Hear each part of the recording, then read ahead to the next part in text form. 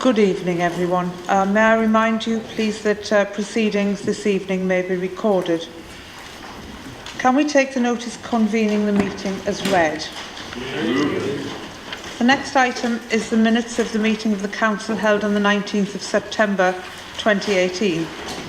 Before I ask if those minutes are agreed, members will recall that we did have some difficulty with the electronic voting system at that meeting. May I ask Council to note that it's come to my attention that Councillor Harry Truman's vote was not registered. Can that be noted and agreed and added to the minutes of the meeting? Declarations of interest. Members have been asked to display their declarations of interest on the board at the entrance of the chamber. Do any members have any further declarations? No. I have a number of announcements to make. Sorry. Oh, I do beg your pardon, I didn't see you. Sorry, Councillor. Sorry, Madam Mayor, in relation to the minutes, can I suggest an amendment, please, with regards to the section concerning the Ordinance Governance Report was actually moved by myself and Councillor O'Neill. Yes, does everyone agree? Yes, thank you.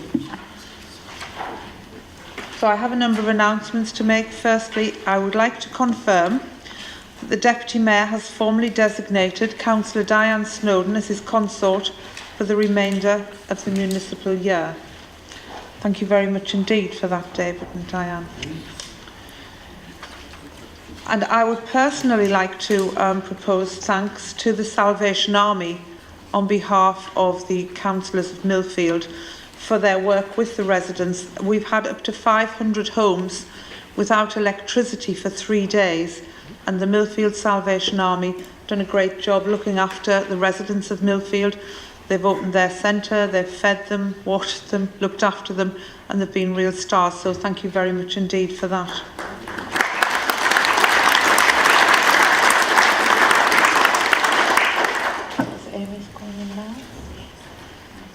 I believe we have a presentation now from Councillor Wilson. Thank you, Madam Mayor. Sunderland are again celebrating fantastic success in the largest horticultural campaign in Europe. Communities from across the North East came together on Wednesday the 26th of September at the awards presentation in Gateshead to recognise and celebrate all that they achieved in improving and transforming local environments across the region as part of 2018's Northumbria in Bloom competition. The competition, in its 54th year, is to encourage local communities to improve their areas through community gardening and sound environmental practices. It is part of the UK-wide Britain in Bloom campaign run by the Royal Horticultural Society. Northumbria in Bloom very much appreciated the severe financial constraints that local authorities have been faced with over recent years and the strain that this has put on frontline services. In an effort to try and support local authorities in these difficult times, whilst at the same time encouraging them to reconsider re-entering the competition, they devised a new city centre category that ran as a trial in 2018, to which Sunderland City Council was invited to participate.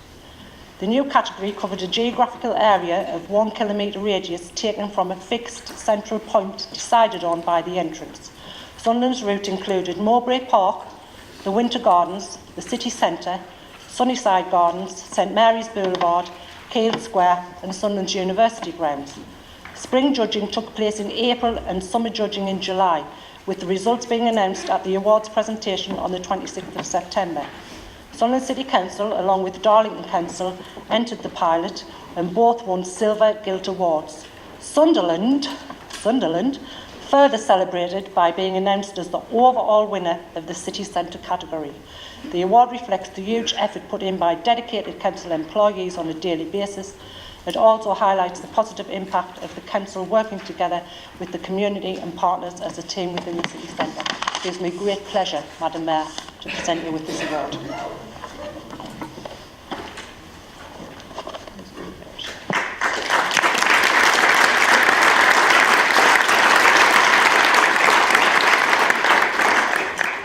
Thank you very much, Councillor Wilson. Next, I understand Honorary Alderman Greenfield has a presentation to make to the Council in relation to the 18th anniversary of the Sunderland Symphony Orchestra. Alderman Greenfield. Thank you very much, Madam Mayor. Sunderland celebrates a real mean achievement in the city with the 18th anniversary of Sunderland Symphony Orchestra. And it was born out of the Millennium Initiative by the City Council, where £2,000 was awarded to each of the political wards in the year 2000. And it was a decision there to create a symphony orchestra, given the historical musical history of Sunderland. And to say, as a way of saying thank you to the City Council for that initial finance and the support of the East Area Committee over the past 18 years that have enabled the orchestra to build up a very good musical library, music stands, and more recently the banners that now blaze on those music stands.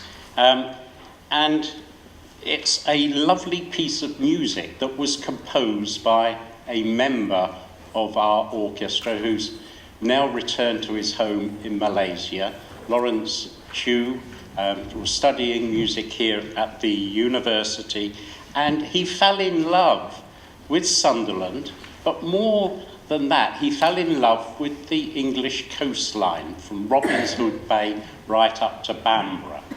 And his favourite spot was Roker Pier. It is an iconic pier, we all know.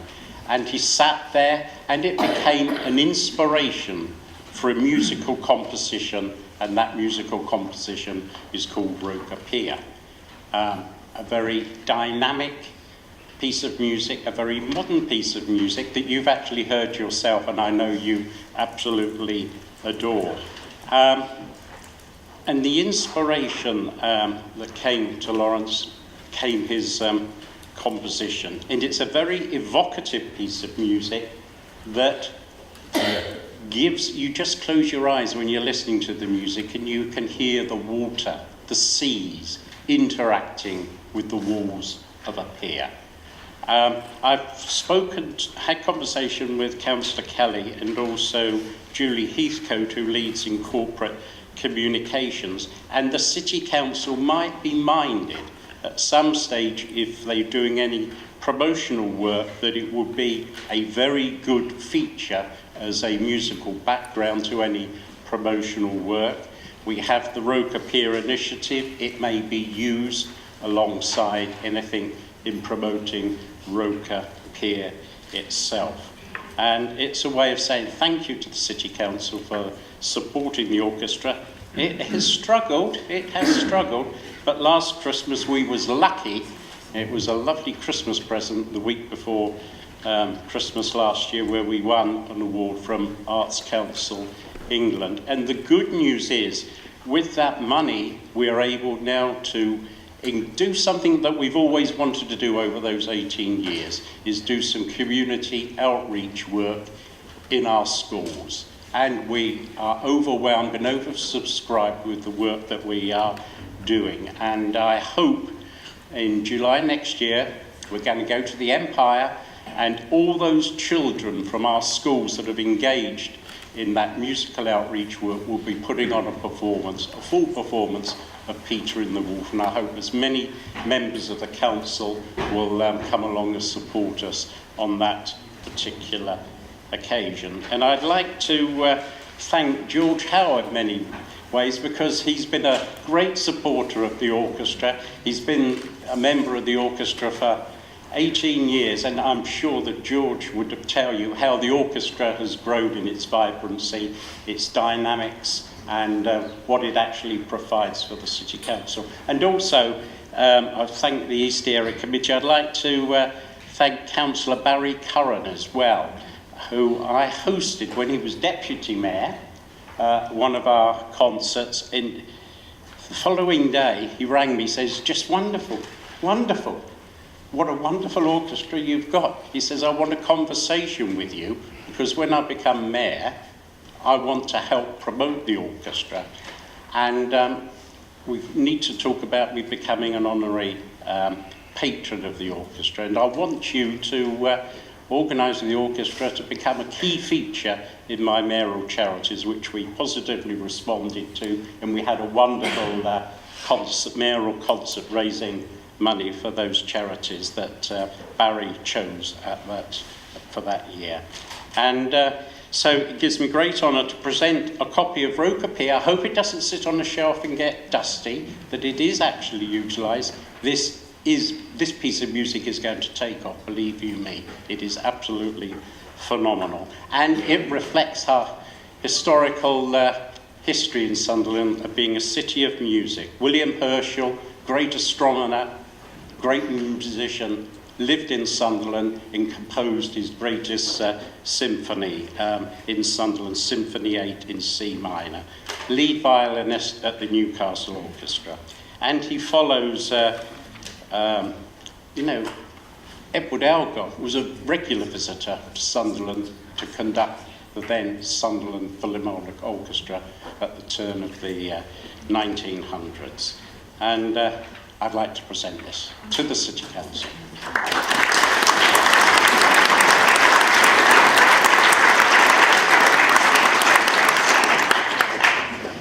Thank you, Alderman Greenfield. I do recall when I met the young man, it was the evening before he was returning home. Otherwise, we would have brought him here, wouldn't we, and introduced him to Councillor Kelly. And perhaps it was just before the tall ships, and it would have been nice to have incorporated that music into something along there, but sadly he was returning home. Thank you very much indeed. Thank you very much. Sorry, the next item is reception of petitions. Do any members have any petitions? No? None this month? Thank you. Do we have any apologies for absence, please? Yes, Madam Mayor, we have apologies from Councillors Cunningham, Kelly, Scaplehorn, Elliott, Waters, Watson and Honorary Alderman Arnott. Do we have any further apologies? Councillor Oliver? Thank you, Madam Mayor. Councillor Shirley Ledbetter, please. Madam Mayor, Councillor Porthouse was mentioned, was he? Councillor Porthouse. Councillor Porthouse. Is that it? Thank you very much indeed. We now turn to questions from members of the public. I will read out each question in turn. Questions 1 and 2. Can the people of Sunderland see the letter sent to the Foreign Secretary on behalf of the Sunderland City Council? And can he ensure that people in this welcoming city that his administration supports taking in people who are fleeing their own country for safe passage in Sunderland? In addition, Catherine Hay has submitted the following question. What is the Council's current stance on the compassionate and human act of accepting refugees from the most horrendous situations in war-torn countries? Is sitting back and letting these people suffer acceptable? And what exactly are the issues in the City of Sunderland? What about the rest of Sunderland outside of the city? And that, please, will be answered by Councillor Michael Mordy, Deputy Leader. Thank you, Madam Mayor. Madam Mayor, the letter was in fact sent to the Home Secretary and cannot be shared in the public domain as it contains information from our community safety partners that is restricted. The letter raised potential issues in relation to asylum property procurement by the Home Office, which could cause tensions and affect the safety of those seeking sanctuary. The Home Office have responded positively and agreed to temporarily halt any increase to their dispersal scheme until a future plan of dispersal is agreed. The Home Office houses over 300 asylum seekers in the city, and as leave to remain decisions are granted, those spaces still become available to those seeking asylum. The city has a long history of welcoming those seeking sanctuary and continues to do so. In response to the second question, Madam Mayor, the city houses asylum seekers along with other local authorities across the North East region. The Home Office still places individuals and families seeking asylum as bed spaces become available in the city. We will continue to support this, however we are working with the Home Office to discuss avoidance of any over-concentration of such properties. We have a long history of welcoming those seeking sanctuary in Sunderland and we will continue to do so. Thank you, Madam Mayor. Thank you, Councillor Mordy. Second question from Alan Wright. Can you clear up some confusion and confirm that Lib Dem councillor Stephen O'Brien accepted an additional responsibility allowance as deputy group leader, despite the Lib Dems only having a group of 2 councillors at the time? In addition, Nathan Davison would ask, following Councillor O'Brien stepping down from Children Education and Skills Scrutiny Committee, the Liberal Democrat and other groups refused to nominate a member of their group to allow another opposition councillor to take the vacant seat. Can you advise whether Councillor Hudson and Councillor O'Brien are still taking their SRA for leader and deputy leader of a minority opposition party, despite refusing to take part in this important scrutiny and so failing to carry out their duty as councillors? This will be answered by the leader.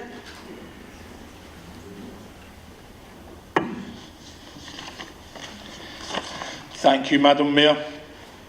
Councillor Hodson has been receiving the allowance for being the opposition minority party leader since the 16th of January 2017. And Councillor O'Brien has been receiving the allowance for being the opposition minority party deputy leader since the 16th of January 2017. Until the election of Councillor Martin Haswell in February of 2018, the opposition minority group comprised only 2 councillors, namely Councillor Hodson and Councillor O'Brien. They've collected 2 allowances each for 13 months. So much for worrying about councils wasting money. As per usual with the Lib Dems, it seems that they think that the rules and that only apply to others and not to them. Regarding the Liberal Democrat leadership and their, in my opinion, dereliction of duty as councillors regarding scrutiny and their duties as corporate parents towards our children and young people, it seems that they are quite happy to bleed the system dry by taking the money and not doing their jobs. They seem to be quite content to take the pay and walk away. Shameful, truly shameful. Thank you, Madam Mayor. Thank you, Leader. The next question from a gentleman, Rod Hepplewhite. There has been a great deal of speculation recently regarding the leader of the council and a company called Ashcore Homes Limited. Now that the Standards Committee have concluded their review of any relationship, could the leader please provide an update on the outcome? Leader. Thank you, Madam Mayor, and it gives me great pleasure to finally be able to answer what has gone on regarding the lies, rumours, smears that has gone on regarding me personally with regards to this matter. So, the Assessment Subcommittee of the Standards Committee has considered a complaint submitted by a member of the public, which alleged that I had breached the Members' Code of Conduct by not declaring my directorship of a company called Ashcore Homes Limited. It was alleged that I should have declared this role on the Council's Register of Members' Interests and also at a number of Cabinet meetings, at which matters were considered, which the complainant alleged were relevant to my role as a director of Ashcore. I am pleased, actually delighted, to inform Council that the Assessment Subcommittee has determined that no further action should be taken in respect of the complaint. Ashcore, as I always said, was a dormant, non-trading company from which I did not receive any remuneration. The subcommittee concluded that there were no requirement for me to declare the directorship on the register, as it did not amount, I'll repeat it, did not amount to a disclosable pecuniary interest, nor had any grounds been made out to indicate that I should have declared an interest that the Cabinet meetings referred to. So let's be very clear. I have done nothing wrong with regards to Ashcore. I never denied I was a director of Ashcore. It was a dormant, non-traded company. Nothing happened with Ashcore. And I'm looking forward to my many social media trolls apologising to me on media for all the lies they've told me over the last year and a half. But I'll probably have a long time waiting on that. Thank you very much, Madam Mayor. Thank you very much, Leader. The next question from Carlton West. We are aware that Sunderland Council does not track spending geographically, but the people of Washington want to know how much is spent in Washington. Now that the Council is aware that Washington residents want transparency and to know where their tax money is spent, what does the Council plan to do to collate and share this information? Thank you, Madam Mayor. The Council records income and expenditure in accordance with the requirements of Fit for Service Reporting Code of Practice. This requires the Council to record what it spends money on, for example, employee costs, pens and paper, as well as the purpose or service on which the money was spent, for example, social care or street cleaning.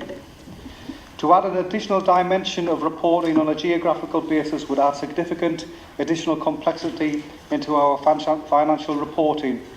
It would also necessitate the reorganisation of both frontline and back office services into area-specific structures, which would lose the benefit of economies of scale of the current arrangements and therefore increase costs.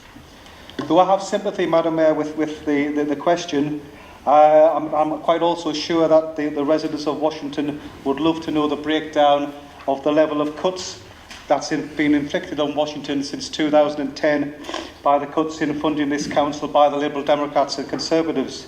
Indeed, I'm quite sure that they would love to know the impact of cuts in services imposed by this government over the next 3 years.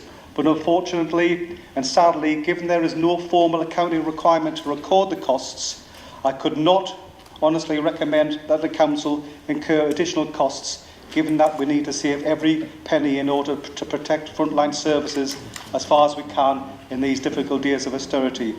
The Council will, of course, continue to record costs associated with projects, for example, capital investment projects, in the most appropriate manner, enabling costs associated with area-specific projects to be identifiable. Thank you, Madam Mayor. Thank you very much indeed. Next question from Linda Wood. The Mayor of Greater Manchester, Andy Burnham, pledged to help women affected by the sudden state pension changes in 2011. These women are sometimes known as WASPy, or the 1950s women. He has done this by granting concessionary bus passes to those most affected women who were born between the 6th of the 10th 53 and the 5th of the 11th 54. Would Sunderland Council consider doing something similar to help, in a small way, the stress, upset and worry caused by these changes which were introduced so rapidly? And that will be answered by Councillor Amy Wilson. And I fall into this category, so I'm looking forward to the answer. Thank you, Madam Mayor. I'll be very careful. Sunderland City Council is not the statutory body for passenger transport in its area, so any decision on this matter would be one for the Integrated Transport Authority, a function now jointly held by NECA, the North East Combined Authority, and the new North of Tyne Combined Authority, and discharged by Nexus, the Tyne and Weir Transport Executive. The English National Concessionary Travel Scheme is only available to people who have reached the current state pension age, currently those born before the 6th of November 1953. Funding from central government is only available for this statutory scheme. Any extension or eligibility is at the discretion of the Transport Authority and must be fully funded by it. Our understanding is that the scheme referred to as Greater Manchester is a discretionary one, fully funded from the elected mayor's budget at his discretion. I'd just like to add, Madam Mayor, on your behalf, I didn't know this at the time, but now I know it was definitely on your behalf, at the inaugural meeting of the North East Joint Transport Committee, which was held today, I did raise this matter. Thank you, Madam Mayor. Thank you very much, Councillor Wilson. Next question from Dom Armstrong. Over 1,100 people responded to a straw poll on Facebook regarding Wexit, and they were overwhelmingly in favour of a town council for Washington. Will the council take the lead and bring forward the community governance review that they are expected to perform every 10 to 15 years, as per paragraph 26 of the local government guidance paper, or will it take a petition by residents to force them to act? Leader will reply. Thank you, Madam Mayor. As advised at the September Council meeting in response to a question from a Mr Armstrong, community governance reviews provide the opportunity for a council to review and make changes to community governance within their areas. This is normally done when there has been a change in population or in reaction to specific or local new issues. Sunderland Council keeps under review any significant changes that could impact on community governance and will consider any new evidence presented. Thank you, Madam Mayor. Thank you, Leader. Question from Richard Bradley. It is disappointing that Councillor Wilson is not committed to making Sunderland the best council in the North East at reducing, reusing and recycling waste, especially as this council is rubbish at rubbish. The latest government figures shows that we have the most waste per household in the area and are amongst the worst for recycling. Will she at least commit to being average and bring recycling up to the regional average of 36%? Councillor Wilson. Thank you, Madam Mayor. And I'd like to thank Richard Bradley for his question, and I'd also like to thank Richard for the personal email that he sent to me explaining the question in great detail. Right, we are committed to doing all we can to increase recycling rates in our city. This, however, requires all residents to work with us to improve the rates of recycling in the city. We can't do it alone. We are working closely with our regional partners on this initiative, including improving our communication strategy to help and encourage everyone to recycle more and to use their recycling services correctly.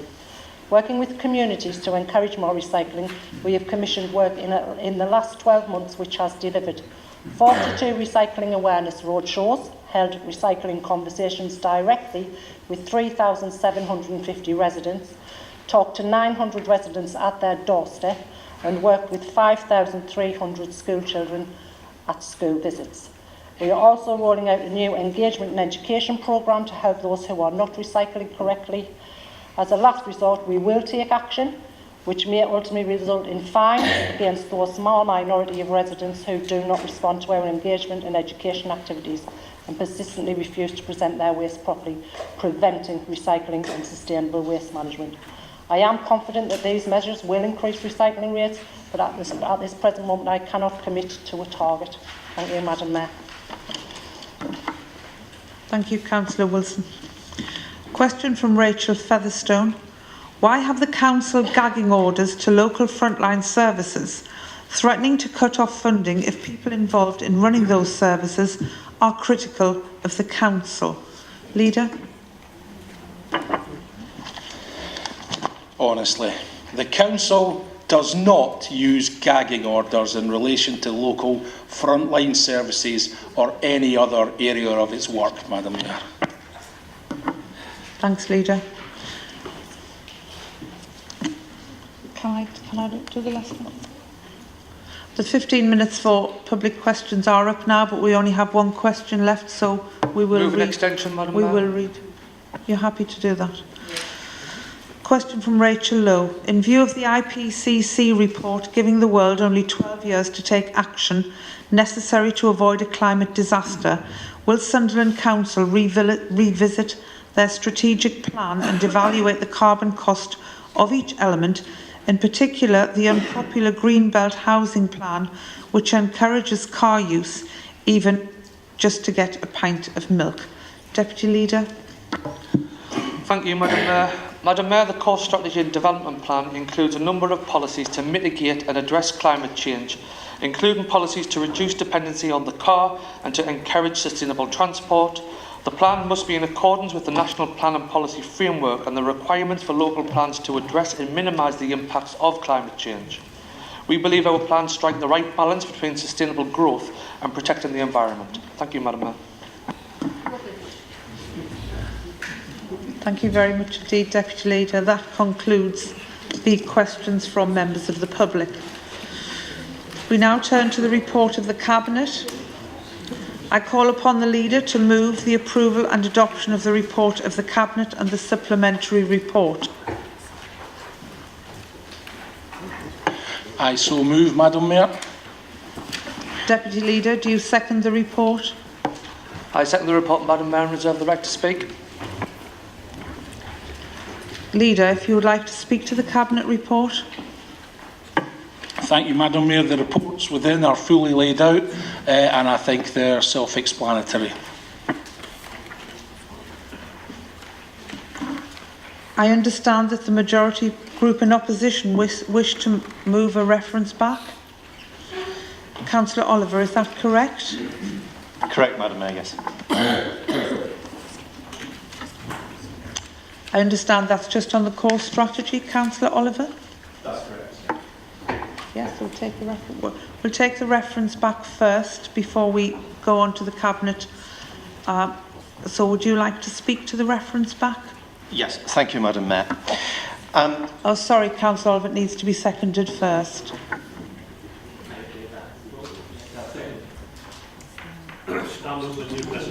Who seconds it?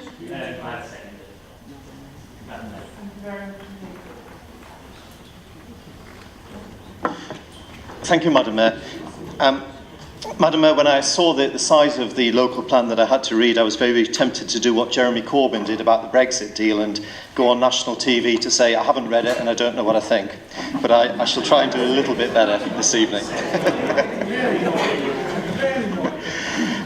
Thank you, Madam Mayor. First of all, can I thank the officers who have put this together, because it is a very long, detailed plan, and obviously there's been a very, very large amount of work done on it.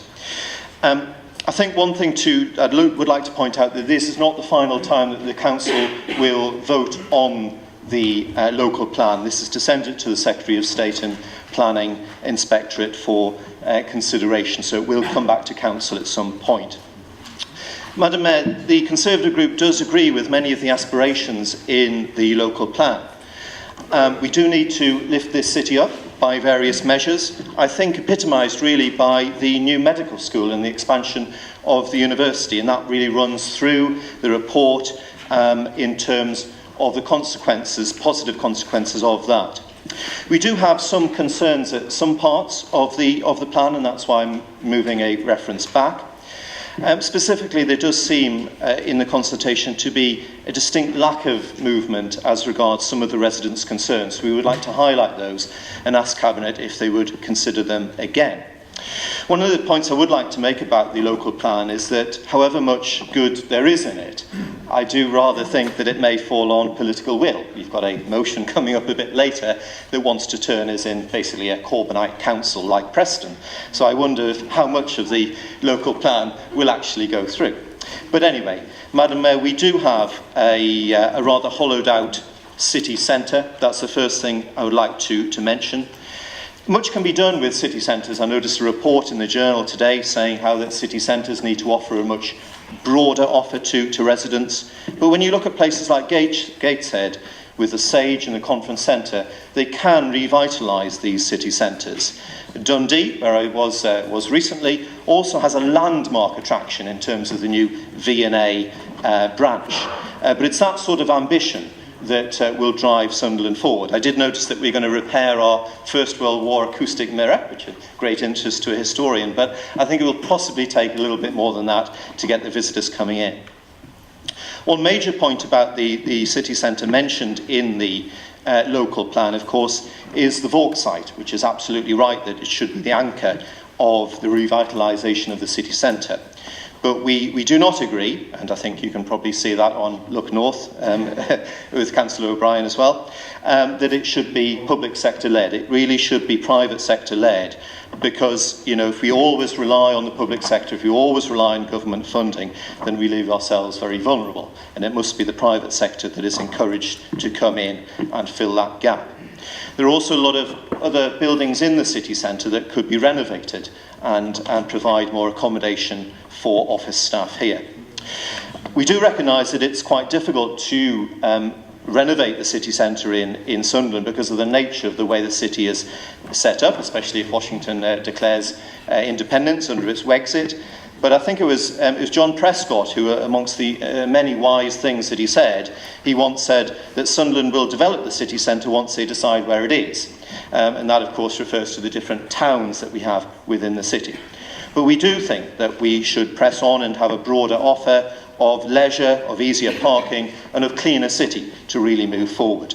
And that will, of course, mean that we need to improve transport links to Washington to stop the outflow of people so that people see Sunderland as a whole and they will come into the city centre from the periphery rather than going to the places that surround it.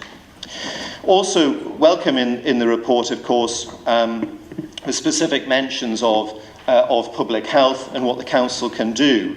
In Gateshead, they've started to ban takeaways, fast food takeaways, that are in areas where there is very high levels of childhood obesity, and we would support that sort of proactive council decision.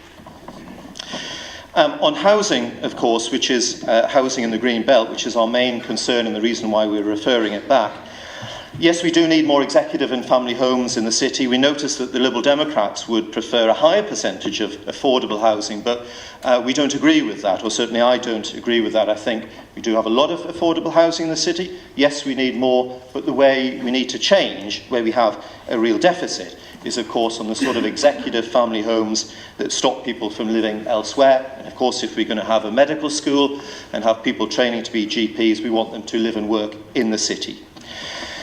Yes, we also must look very carefully at houses of multiple occupation, which I think really is damaging really a lot of the wonderful housing that we have, not just in my ward in Ashbrook, but also in St Peter's ward in Roker as well. And actually the Green Party made a very good comment in the consultation that we should be looking to reconvert those homes back into family homes. That was a very good point, which I certainly would support.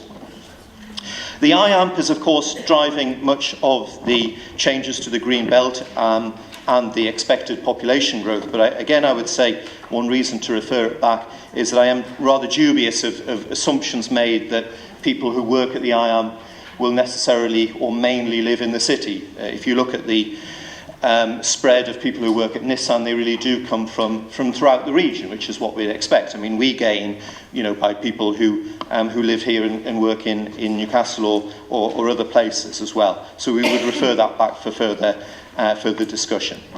And of course, as we know, many residents have expressed concerns about the Green Belt. While we accept that IAMP would move the Green Belt, and we accept that you would have some building on the Green Belt in terms of replacing it with other places, we must make the point that there doesn't seem to be an awful lot in the draft local plan that really seems to respond to the specific concerns of people in Penshaw and Washington, to name but two, about their communities and the effect on the Green Belt there. And that was one specific question I was going to ask that it mentioned in the report about Washington Football Club, but it didn't actually give the reasons why that has not been considered, and I'd be grateful if I could have an answer to that. So that's the reference back, Madam Mayor. Thank you. Councillor Blackett, do you wish to speak?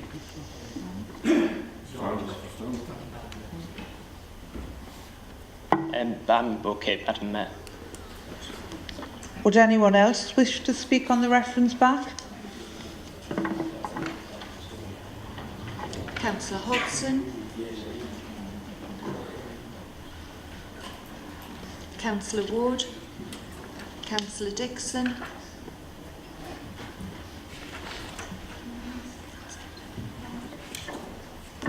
Councillor Hodgson.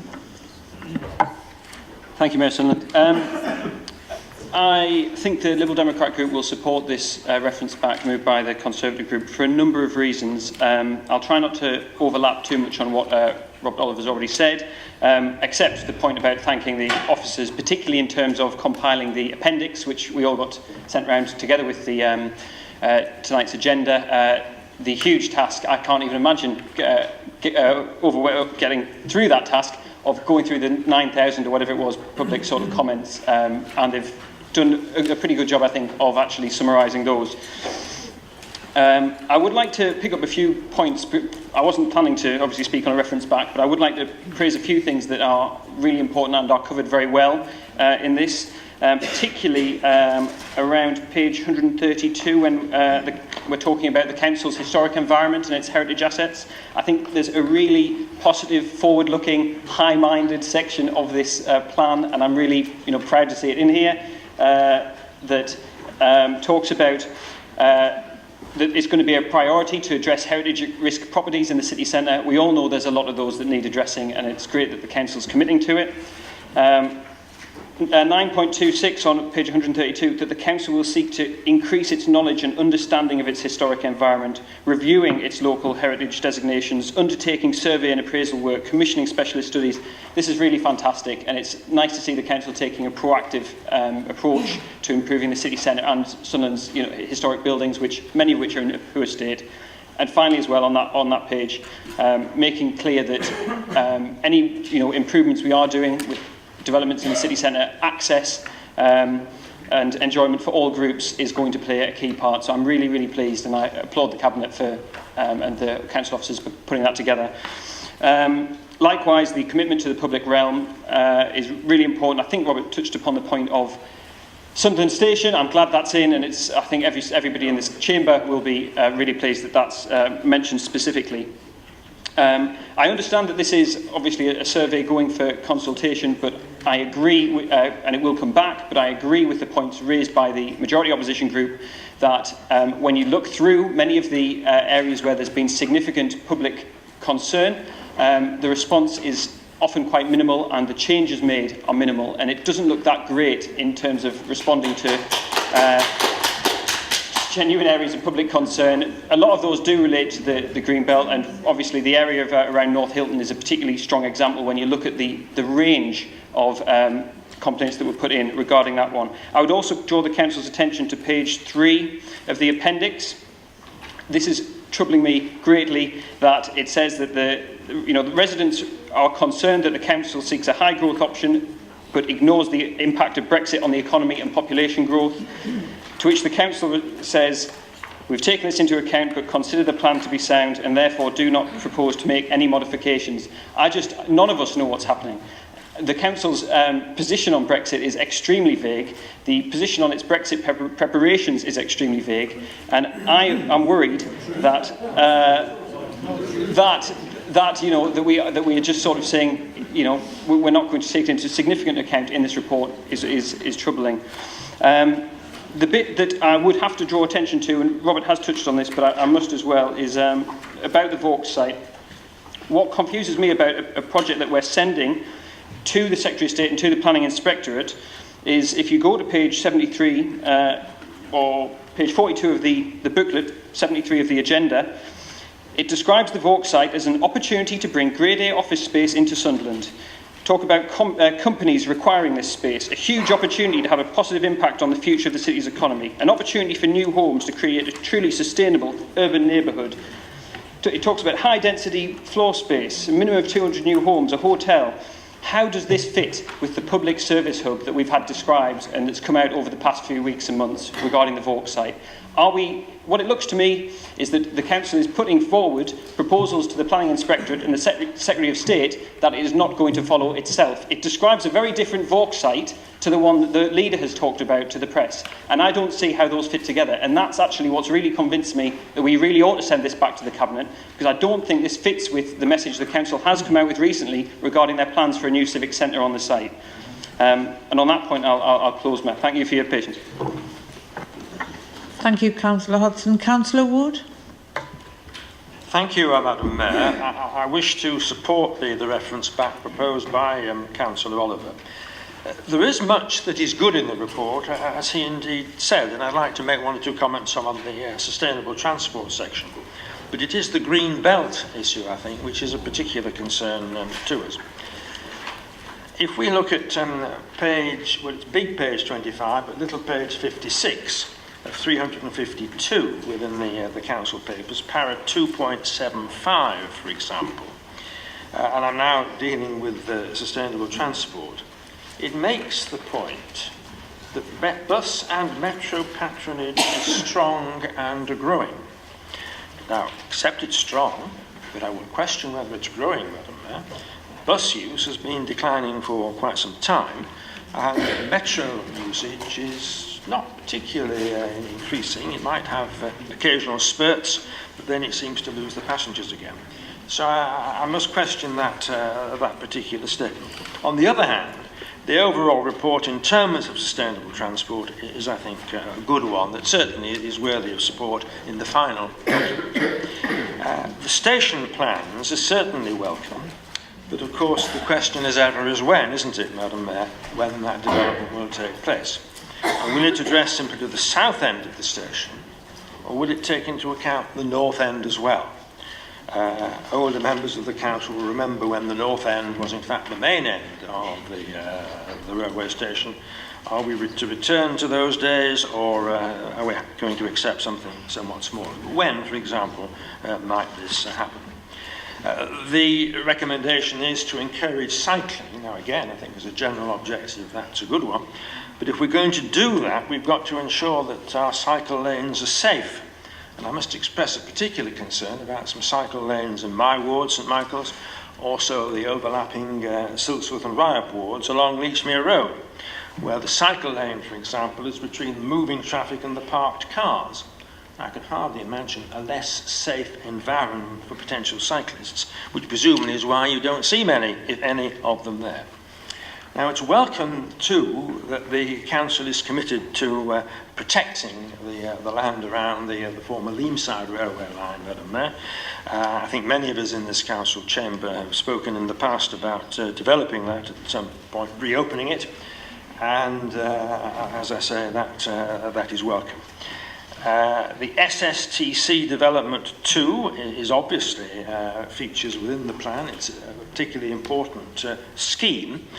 It would be interesting to see how we get on with the next stage, the SSTC 5 stage, I think, once the SSTC 3 stage is completed, the dual carriageway to St Mary's Boulevard.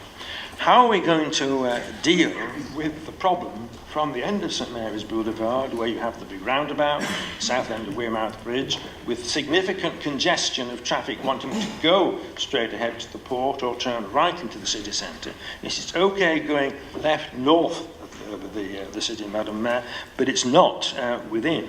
Now, does that mean we're going to have some particularly imaginative scheme coming forward in due course?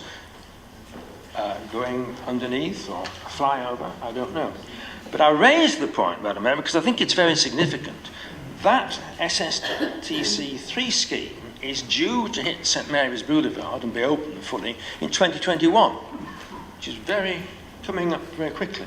So are our plans actually developed for the further extension down to the port, or is phase 5 something which is going to be delayed?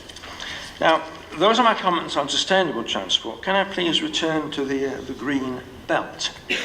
And I think if we could just look at page, I think it's big numbers 145 and 146.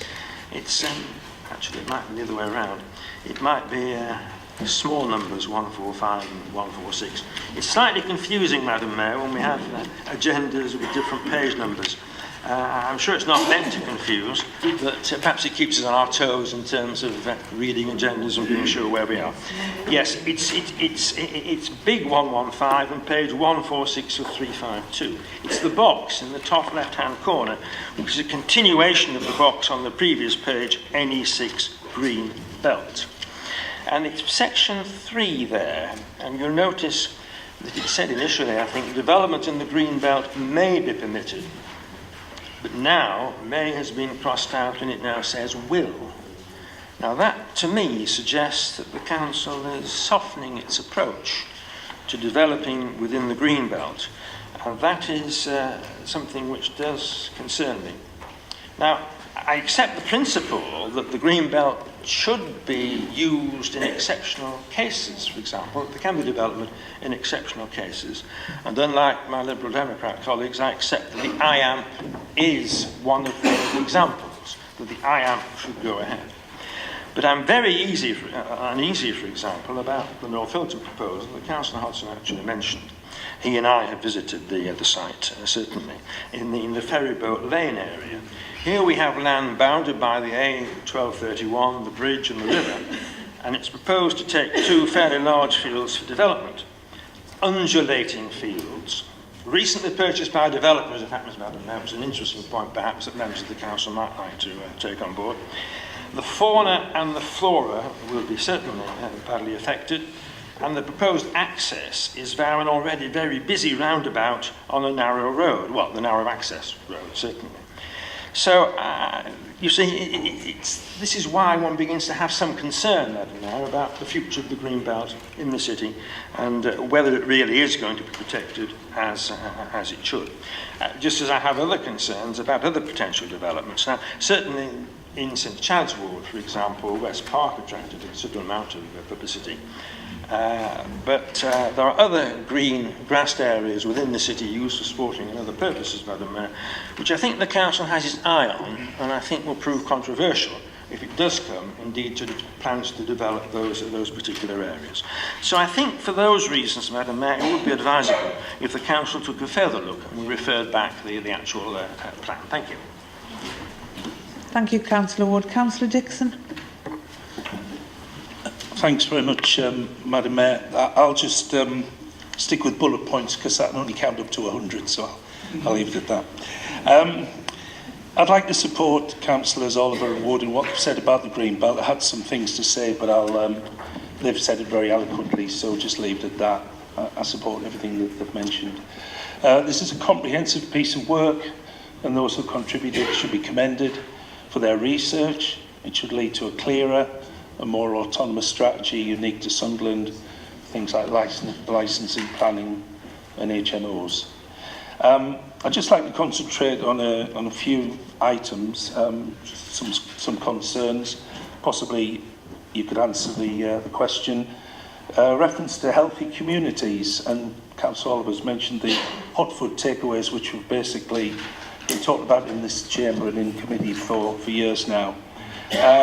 Bullet points 8.24 to 26 tend to indicate a fairly sort of hard line against, in inverted commas, for hot food takeaways, but 827 suggests that any empty shop unit of more than 2 years would probably have a little bit more, shall we say, more liberal approach towards a hot food takeaway.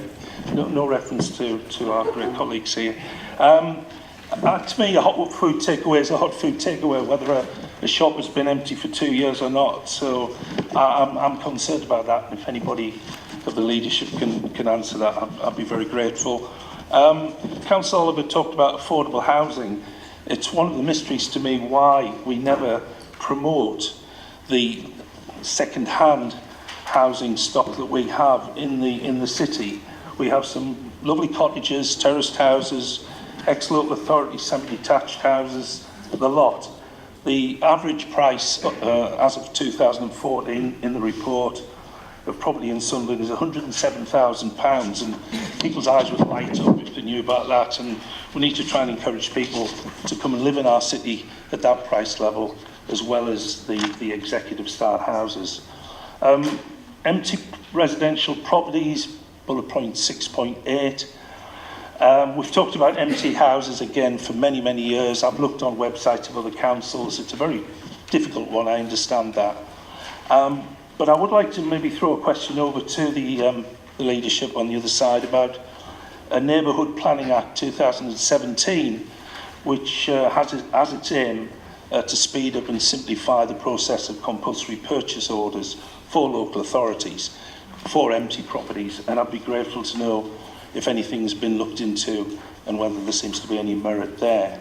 And just sort of concluding, I've always thought the national property builders, housing associations and councils have been slow in looking at the various examples of constructions of properties, and in the report in 6.14, custom build plots. I was talking to the interim chief executive Gentoo a little while back, and from memory said he'd been to meetings about this very subject. So perhaps the council and Gentoo could commence talks to see if this has some viability, as the houses would be built more cheaply and would be cheaper. So I'd like to support our reference back, and perhaps you could answer those questions. Thank you. Thank you, Councillor Dixon. Leader, do you wish to reply? Thank you, Madam Mayor. I need to remind people that the core strategy is a plan that we must have. Government insists we have one. We haven't had an update on a core strategy for 20 years. it has caused us planning issues which we've all complained about in the past. So the core strategy going forward to 2033 is a necessary document which charts not just housing, but the economy, health, skills and the future built environment for our city and where it needs to be over the next 15 years. I'm going to respond to 3 or 4 points that were made. The city centre being hollowed out is a correct criticism. That happened in the 70s and 80s when the city lost shipbuilding, steel and glass, and the workforce who were in there in those jobs lived in the city centre at that time.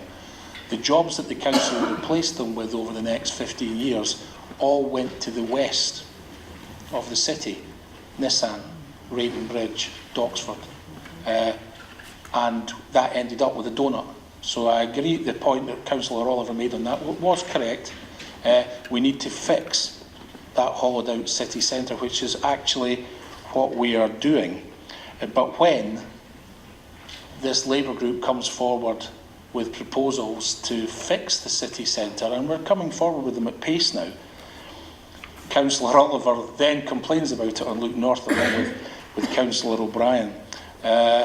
So we're going to complain about the city centre being empty because you've not done something, and then we're going to complain about it when you try and do something.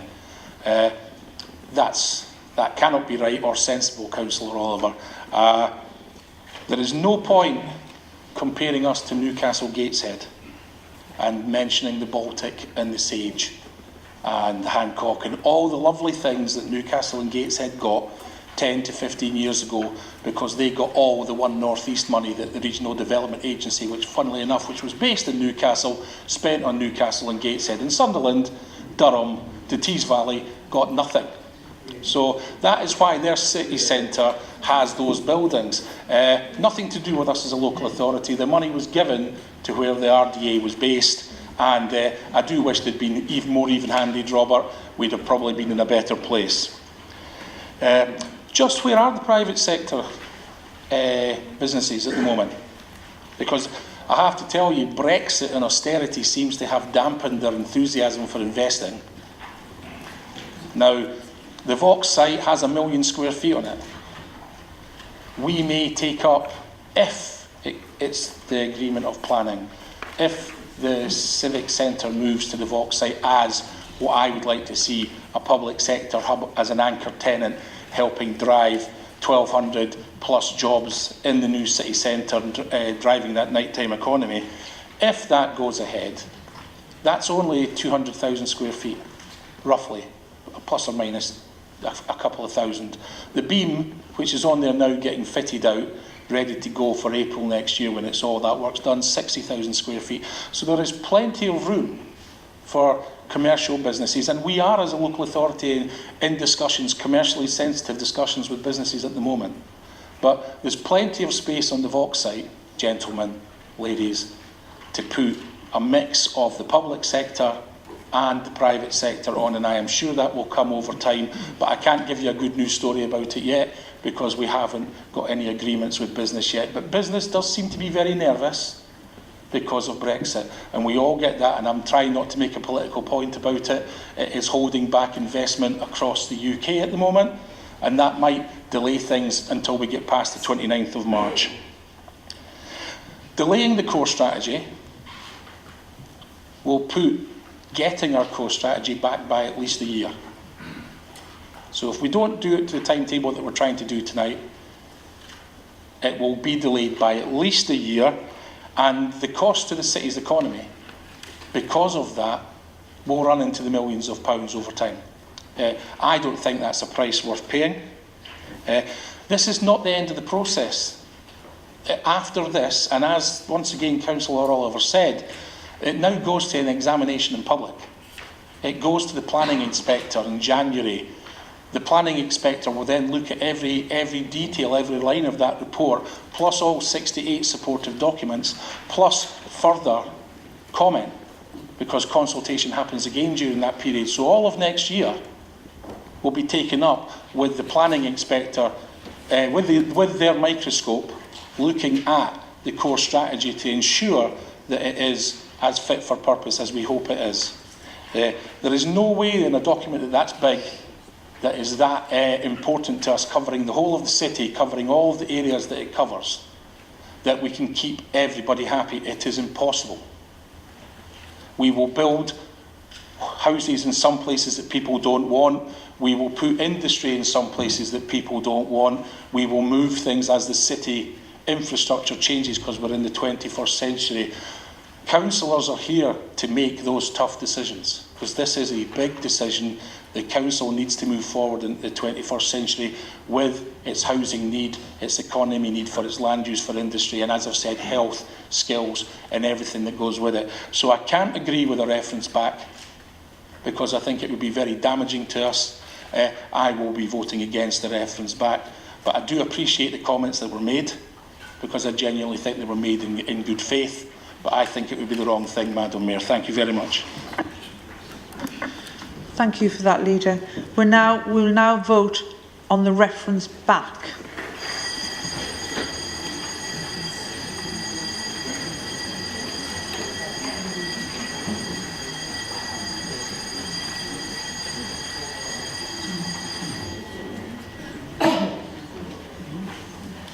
Madam Mayor, there are 13 votes in favour, no abstentions and 50 votes against, and therefore the reference back is defeated.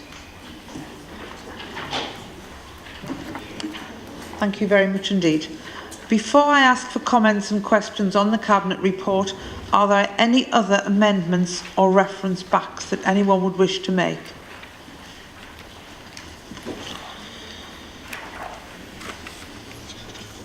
No?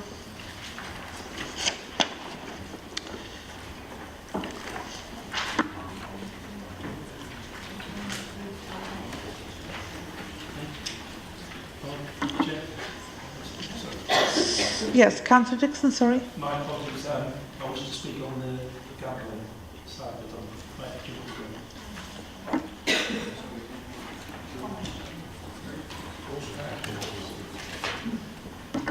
Yes, does anyone else wish to ask or speak to or comment on any of the other items in the Cabinet report? So it's Councillor Dixon. Councillor Ward. Could I ask Councillor Ward of Charlton, is it you wish to speak on? Danny Wilson. Could I ask, did Councillor Ward have his hand up? Yes. Could I ask Ms Triton of the Cabinet report, equality applications? yes. Councillor Wilson? Is it Triton of the Core strategy. Core strategy. Councillor Lawson? Thank you. On item 1, please.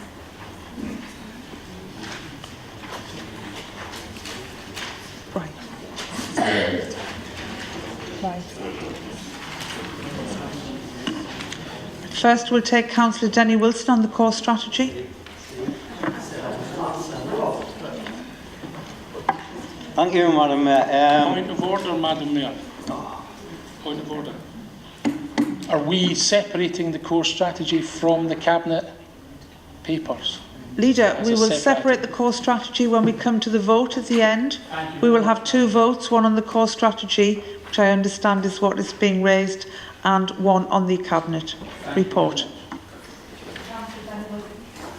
Thanks for clarifying that. I was getting worried there. Madam Mayor, just something that happened earlier where it had up on there about gagging orders.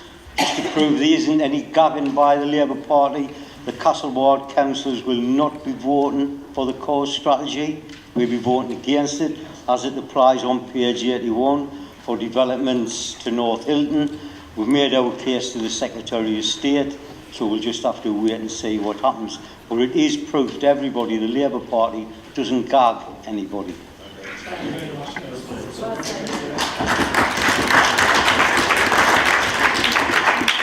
Thank you, Councillor Wilson. Councillor Lawson. Thank Thank you, Madam Mayor. I couldn't support the reference back because I think there's a really lot of good things in this report. We've waited a long time for it. There's been a lot of consultation, but this has been the first time that backbench councillors have had an opportunity to speak about the core strategy.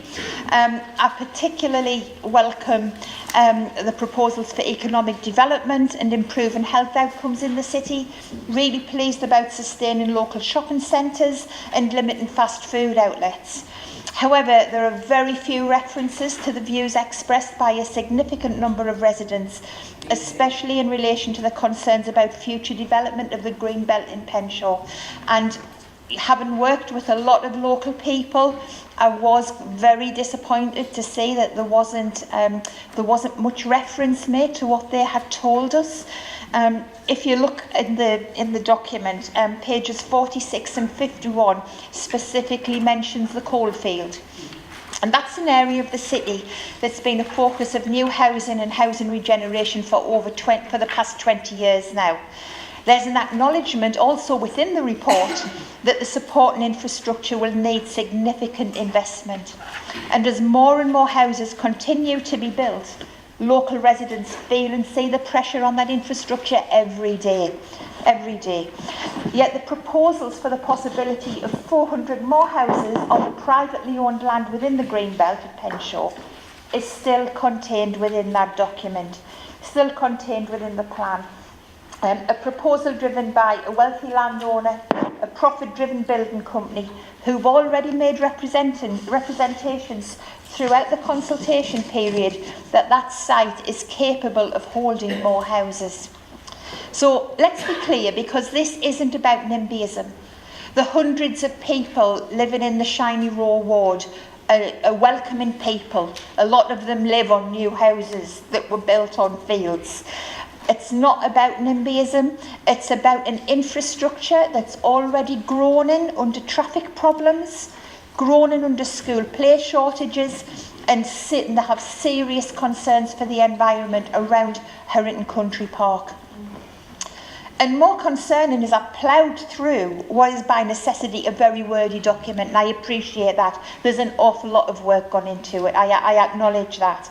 But I see no reference to local community organisations in Penshaw or residents who engaged with what was a particularly onerous consultation process.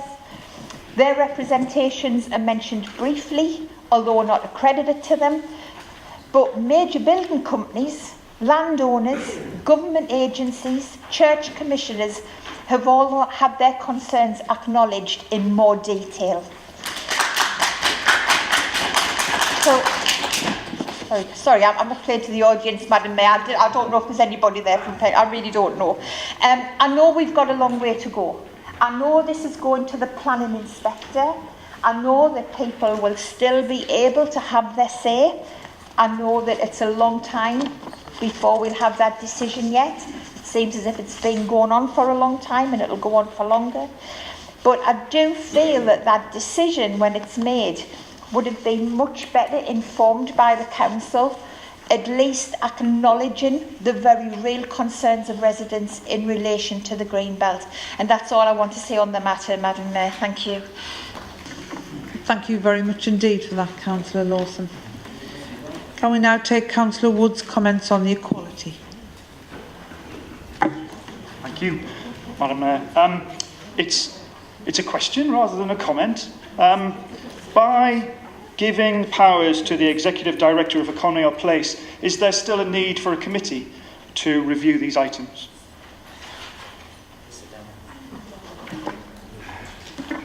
Thank you. We'll deal with that in a moment. Councillor Dixon on the Gambling Act, please. Thank you, Madam Mayor. This report was presented to the Scrutiny Committee, of which I'm a member, and it recommended the draft statement of principles be approved.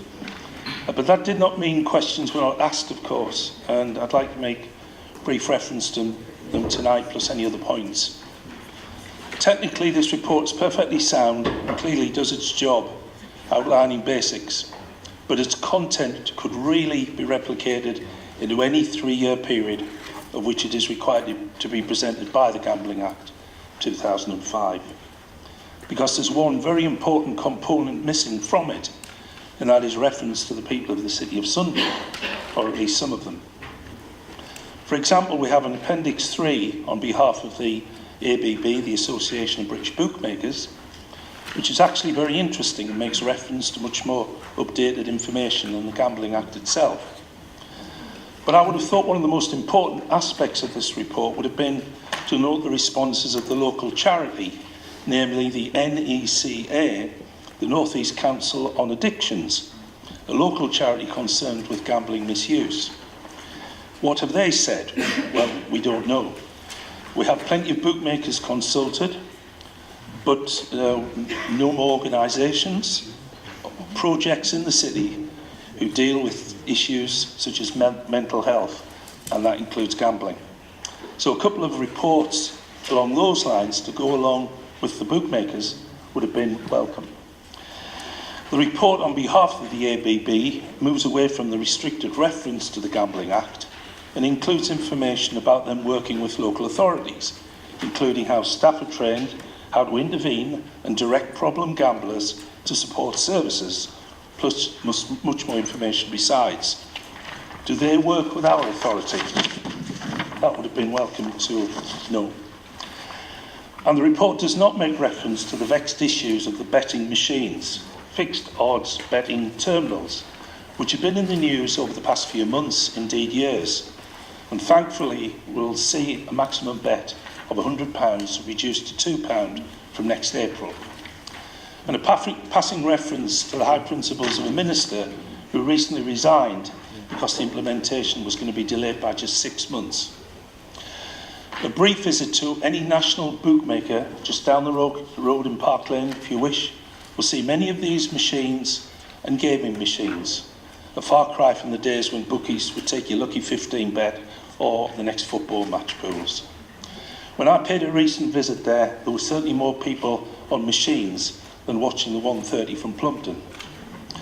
The British gambling industry has ballooned in size over the past decade thanks to the growth of online games and the liberalisation of gambling laws by the Blair government, who was in his super casino mode at the time. And as a leading Labour politician admitted, we took our eye off the ball. The Gambling Act is the point of reference for this report, but it opened the door to TV advertising for sports betting, online casinos, and giving betting companies direct access to people's homes. It also laid out the regulatory landscape governing online gaming and fixed odds betting terminals, we just mentioned them, the machines that allow punters to bet up to £100 every 20 seconds. So while yes, this report is functional and serves its bureaucratic purpose, we are no further forward in finding out just how this disastrous policy has ruined so many lives in our city. We read today of more children gambling, of suicides after gambling deaths have mounted. This report will permit the council to say it has carried out its statutory duty, but I'd like to suggest it broadens its scope with perhaps some work done on the impact of gambling in Sunderland. Thank you. Thank you very much indeed, Councillor Dixon. Leader. Oh, Deputy Leader, sorry, Deputy Leader. Do you want to speak, Deputy Leader? Yes, Madam Mayor, just a few comments in relation to item 3, the Gambling Act. And just thank Councillor Dixon for his very constructive contribution on this report. It was discussed at Cabinet this afternoon, and Councillor Father made a very shocking revelation, the fact that there's more young people addicted to online gambling than there is to drugs and alcohol in the United Kingdom, and it's something that the Council will look at moving forward, how we can respond to that, and we'll obviously incorporate a lot of what Councillor Dixon says. I just would like to pay a tribute to the work that the Local Government Association and in particular the London Borough of Newham did in campaigning over the last years around the reducing of the maximum stake from £200 to £2 on the fixed odd betting terminals.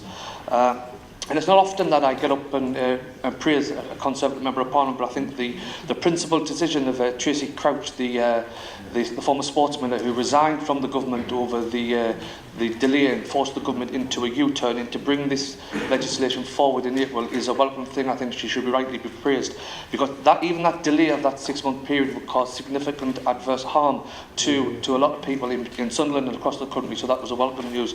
So I'd like to get up and thank Councillor Dixon for those comments, and we will look at them as we move forward, Madam Mayor. Thank you, Deputy Leader. Leader.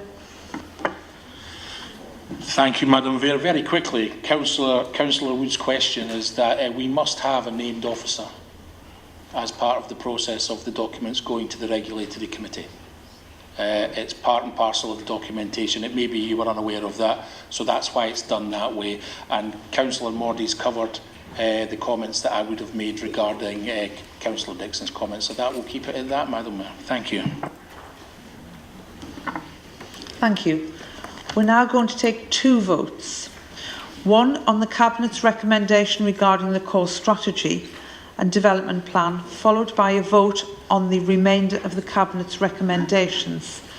So the first vote will now vote on whether the Cabinet's recommendations on the core strategy and development plan are approved and adopted. So whether the plan is approved or not.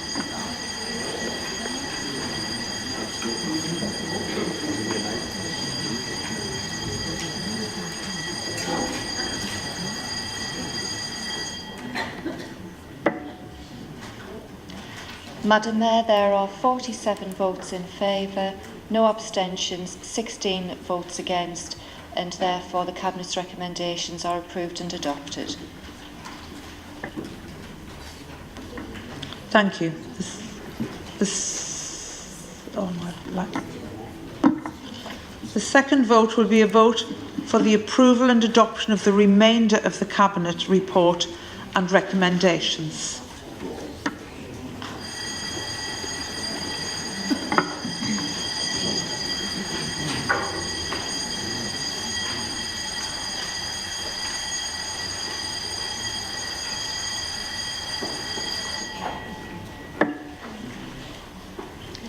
Madam Mayor, 63 votes in favour, and therefore the rest of the recommendations are adopted.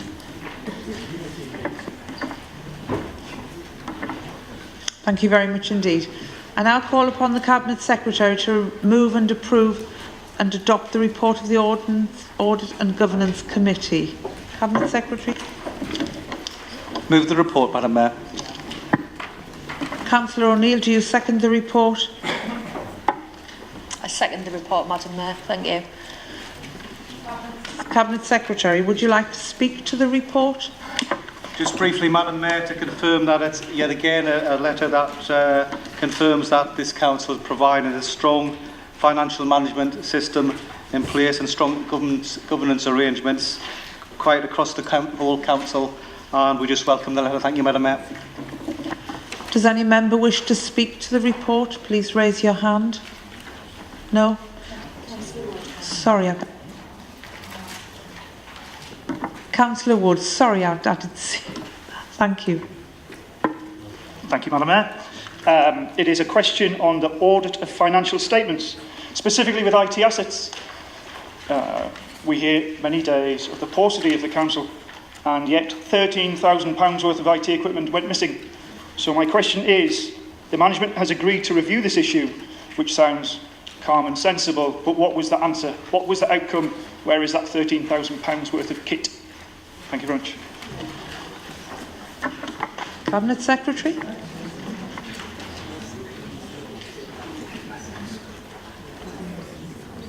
Thank you, Madam Mayor. I will look into the £13,000 matter and get back to you. But I would reconfirm the overall judgment of the letter from the auditor is that this council is sound with regards to its finances. Thank you, Madam Mayor.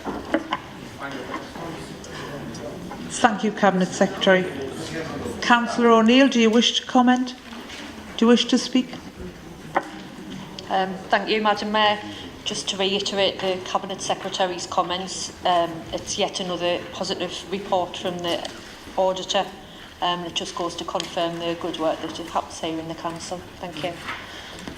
Thank you very much indeed. Do you all accept the report of Audit and Governance Committee? We now move on to written questions by members of the Council. I've received notice of an additional question from Councillor Hodson, which I've agreed to accept under the urgency provisions, and which we will take that question first. Councillor Hodson. Thank you, Mayor Sunderland. It's been reported in the press this week, and obviously it's in the newspaper today, that a Washington South Labour councillor, Paul Middleton, is being charged and appearing in court with a child sex offence. The councillor concerned was suspended from the Labour Party before being removed from his committees on the council without explanation at the full council meeting on the 20th of June this year. Many of these committees were connected... Point of order, Madam Mayor. Paul Middleton is not a Labour councillor. I'm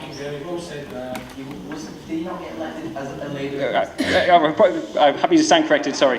It does actually say removed from the, suspended from the Labour Party, which is what I understand. Many of these committees were connected that he sat on to the council's work with children, including the Corporate Parenting Board and the Children's Centre's Local Advisory Partnership Board. So I'd like to ask the leader to clarify, please, what access to children and information about children did Paul Middleton have in his roles in the council? When was the Labour Party first aware of the allegations against him, and what has the council done since finding out about these allegations to keep residents and particularly children safe? And can the leader give assurances to parents in Sunderland that their children have not been placed in danger? Thank you. Leader, Point of order, Madam Mayor. Oh, sorry, yes, Councillor Truman. Can I just point out that I hope the answer to this restricts itself to the council workings and not the police that are dealing with this, because the gentleman, although I abhor what is alleged to have been done, has not been found guilty. Yes, thank you, Councillor Trump. It is alleged offences. Leader, would you like to reply to that, please? Yes, Madam Mayor, I would like to respond to a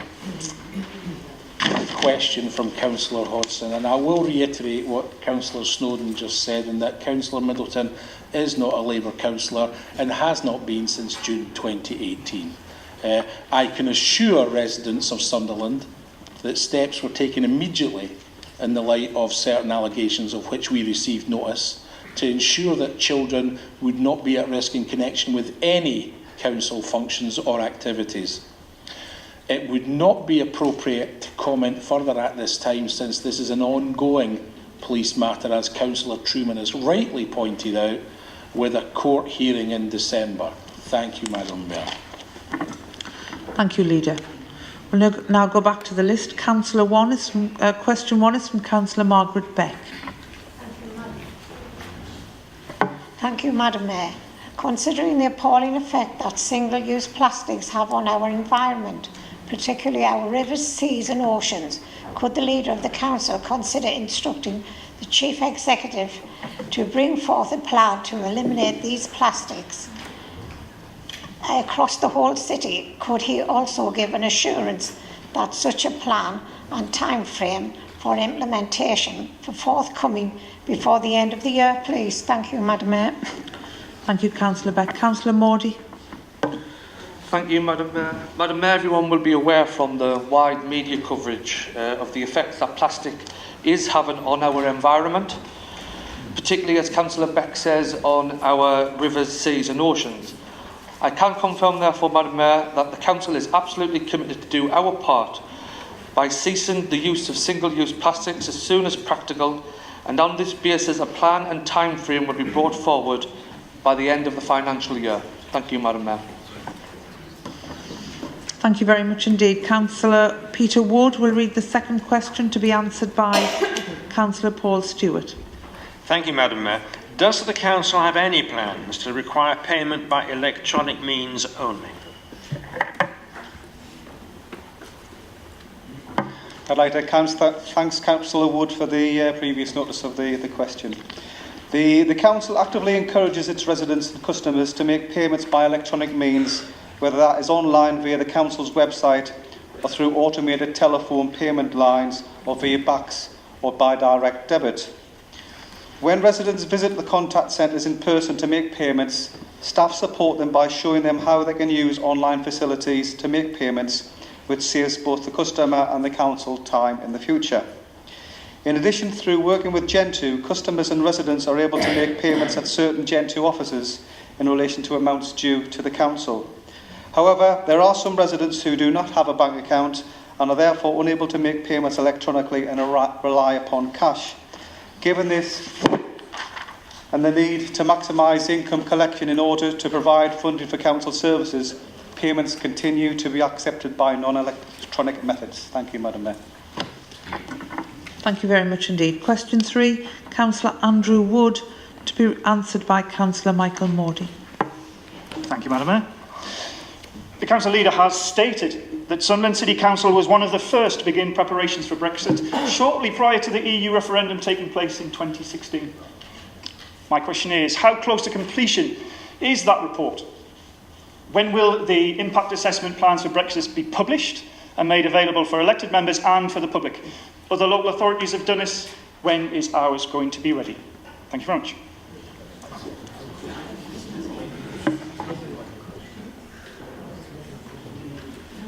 Deputy Leader. Thank you, Madam Mayor. Madam Mayor, Sunderland City Council was indeed one of the first local authorities to begin preparations for Brexit. On behalf of the Sunderland Economic Leadership Board, we commissioned and published an economic impact study a month prior to the EU referendum, which took place in 2016. That report has been available to members and the wider public since May 2016. More recently, Sunderland has participated in the North East Brexit Officer Group alongside the other local authorities, business representatives and the TUC,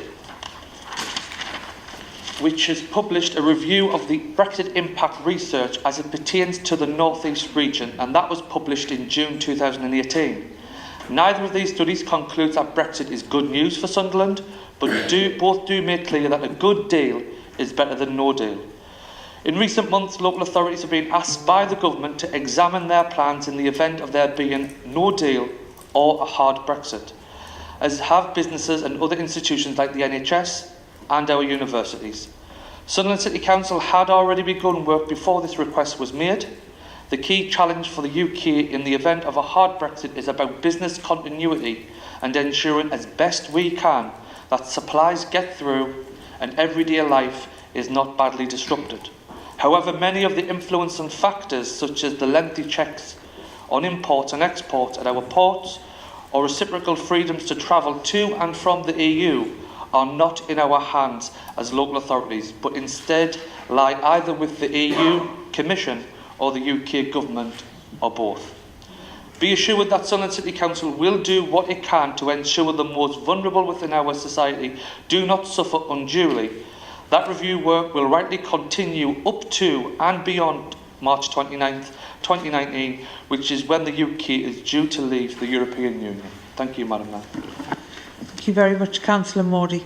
Next question, Councillor Darrell Dixon, to be answered by Councillor Louise Farthing. Thank you, Madam Mayor. Could the Leader of the Council inform members of the Council's ambition for supported apprenticeships for care leavers and the timescales that would take place in? Thank you, Councillor Dixon, and I thank you for the notice of the question. The Council fully recognises its corporate parenting duties and wants to see an improvement in the number of care leavers accessing apprenticeships in the Council and its partners. It does also recognise, however, that there are a range of issues to consider in improving access and take-up of apprenticeships for young people it has cared for. To that end, Together for Children have been asked to prepare a short report detailing relevant recommendations to improve take-up and retention for care leavers apprenticeships by February 2019. Thank you, Councillor Farthing. The next question, Councillor Peter Wood, to be answered by Councillor Amy Wilson. Thank you, Madam Mayor. Parking near schools at the beginning and end of the school day is a major problem in many parts of the city. Does the Council have any plans to follow the examples of, for example, Croydon, Edinburgh, Hackney and Solihull councils and experiment with a school streets approach?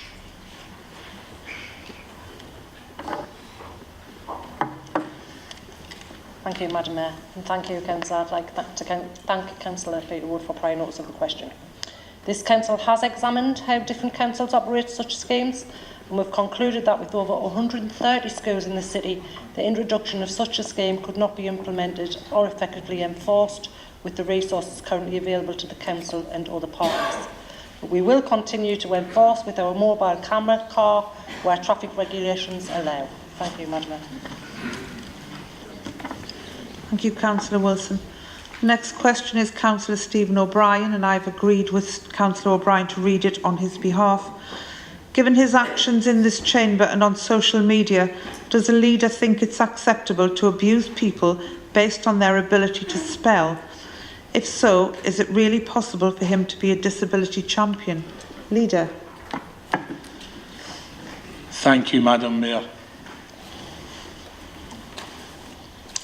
It is not right to abuse people, period, Councillor O'Brien, on anything. I have not abused anyone on anything. You brought a spurious claim against me in March of this year regarding dyslexia, and the CCTV in this chamber clearly showed that that was wrong and what you'd said was a lie, and it was thrown out. So is that abuse, Councillor O'Brien? Or were you just being convenient with the truth? I have done nothing that remotely comes close to abuse. I am proud of being a disability champion. I've been a health champion and a mental health champion for the last 6 years. At least I understand that being a councillor means you do your job, which is to do these things. I wish you'd remember that when it comes to things like scrutiny and basically realising you're here to do the job full-time and not when it suits you. Thank you, Madam Mayor. Supplementary, Madam Mayor. Supplementary, Madam Mayor, and thanks for asking my question.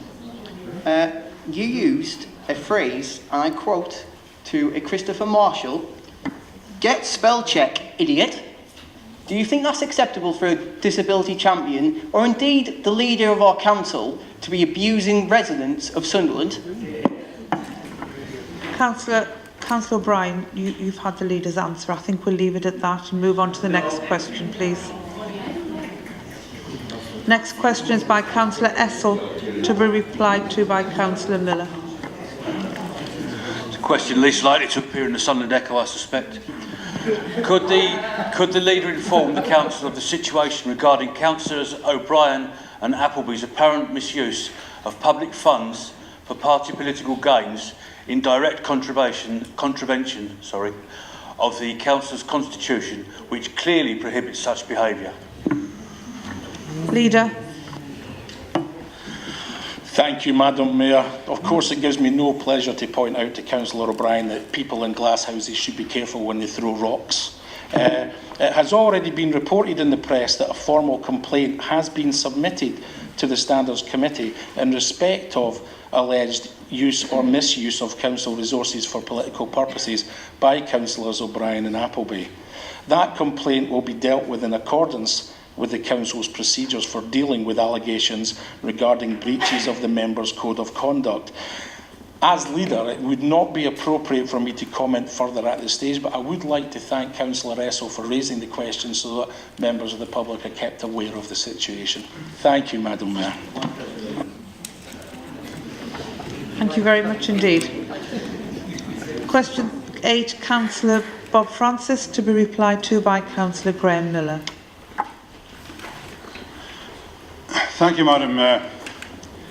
Having read of the possibility of the Civic Centre moving to the Vaux site, many residents have asked about the future of Sunderland's impressive council chamber. And I invite the council leader to respond to the residents' concerns by telling us what the future holds for this wonderful chamber. Thank you.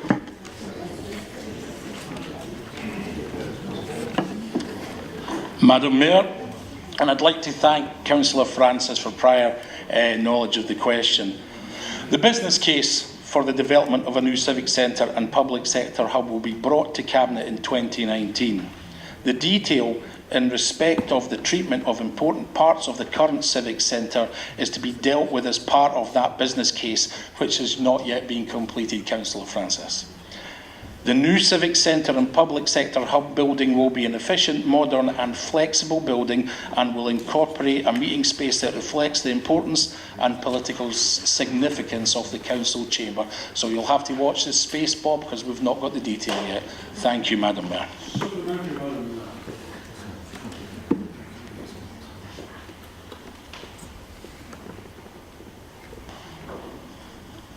Is the civic centre to suffer a similar fate as the Seaburn Centre, Crowtree Centre, Newcastle Road, Baths, together with many more buildings which have fallen into such a poor state of repair that they have had to be demolished because of the council's deliberate neglect? Councillor Francis, and you and I were getting on so well. I would like to answer that question by saying there has not been deliberate neglect of this council building. In fact, I am sure you're well aware of, Councillor Francis. The fate of this building will be determined in 2019 when we come forward with what we're doing for the proposed new civic centre. And as I said, you'll just have to wait and see. But there's been no deliberate neglect, and you're fully aware of that, Councillor Francis. Very naughty. Thank you, gentlemen. Next question, please, Councillor Niall Hodson, to be replied to by Councillor Amy Wilson. Thank you, Mayor of Sunderland.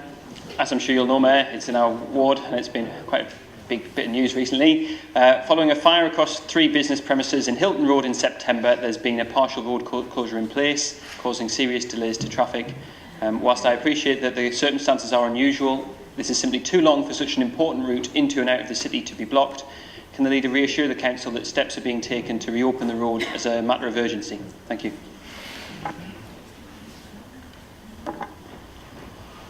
Thank you, Madam Mayor, and I'd like to thank Councillor Niall Hodgson for prior notice of the question that I think you already know the answer to. But here we go. Sometimes you have to say it once or twice before the Liberal Democrats understand it. Officers from the Council's building control, and you already know all this now because you've heard it all. Officers from the Council's building control have contacted the property owners who have advised that this matter is currently in the hands of the claims consultant, who is liaising with the adjacent affected properties owners to investigate the repair works.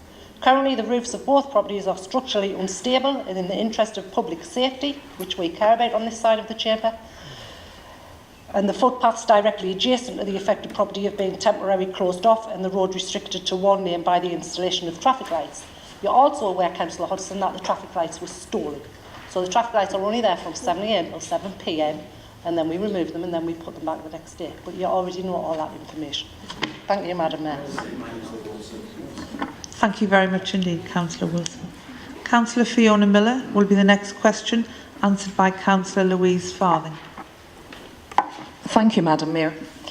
I understand that TFC fostering and adoption services have recently been inspected. Would the Leader of the Council tell us the outcome of those inspections, please?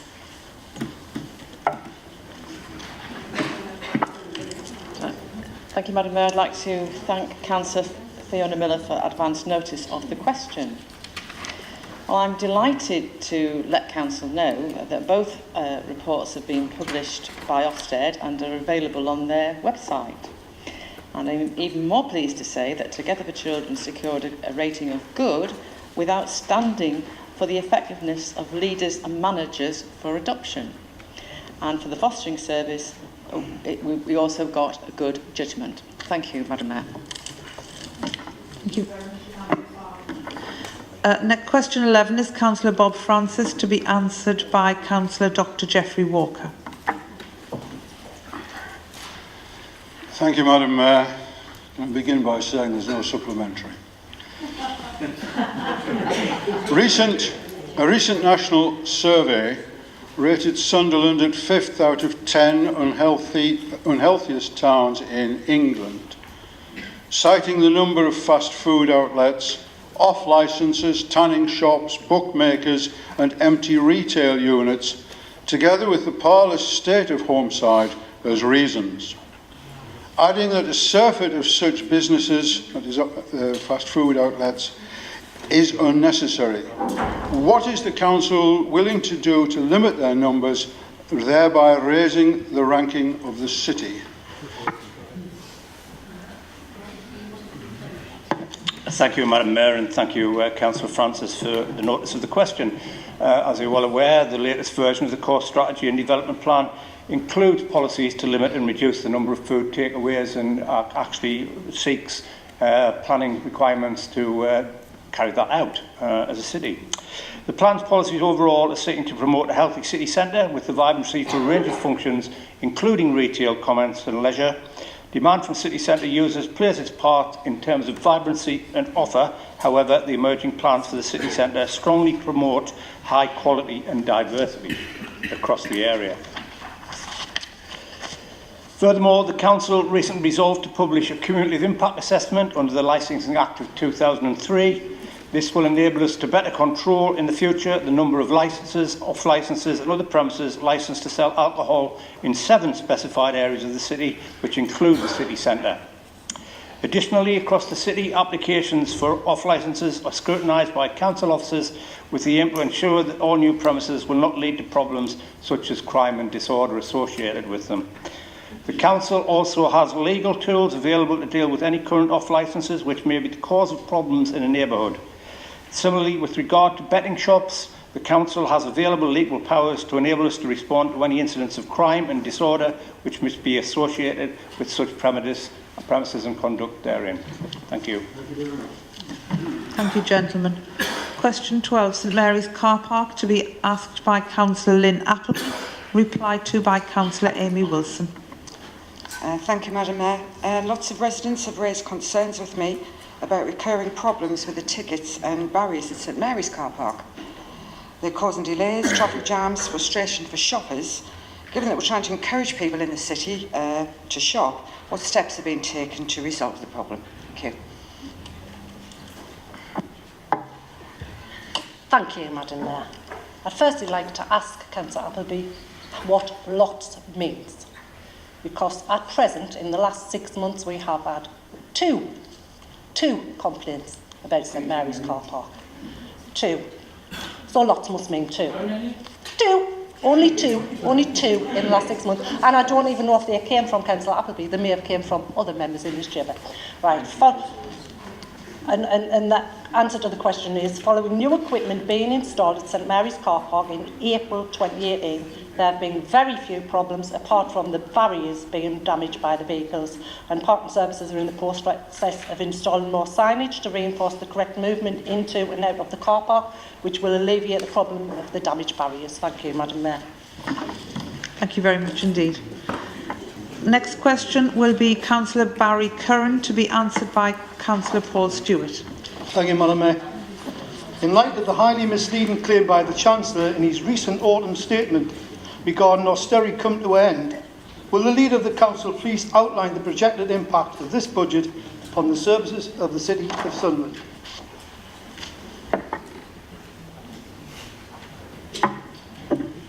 Thank you, and I'd like to thank Councillor Curran for prior notice of the question. The Council has yet to be notified how much extra funding it will receive for the next year as a consequence of the Chancellor's budget announcements. It is anticipated we will find out something as part of the local government settlement announcement that is due in early December. While, of course, any additional funding is welcome, the Chancellor's budget does not provide a long-term solution or any certainty over the future funding levels of local government, given the impending local government spending review. In the current year, the Council will receive an additional £1.5 million from the Government's winter pressures money to support adult social care. While it is welcome that this is being extended into the next financial year, the Chancellor's commitment is for 1920 only, and therefore does not reflect an ongoing solution to the increasing funding gap for adult social care. To put this in context, the £1.5 million additional funding is less than half the forecast overspend of £4.3 million on adult social care in this current financial year. The Chancellor also announced an additional £410 million nationally next year, which can be used for both adult and children's social care which is also welcomed. However, it is again a one-off fund and will do little to offset the significant funding gap which the LGA estimates to be as much as £3.5 billion nationally by 2024-25. Moving on to the additional £400 million the Chancellor announced for the current year for use on potholes and other urgent road repairs, while this funding is welcome, it must be spent by the 31st of March. Given we are now in November and heading towards the winter months, it is disappointing that the government have left it until now to notify local authorities of the availability of this funding, which again is a one-off. In summary, the additional one-off funding will do little to alleviate the pressures being experienced in Sunderland in both adults and children's social care. The consequence of this is that if we are to continue to try to protect those most vulnerable in our communities, we will need to continue to make difficult decisions around cuts. And I would remind everybody in the chamber that Cabinet met this afternoon to actually look at the implications of the budget for next year and ahead in relation to potential cuts, and also take an account of the Chancellor's current noted positions. And just to remind everybody, there still remains a funding gap for this council over the next three years of £50 million. £25 million still needs to be found for 1920 financial year.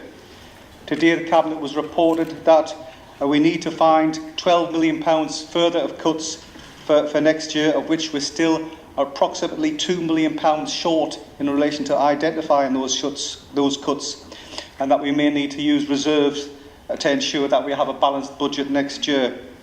Indeed, the Cabinet was again reminded that the following 2 years we're still expected to have further cuts of another £14 million in services to the people of this city.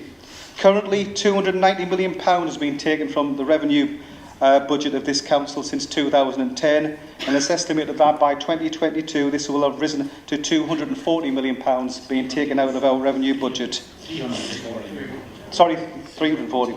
The impact of the Chancellor's statement, Madam Mayor, I'll just conclude, is that it's just simple, superficial window dressing. Thank you, Madam Mayor.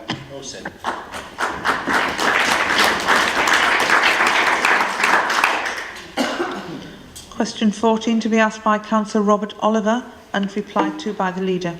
Thank you, Madam Mayor. Can the Leader of the Council update the Council on progress towards a devolution deal for councils south of the Tyne, following the statement made by the Northern Powerhouse Minister Jake Berry that the door remains open if they want to sign up to join the North of Tyne Authority or to agree their own devolution deal with the government? Thank you, Madam Mayor. Thank you, Councillor Oliver, for prior knowledge of the question. The devolution order for the North East that has recently been approved by Parliament created a new North of Tyne mayoral combined authority and a new boundary for the North East combined authority, which now comprises of County Durham, Gateshead, South Tyneside and Sunderland. There will be mayoral elections north of the Tyne for Northumberland, Newcastle and North Tyneside on the 2nd of May 2019. It is our understanding that it would not be possible for any authority to join the new North of Tyne Combined Authority before that date, but the North East Combined Authority, local authorities are keen to talk to Jake Berry and ministers at their earliest convenience. Those conversations are already happening so that we can look at our own deal, which would probably be more appropriate, since we can't be members of North of the Tyne when we're not North of the Tyne. So hopefully that answers your question. Thank you very much, Madam Mayor. Thank you, gentlemen. The next question is Councillor Martin Haswell, to be answered once again by Councillor Amy Wilson. Thank you, Madam Mayor. Can the portfolio holder reassure residents that there will be no further increase in the brown bin charge in future years? Really? Thank you, Madam Mayor, and I'd like to thank Councillor Haswell for prior notice of the question. Since there is no certainty, you've just heard from Councillor Porstewart, there is no certainty regarding the future of funding available to Sunderland or future increases in the cost of delivering this service, for instance, the cost of fuel, the cost of processing the waste. No such reassurances can be made at this time. I can, however, reassure residents that we do all we can to minimise costs increases to the services we provide. Thank you, Madam Mayor. Thank you very much indeed. Question 16, Kevin Johnson. Councillor Kevin Johnson will ask the question, again answered by Councillor Amy Wilson. Thank you, Madam Mayor. Can the Leader update the Council on the progress made on the issue of fly tipping on the Cocktail Ward? Thank you, Madam Mayor, and I'd like to thank Councillor Johnson for prior notice of the question. Since April 2017, a total of 388 requests for removal of illegally deposited waste have been received within the Cocktail Ward. From that, 161 incidents were investigated by the Environmental Enforcement Team, who do an amazing job, which has resulted in the issuing of several formal warnings, a fixed penalty notice for littering, a fixed penalty notice for fly tipping, and there are 2 formal prosecutions pending. Thank you, Madam Mayor. Thank you. We've now reached our 30-minute limit. Madam Mayor, can I propose an extension? Is that seconded?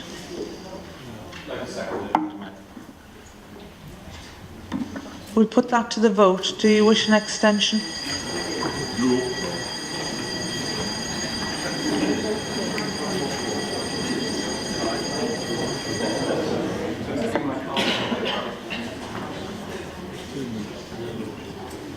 Madam Mayor, there are 13 votes in favour, no abstentions and 49 votes against, and therefore the motion for an extension is defeated.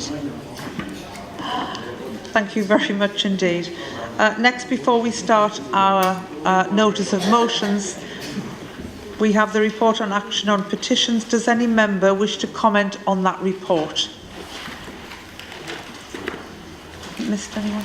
Can we accept the report? We now move on to notice of motion. Developing a community wealth programme in Sunderland. Before the motion is formally moved, I understand the Cabinet Secretary wishes to alter the notice of motion by deletion of the word per annum from the opening sentence. Cabinet Secretary, is that correct? Yes, Madam Mayor. Before we proceed, can I ask Council to agree this one alteration? I now invite the Cabinet Secretary to read and move the motion as altered. Thank you. Thank you, Madam Mayor. So move the motion. No, sorry, read it out, yes. Sorry. Right. Okay, with cuts in local service budgets since 2010 of over 290 million on our council, imposed nationally by Liberal Democrats and Tories, it is becoming increasingly apparent that, for all the success in attracting inward investment, we need to do more to develop wealth creation and retention within our local communities to mitigate against these cuts. We will therefore propose that Sunderland, as a cooperative council, look to develop strategy to retain local community wealth, putting control back into the hands of local communities so that wealth is broadly held and where benefits are recirculated.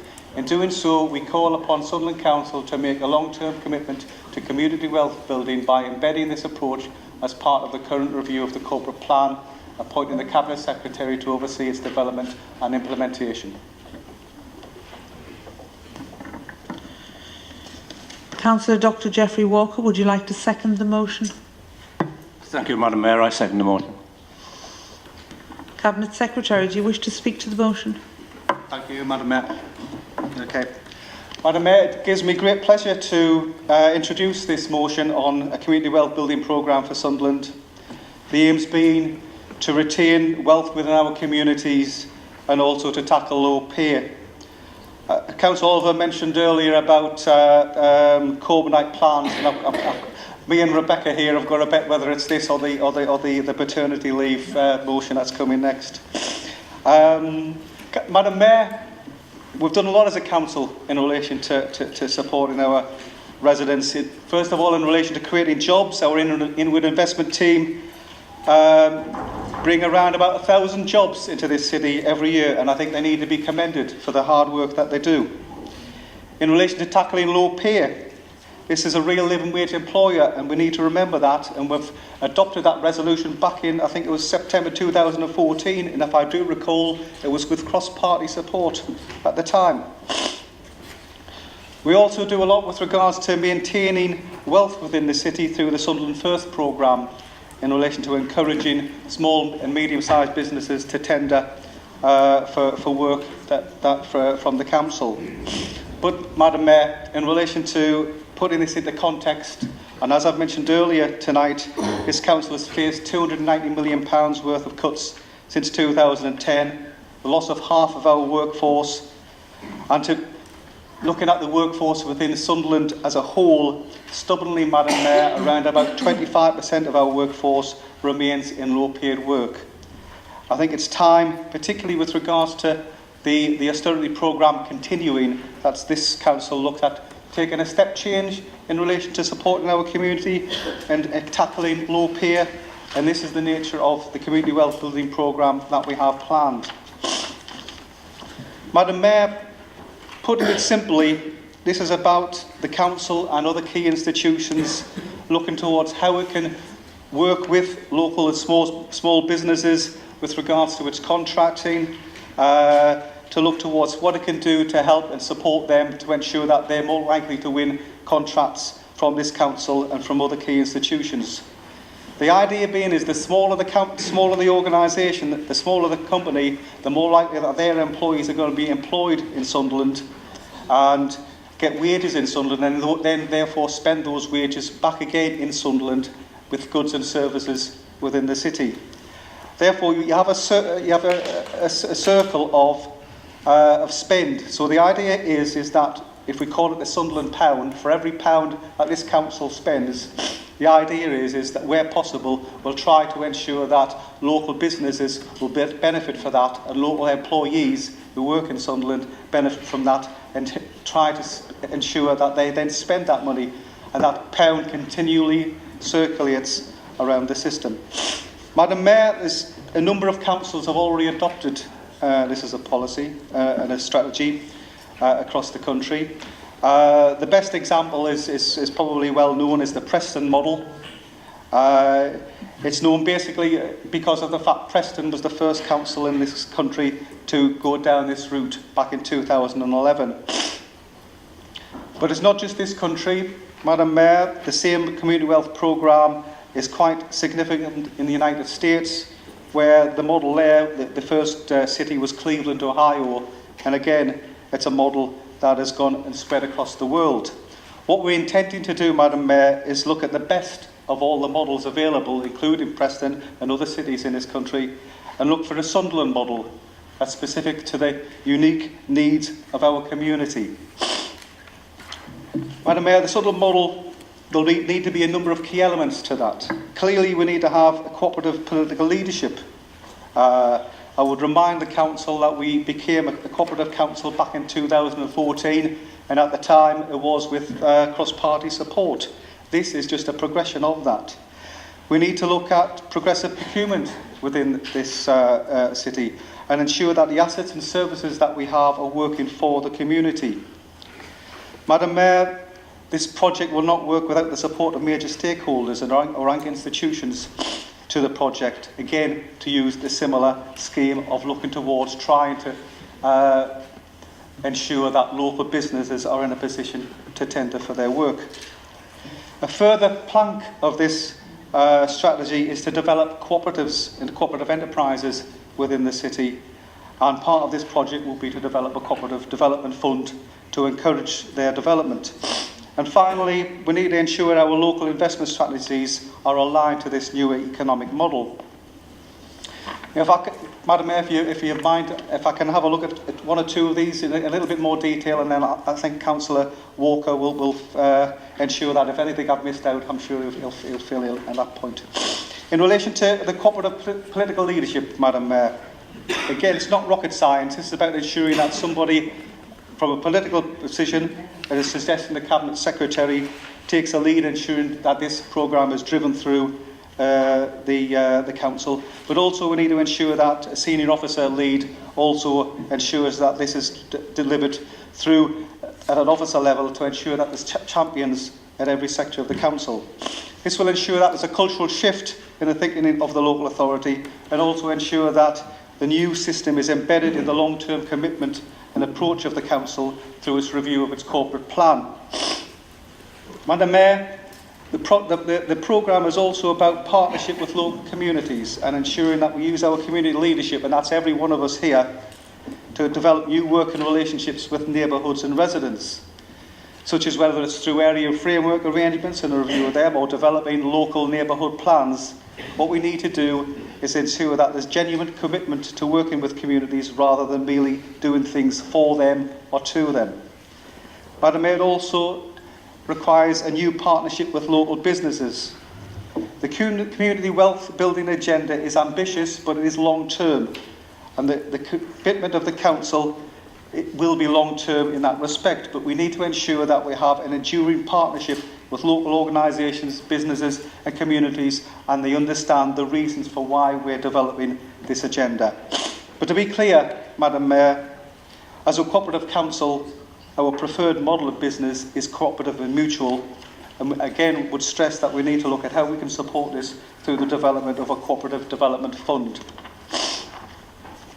If we turn to procurement, Madam Mayor, which is part of my portfolio, what we need to do moving forward is identify and measure the influential spend that we have as a council through the procurement process. That means looking at our contracts and how and what we can procure differently.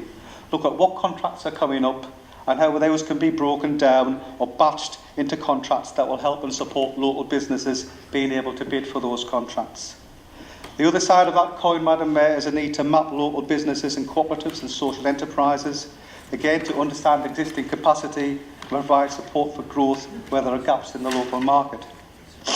And also, Madam Mayor, to provide support and targeted support to help those organisations with regards to tenders.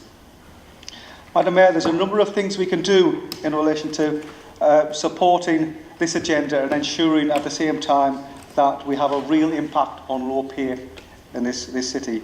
What we are intending to look at is looking at introducing fair employment clauses into contracts so that contractors need to pay, for example, equivalent salaries as if we were actually doing the service ourselves, and looking toward becoming an accredited real living wage employer.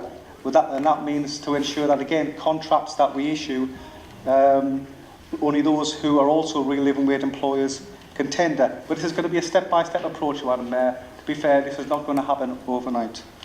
What we need to do as well is use the Social Value Act more aggressively. There's lots of examples now there from other cooperative councils where they've gone beyond the simple apprenticeship and other routes with regards to support from Social Value Act, and we need to look at those examples and how they can apply to Sunderland. And some councils have also used the public contract regulations from 2015 to again award some contracts to organisations with a specific public service mission, and again that is something that we need to look at. In conclusion, Madam Mayor, there's only so much we can do as a council, but much more we can do with the commitment of our partners, but I will leave that to Councillor Walker to actually go through that in more detail. As a council, we have achieved great things in moving this city forward, but in the face of ever more cuts in funding, we need to look at radical but proven, Madam Mayor, proven methods of wealth creation and retention within this local economy. Community wealth building is an economic strategy, is now happening all over the world in a number of cities in the UK, with increasingly statistical evidence that it works. It's time for Sunderland joined this awakening and created a community wealth building programme that fits our residents, our communities and our city's needs. Thank you, Madam Mayor.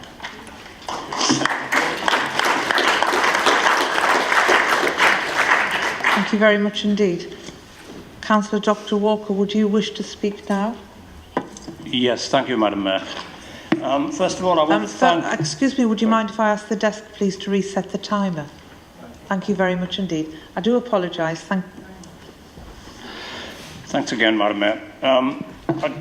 Thanks, first of all, to the Cabinet Secretary, Councillor Stewart, for inviting me to second this motion, which I'm very pleased to do, and very proud to be working alongside him in the development of this strategy, which I think is a very, very important one for the city. I just want to point out to our colleagues on the other side of the council chamber that this is about community wealth building. It's about levering out existing wealth that exists within communities, sharing it with existing communities and sharing it with other communities. Unlike austerity, which sucks community wealth out of communities and sticks them in offshore bank accounts. I just want to acknowledge the as Councillor Stewart has, to a certain extent, the pioneers of this kind of strategy. First of all, the Democracy Collaborative in the United States of America, the Centre for Local Economic Studies at the University of Manchester, the New Economics Foundation, a national policy organisation, and in particular, I want to pay a particular tribute to a personal friend of mine, Councillor Matt Brown, the leader of Preston City Council, who's been absolutely most progressive than anybody else in this country in bringing forward an alternative economics at local authority level. We're talking about a new cooperative leadership here. We are cooperative party members indeed, but it's making a commitment to community wealth building, appointing a lead for community wealth building, adopting a community wealth approach which will embed a different approach to how we run our economic management of the city. Very, very important. That clearly has a knock-on effect for what are called the anchor institutions in this city, such as the Sunderland University, Sunderland College, Sunderland CCG and Gen 2, because we're going to have to work with those to look at their procurement policies, to look how they can lever out different ways of doing things, as well as we do. And that's where I think the Centre for Local Economic Strategies at the University of Manchester have worked so well in Preston in identifying the procurement strategy can change when working with the right partners. Or even on a voluntary sector and an area basis that Councillor Stewart mentioned, we're looking to involve the voluntary and community sector networks in this, but it's become more common as things have evolved around this particular strategy nationally. We're looking at the VCSE rather than the VCS. That's the voluntary community and social enterprise sector. So bringing the social enterprise sector together with the voluntary and community sector to make it local, on a local level. And also, hopefully at area level, bringing forward an elected member who would be a community wealth champion for social enterprise in different areas of the city, who could bring forward social enterprises or proposal for social enterprises. I'm pleased to say that one of the particular things in progressive procurement we've agreed to look at is to look at levering out investment from public sector pension funds. Because it is shameful to see, as Preston saw, so many public sector pension funds investing monies on a very low level return in the mid-Pacific rather than in their own projects in the city centre or various parts of the city. So if you can take, say for instance, a part of the Tyne and Weir pension fund and pull it down into the development of the city centre, so be it. It's the kind of strategy that's worked very well in Preston city centre that Councillor Stewart and I saw in the development of the marketplace in Preston. So I think this idea, a germ of an idea at the moment and with a long way to go, potentially has a great future. And certainly something I can commit to the council as something that can change the way we do things for the better, supporting and to the benefit of our communities. I second the motion.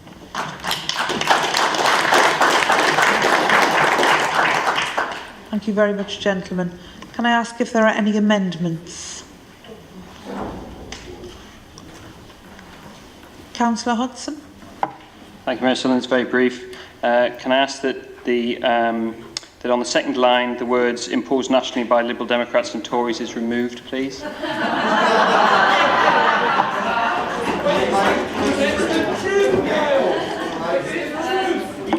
I'll second that, Madam Mayor. Is that seconded, Councillor Hodson? I'll second that, Madam Mayor. Would you like to speak on your amendment, Councillor Hodson? I would, yes, and I'll be brief. I've listened to the Cabinet members speak about this motion. I agree with almost everything they've said. I think there's lots of positive ideas, lots of very practical and pragmatic ways in which we could improve our city. I'm just a little puzzled by the fact that it's being presented in such a party political manner. We would love to support the motion, and we're simply seeking that it could be made politically neutral, and so that it can perhaps get unanimous support in the chamber, perhaps. Thank you, Mayor. Thank you. Councillor O'Brien, do you wish to speak? Madam Mayor, can I speak on the motion as a whole, or do I have to speak on my amendment? I don't want to speak on the amendment. I will second it. Councillor Stewart, do you wish to speak? Or does anyone else wish to speak on the amendment? Councillor Stewart? Thank you, Madam Mayor. The only thing I'd like to say is that I think Councillor Hodgson, as a representative of the Liberal Democrats, needs to take some responsibility of the actions of his party when they were in government.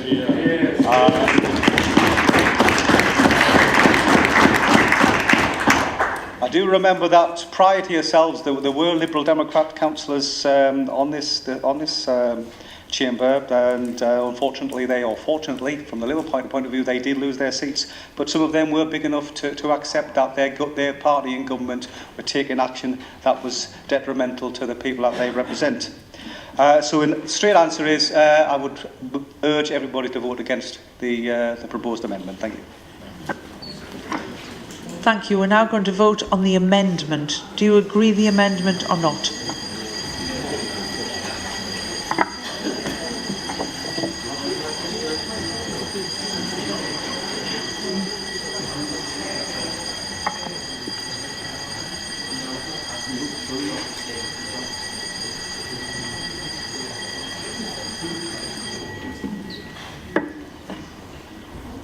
Madam Mayor, there are 13 votes in favour and 49 votes against, and therefore the amendment is defeated.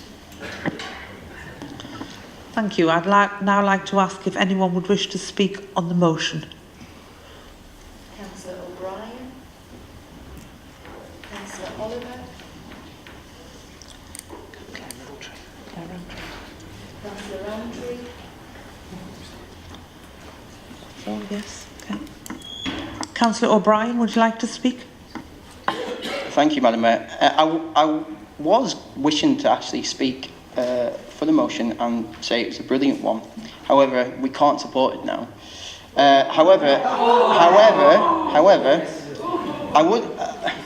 would like to seek clarification on a couple of things. I would like to know what the strategy of this motion is going to hold, because in councils such as the Liberal Democrat ran council, I might add, in the Lakeland district, they brought in the Lakeland pound, so maybe we should have the Sunderland pound, because it's now revitalised their economy somewhat. The pound is legal, well, not legal tender, but is tender with some shops and cafes and cultural attractions, which sees much more activity there.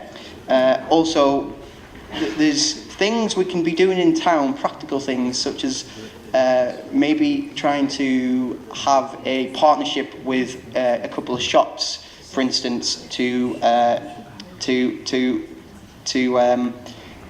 sorry, I've lost my train of thought.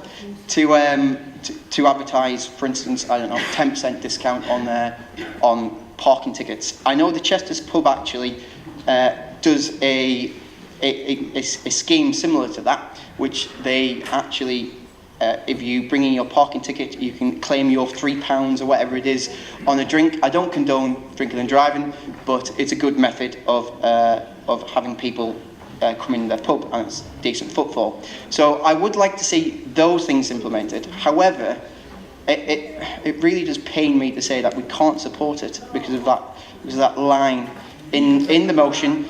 So I'm sorry. Councillor Oliver. Thank you, Madam Mayor. I'm not sure who won their bet on this one, but this was what I was referring to in regards to being somewhat different to the aims and ambitions of the local plan. Now, Councillor Stewart is right, of course. You must be responsible for what happens when you're in government. If that happens on your watch, you take the blame. So, which Labour councillors would like to take responsibility for leaving the largest ever peacetime deficit in 2010, along with... Would that include Sir Fred Goodwin, given a knighthood by the Labour Party? Are those the bankers? Including a plan left by Alistair Darling in which he would have cut public spending. And a note left by Liam Byrne that said, sorry, there's no money left. But anyway, we go to the actual proposals in the motion. The Conservative group will be voting against this motion because we do not feel that this is the right way to revitalise Sunderland. It has, however, small crumb of comfort, been very interesting researching it and reading all the articles in The Guardian about Preston and Cleveland, etc. The Economist did a study on what has happened in Preston and said that it was, of course, a laboratory for Corbynism. That is what it really is all about. It's interesting to see which Labour councillors are supporting it so firmly. But the problem is, Madam Mayor, although superficially this might seem like a solution to local government cuts, it is, of course, protectionism. That's what is happening in Preston. Protectionism worthy of Jeremy Corbyn, protectionism, quite frankly, worthy of Donald Trump, who, of course, won very handily in Ohio at the last election when the people actually turned against the Democrats. But anyway, enough of that. I wonder, Madam Mayor, if we are going to go to the local hospital and the local university and ask them to buy local, even if they have to pay more. What effect will this have on small businesses in the city if we start to bring in these demands and start to have closed markets where some cooperatives have the benefit that other small businesses don't have? What will that do to our shops in this city? It's all about cooperation, but as been kindly pointed out to me by a fellow councillor, how much cooperation has there been between the council and Gen 2 in recent years? Virtually nothing. There was a boycott of their local boards. What did the council do when Gen 2 was rather affected by some rather large overpayments? Not something that we would, any of us would support. Where was the council there cooperating with the biggest provider of social housing in the city? But I think, Madam Mayor, the problem is that if you actually look at it, I don't think it will do us any good long term. There are too many ways in which it seems to protect the people of the city and the economy. But, you know, what about the pensions fund? This is one of the specific concerns that the Economist picked up.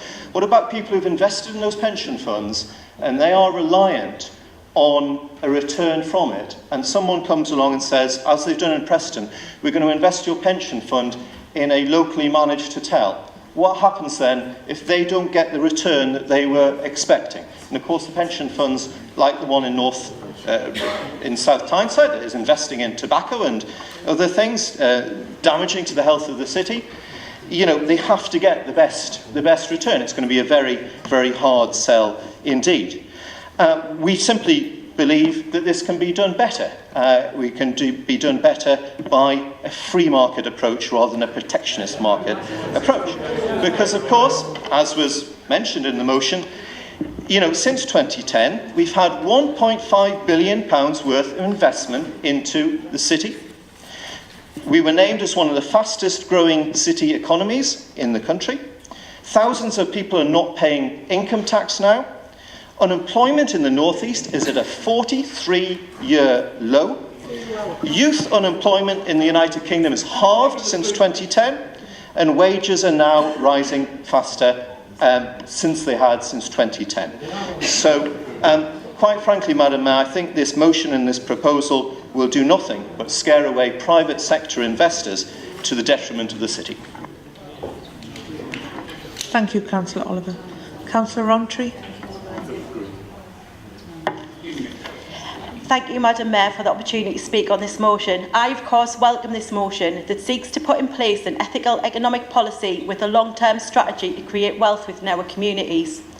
Now more than ever is the time for progressive economics to counter the devastating impact of austerity measures, progressive economics that truly benefits people and place. We cannot continue to allow the communities that we represent to be marginalised by faceless corporations and cut after cut to essential services. The power to drive this economic change rests with us as a council. It rests with communities and business. We need to harness that power and to work together to create sustainable, prosperous and resilient communities. I urge you all to support this motion and take the opportunity to be part of this progressive economic policy.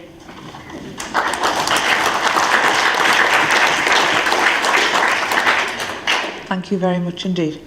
Cabinet Secretary, do you wish to reply? Thank you, Madam Mayor. In relation to Councillor O'Brien and the rest of the Liberal Democrat group, all I can suggest is the same as what I previously said, is that I think we would respect you more if you were big enough to recognise the actions of your party in government. That is a matter of fact in that sense. And I'll just leave it at that. In relation to Councillor Oliver, about deficit, well, my understanding is the deficit has been increasing since 2010, year on year on year on year on year. Yeah. So who's got the biggest deficit now, Councillor Oliver? It's you. It's your party. Thank you. Right. Okay. In relation to protectionism, Madam Mayor, that is not the case. All we're doing is trying to ensure a level playing field for small, medium businesses and cooperatives and social enterprises within Sunderland to ensure that they've got a fair opportunity to be able to tender for business. There'll still be appropriate legal processes to go through. All we're asking is for a level playing field. And in relation to the pension fund and the reference to that, I'm reminded about the fact that a small percentage of the pension fund is actually earmarked for the local economy and for use in relation to support, and the intention would be to look towards trying to target that as a way forward for this city. In relation to Councillor Rowntree, all I can say is thank you very much for your positive comments. They're really welcome, and they remind me of the fact that we are socialists on this side of the chamber, and yes, just a reminder of that, and yes, some of us are indeed Corbynites as well. But of course, yes. In fact, one of these days I'll show you my collection of T-shirts. But the issue is serious in the sense. I will not go down to the I survived fascist route. No. Okay. In relation to this, it's very serious economic proposal for this council moving forward. And there is statistical evidence quite clear that it's a success and it does work in relation to reducing low pay, and that was our intention. Thank you, Madam Mayor.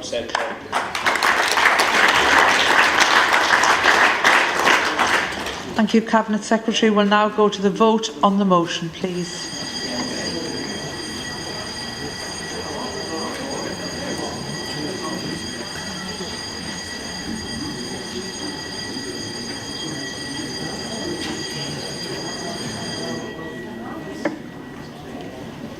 Madam Mayor, there are 49 votes in favour, no abstentions, 13 votes against, and therefore the motion is carried. We now deal with the notice of motion, which is the subject of a parental leave policy for elected members. I call upon Councillor Atkinson to read and move the motion. Thank you, Madam Mayor. This council notes that analysis of the 2018 local election results by the Fawcett Society found that 34% of councillors in England are women, up 1% since 2017. Of the seats that were up for election in 2018, 38% went to women, up just 3 percentage points on 2014, when these seats were last contested. As of summer 2017, only 4% of councils in England and Wales have parental leave policies, according to research by the Fawcett Society. That the role of a councillor should be open to all, regardless of their background, and that introducing a parental leave policy is a step towards encouraging a wider range of people to become councillors, and is also a step to encourage existing councillors who may want to start a family to remain as councillors. That parental leave must apply to parents regardless of their gender, and that it should also cover adoption leave to support those parents who choose to adopt. This council resolves to adopt the parental leave policy drafted by the LGA, Labour Group's Women's Task Force, to give all councillors an entitled to parental leave after giving birth or adopting, to ensure that councillors with children and other caring commitments are supported as appropriate, and to notify the LGA that this council has passed a motion at full council to adopt the parental leave policy. Thank you. Thank you very much indeed, Councillor Atkinson. Deputy Leader, would you like to second the motion? I'll second the motion, Madam Mayor. Councillor Atkinson, do you wish to speak to the motion? I do, thank you, Madam Mayor. I am delighted to bring this motion to Council. It may have taken me 4 years, but nonetheless I'm delighted, and I'd like to thank the Leader and the Deputy Leader for their patience with me. At times I think they need it, but also in their support. So in 2014 I became mum to Louis, whilst also being a councillor. Although blessed with a beautiful boy, I was offered no legal protection from the council during this period. I was offered plenty of support, plenty of advice, plenty of guidance, and above all, plenty of positivity from members of my own group, but sadly, no maternity policy. The Labour Women's Task Force have done a brilliant job in the policy they've drafted and will hopefully bring the councils across the UK into the 21st century. They have shown councillors that there's no need to choose between being a parent or being a corporate parent. As a councillor in this Labour group, it's wonderful to see so many women and to see such a diverse range of ages and backgrounds. We buck the trend nationally for female representation, and therefore we need to show that we support our councillors. We need men and women who enter public life to be not to be targets for the life choices they make. Now, Madam Mayor, I do not plan to talk for too much, which everyone will be glad to hear, but I want to applaud the LGA at this juncture for now acknowledging the issues of maternity, paternity and adoption leave. These policies are not self-serving. They are in fact future-proofing our councils. They allow people who want to enter public life to be offered the respect and support they so need when becoming a parent. When I became a councillor, I thought it was the most rewarding role, but also the toughest. I hastily changed my mind when I became a mum. To allow our councillors a breathing space with legal protection and a place of safety and respect to get to grips with their new role of a parent is something of the utmost importance to me, and that's why I feel we need this parental leave policy. This isn't something radical. We aren't asking for special treatment. This is what is afforded to everyone else, bar MPs, in this country. But I also want this policy to create an environment of respect and understanding in this council chamber, something which is perhaps needed amongst our Lib Dem colleagues. As someone who's been on the receiving end of their misogynistic smears and sneers, I wholeheartedly welcome this policy. Misogynistic attitudes have no place in this council chamber. It is sad that women and men who stand up to be counted when representing their city, but also choose to be parents, face such abuse and criticism. Speaking as a mother, I wholeheartedly welcome this motion and ask all groups to support it. I hope that no other mother has to answer their council emails while in the delivery suite at Sunderland Royal Hospital. And although Councillor Peter Gibson was a fantastic babysitter and covered many miles with the pram on the committee room corridor, I do hope that lessons have now been learned. And I'm sorry, Peter, to make you redundant, but I hope we can move forward with this policy. I welcome this policy and also the positive changes it will hopefully make to some councillors in this chamber, but also future generations of Sunderland councillors. Madam Mayor, I so present this motion.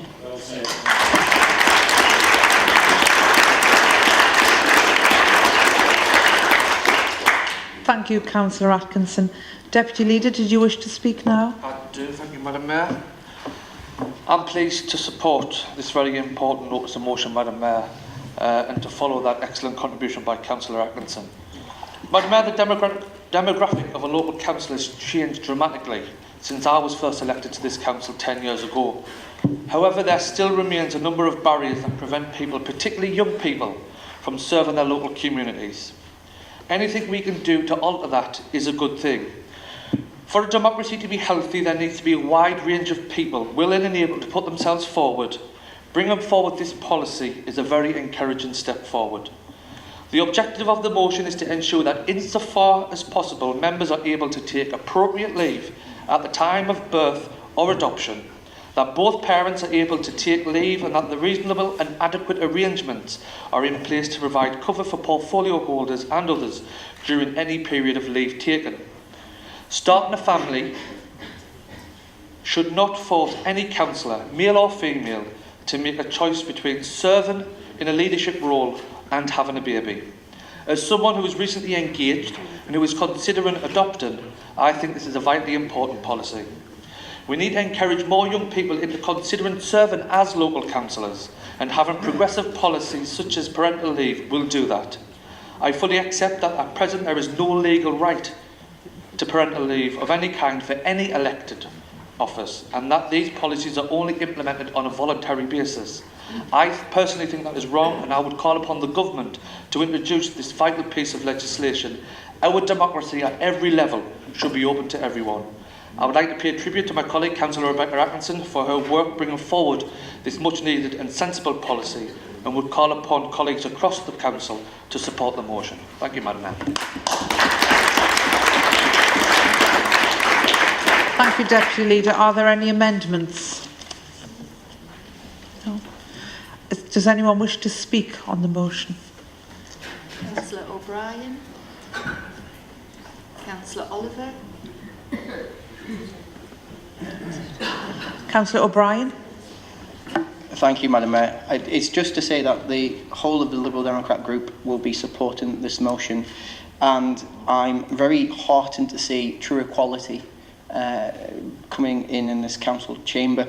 As a gay man, it really heartens me that I'll have the same parental rights if I need them as a woman.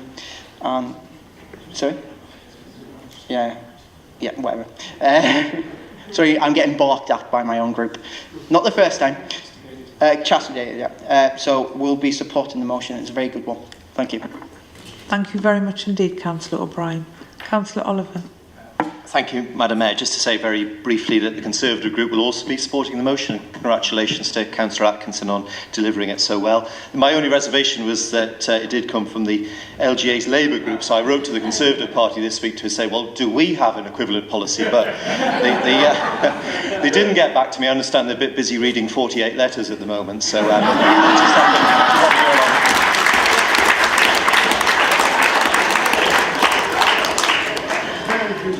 So, members, can we all agree the motion? Agree.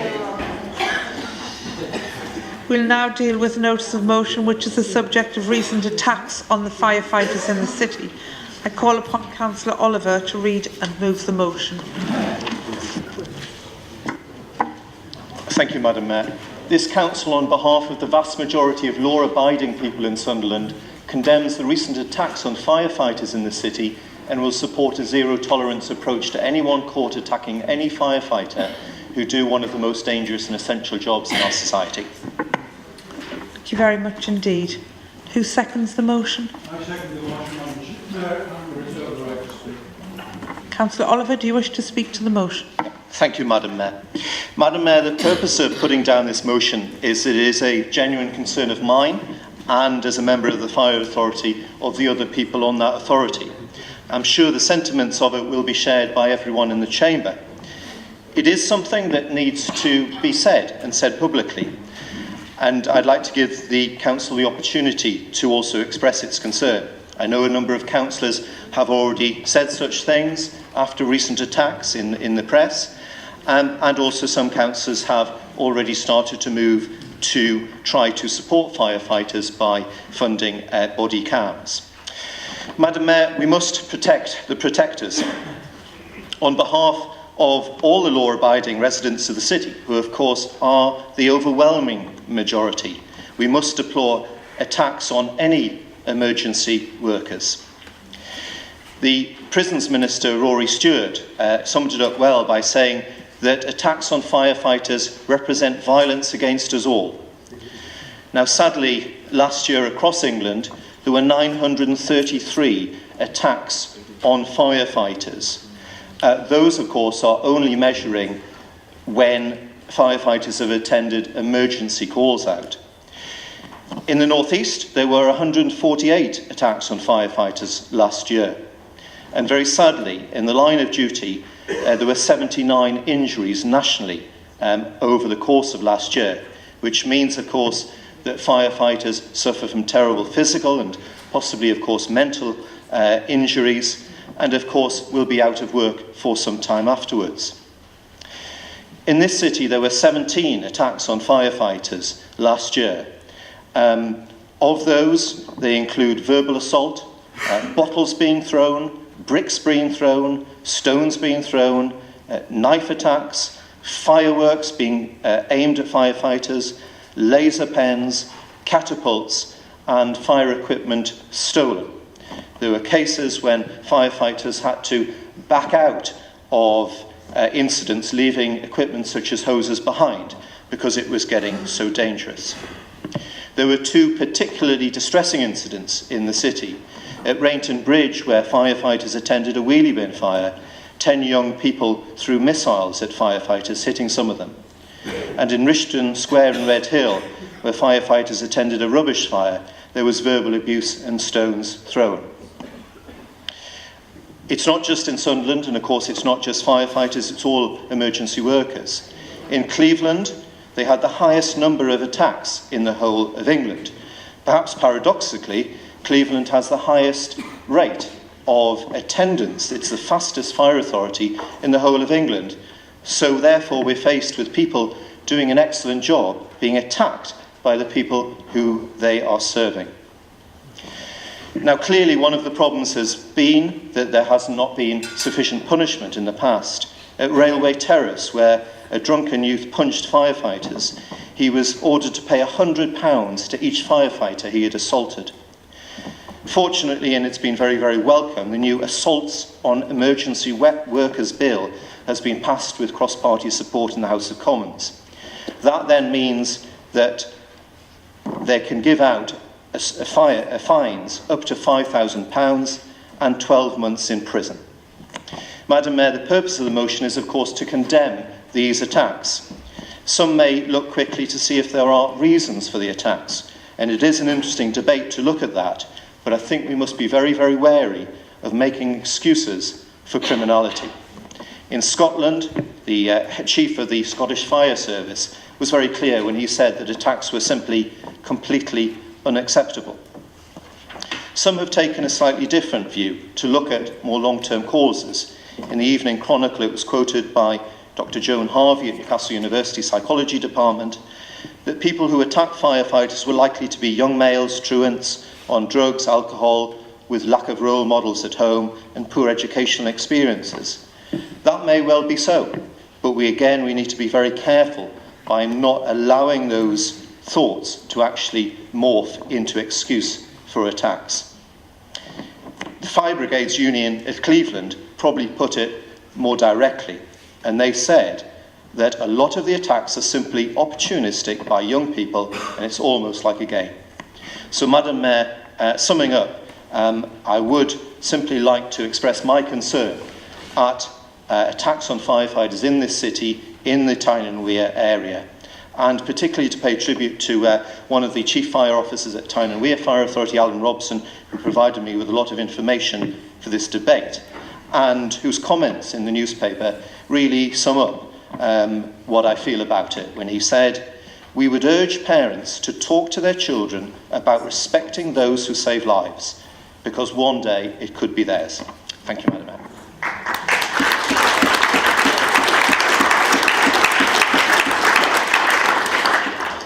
Councillor Francis, did you wish to speak now?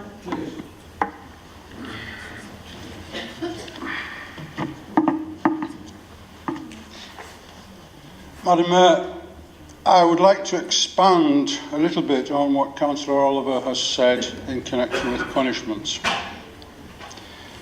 We're because I feel it's important that we understand what the new Act says. As we've heard, under new legislation, the maximum prison sentence which can be handed down to someone found guilty of common assault doubles from 6 months to a year.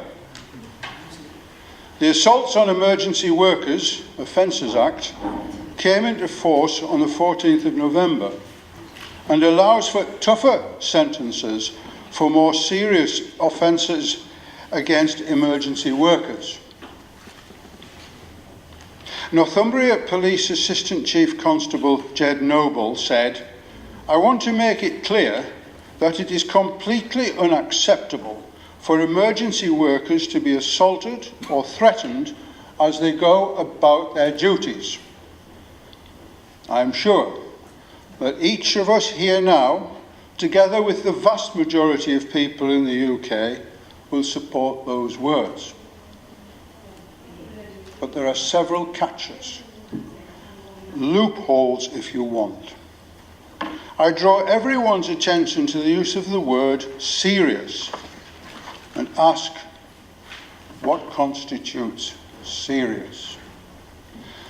Those of us here this evening, and I believe there are 4 of us, who have had extensive experience of the magistrates' courts on the correct side of the bench, will have had will know that defence lawyers will have a field day trying to downgrade any level of assault and threat to nothing. That's their job, but it's not the job of emergency workers to be assaulted. I hope that all present will agree with me that any assault or threat to emergency workers is serious, because it distracts them from the concentrating on their work, so putting at risk the injured or victims they're trying to help. There is another catch. Unless the law has changed since I retired, magistrates can impose a maximum sentence of imprisonment of 6 months, not 12 months. Meaning that the so-called serious cases have to go to the Crown Court for sentencing, incurring greater expense to the public purse. Now, there is a piece of legislation on the statute books which permits magistrates to sentence for longer than 6 months. But guess what? It was never enacted. And I don't know why. Well, maybe I do. I'll leave you to think about that one. This latest act would be an excellent reason for enacting that legislation, but I'm not going to hold my breath on it. Furthermore, a 12-month sentence means that the guilty party will be released after 6 months, thanks to some legislation dating from the end of the 20th century. I don't know what Blair was playing at. And we look at this £5,000 fine. Very few people will actually be asked to pay £5,000 because of the sliding scale used for imposing fines. But a brick thrown at a worker, an emergency worker, isn't on a sliding scale. So yes, let us protect all emergency workers as they go about their duties. Let us also protect the pedestrian in the shopping precinct who feels threatened as he or she has to listen to louts using foul language.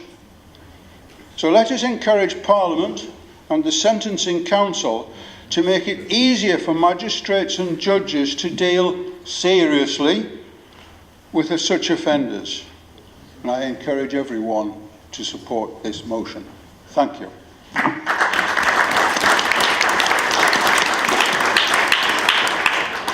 Thank you, Councillor Francis. I understand that the Leader of the Council wishes to move an amendment. Would you read out the amendment, Leader? Thank you, Madam Mayor. And the amendment goes as follows. From the title of the motion, and Councillor Francis has done my groundwork for me here, delete the word firefighter and insert emergency service workers.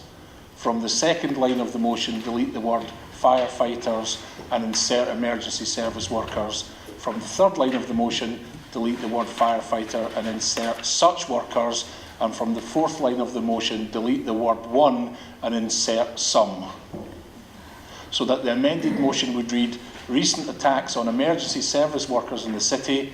This council, on behalf of the vast majority of law-abiding people in Sunderland, condemns the recent attack on emergency service workers in the city and will support a zero-tolerance approach to anyone caught attacking any such workers who do some of the most dangerous and essential jobs in our society. Thank you, Madam Mayor. Thank you, Leader. I understand, Councillor Curran, you will be seconding this amendment? That's correct, Madam Mayor. Do you wish to speak on the amendment, Leader? Thank you, Madam Mayor. Very briefly, the Labour Group felt that it was a stronger statement to include all our blue light services, so anyone who rush into danger on our behalf or who rush to help, so paramedics, firefighters, ambulance crew, police, coastguards, anyone.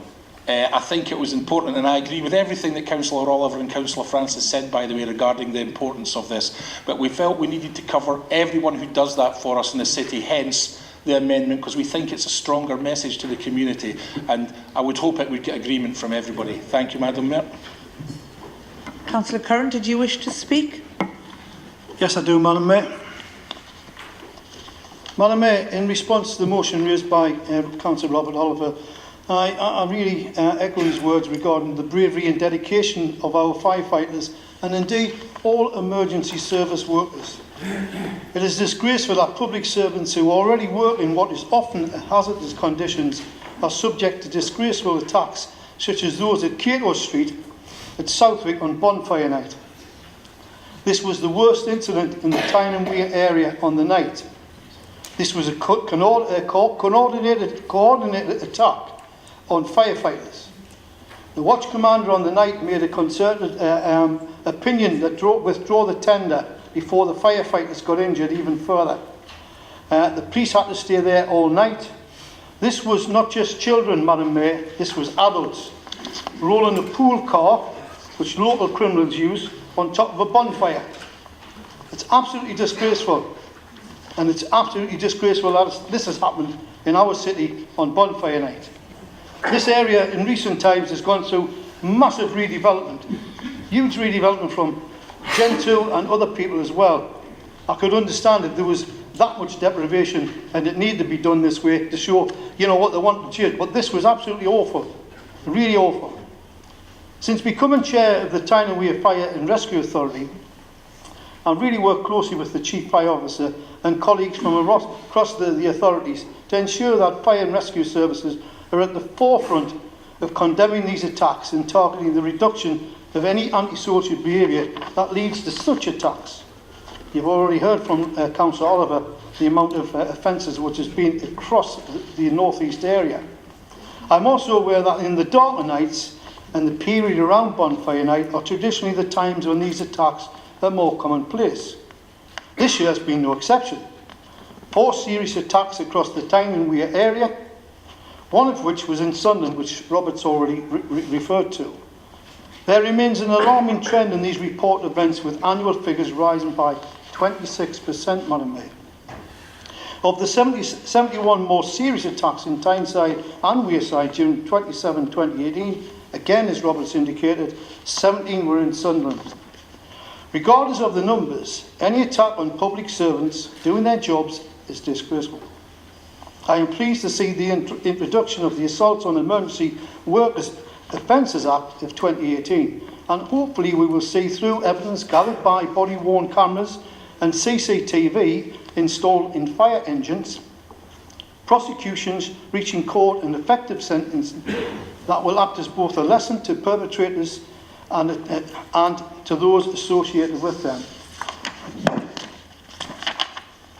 The Chief Fire Officer has also made me aware of some excellent work between emergency services, the City Council and Gentoo in such areas as Southwick, where the multi-agency partnership work through Operation Extinguish has resulted in a coordinated approach to tackling the blight of antisocial behaviour.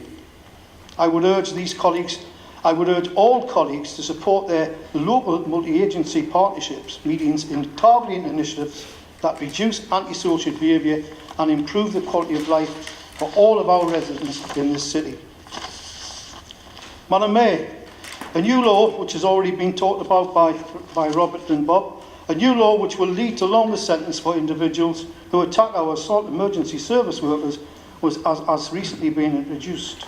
The new law covers emergency workers, including the fire service, search and rescue services, police, prison officers, custody officers and ambulance personnel. This Act will double the sentence for those found guilty. It also means judges must consider tougher sentences for a range of other offences, including GBH and sexual assault, if the victim is an emergency worker. Madam Mayor, I ask that all members support this amendment. Thank you.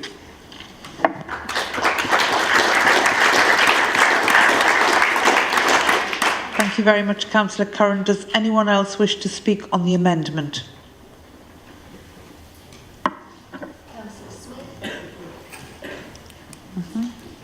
Mark Knight. 2. Yes, Councillor Smith, please. Yes, thank you, Madam. I don't know if you all remember Councillor Anderson, Colin Anderson. Well, Colin used to be an auxiliary fire service with me. Every bonfire night, we were volunteers. We used to report the fire station. One green goddess at Fulwell, one at Southwick, one at Grindon, and we used to get called Ellis Square. And when you went to Ellis Square, I was only young then, you were terrified. The reason is, when you went to the fire there, they used to pull all the garden fences up, sit at the bottom of the square, set fire to them, so you had to reverse the machine all the way down to put the fire out. As you come up the square, the parents were throwing bottles, bricks, and everything at you. We no sooner got back to Fulwell, as soon as we pulled into the yard, we got another call, Ellis Square again. When we got there, they used to move the fire a bit further up the square. Then when you used to go and put it down again, you used to have rockets heading for you, and they used to hit you with the rockets. They used to throw fireworks at you, bottles, and if you seen the side of the machine what was damaged with bottles, one of the lads got it in the back with a brick, and you got called there about 5 or 6 times. At the end of the night, you were like a nervous breakdown. Now, these were volunteers what used to have Sunderland Fire Brigade. And you used to finish work, go to the fire station, put a uniform on, and you work with the regular firemen. You trained with the regular firemen, you done the same as them. None of them got paid, but you went in to save lives and different things like that. And all you got was £10 a year, the bounty. And you risked your life for £10 a year. But the lads didn't mind that. But when you get assaulted like that, and one of your colleagues ends up in hospital, he's off work, and you're doing a voluntary job, and when we come down the last time, they put a plank of wood across the road with 6-inch nails in. They put rubbish over the top. When you walk down, you had to watch the road, because if you went over the nails, your tyres were gone at the back. There's no way you can get that machine from that square, because you've got 400 gallons of water in it. The police wouldn't come down the square. They stayed at the top of the street because they were frightened. The only way we could get out, and every time you had doors out, somebody would try and cut a hole in and stop the water getting out. Even the parents were throwing bricks at you. And there was children from 7-year-old up over. And that is what we had to put up with. And I agree the firemen should be well protected. But them days we didn't have the equipment, we had the helmets, we had the old-fashioned helmets. And you had to turn it around so you wouldn't get the bottles in your face or the stones at you. Thank you, Councillor Smith. I'm sure thank you we're all very much. grateful for what you said. And I'm sure you'll be delighted that this has been brought to the Chamber tonight. Councillor McKnight. Thank you, Madam Mayor. I'll keep this short and sweet if I can. I have to confess I've got a little bit of a vested interest in the amended motion. The The reason being the assault on emergency workers legislation was actually brought forward by a colleague of mine, a lady called Denise McLaughlin from Gateshead, who's a Broad College of Nursing representative. She spent a lot of time with parliamentarians, with civil servants, and actually got this legislation through, as Councillor Francis has said, to royal assent in September. So basically, about the amendment, the statistics around this are sobering. If I can give you an example around ambulance workers, paramedics in particular, the rates or the numbers of sacks on paramedics have actually trebled since 2012-2013. These offences include physical attacks and even sexual assault. Just let that one sink in just for a minute. We're talking about emergency workers here going in to protect and to save lives, being sexually assaulted. Just think about it. There's not a great deal I can add to what Councillor Oliver's already said. I mean, this type of behaviour is utterly, utterly abhorrent. There is no place for this in a civil society. There's no place for this in a decent and honest city. I'd urge everybody here tonight to support the amendment and condemn this behaviour. Thank you.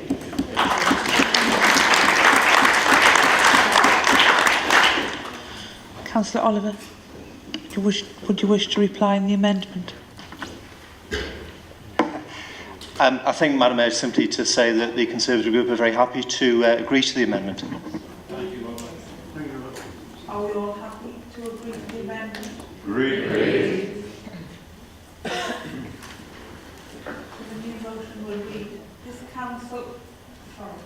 This Council, on behalf of the vast majority of law-abiding people in Sunderland, condemns the recent attacks on emergency service workers in the city and will support a zero-tolerance approach to anyone caught attacking any such worker who do some of the most dangerous and essential jobs in our society. Is that agreed? Agreed. Are there any further amendments or comments, or does anyone wish to speak, or can we go straight to the vote? You would wish to speak? On the motion, not the amendment. On the motion? Yeah. Anyone else wish to speak on the motion? That's it. Thank you very much indeed. Thank you. Thank you, Madam Mayor. So this is my first time speaking here in the Council, so I'd like to take the opportunity to thank the residents of the Southwick ward for putting their trust in me to represent them, and it was an honour to be elected in this year's local elections. In recent weeks, many Southwick residents have been in touch with me, and they, like the overwhelming majority of us, were utterly appalled at the shocking and disappointing behaviour shown in Cato Street towards our emergency services on Bonfire Night, where firefighters were attacked while doing their job. I've already passed on my thanks to Sean Macon of Tyne Weir Fire and Rescue Service and Inspector Don Wade for the efforts of their teams in the run-up to and indeed on the evening of Bonfire Night, where the situations they have faced were absolutely unacceptable. And I'd like to pass on my thanks to them now here again in the Chamber. I've met with them recently and heard of the worrying rises in attacks on the services this year to date, leading to local firefighters now having to wear body cameras while out on calls.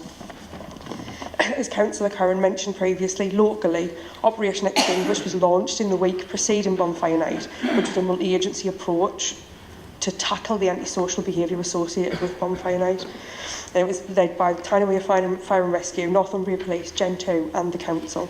And it's important we carry on this work, linking up with the strong youth projects we have, particularly in Southwick, and the schools in the area to educate and engage with them to prevent it happening again in the future, and mostly to reassure our residents that we won't see scenes like this again in the future. I've got a 3-year-old little boy who has a very simplistic view on the emergency services, that they're brave and they're here to keep us safe, which I'm sure we'd all agree with. We know they have to be brave when they're rushing into any number of dangerous and life-threatening situations, but it isn't right that they face an increase in added dimension of being attacked by the people that they're trying to protect.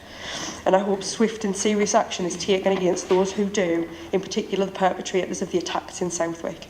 So I support this motion to condemn the attacks on our emergency services workers and to support a zero-tolerance approach to anyone attacking them when they're carrying out their vital work. Thank you.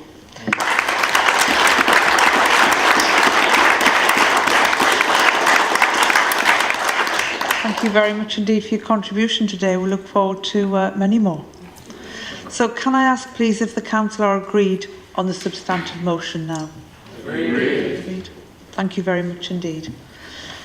We now deal with the notice of motion which is on the subject of a review of scrutiny arrangements of children's services and Together for Children. I understand that Councillor Haswell will read and move the motion. Thank you, Madam Mayor. Council notes that independent reports in 2015 and 2018 highlighted a need for improvements to be made in the management of scrutiny and oversight of children's services in Sunderland. Council further notes that following these reports, significant changes have been made to improve the provision of services to children in Sunderland, and since then the management and oversight of children's services and Together for Children has been noted as showing improvement.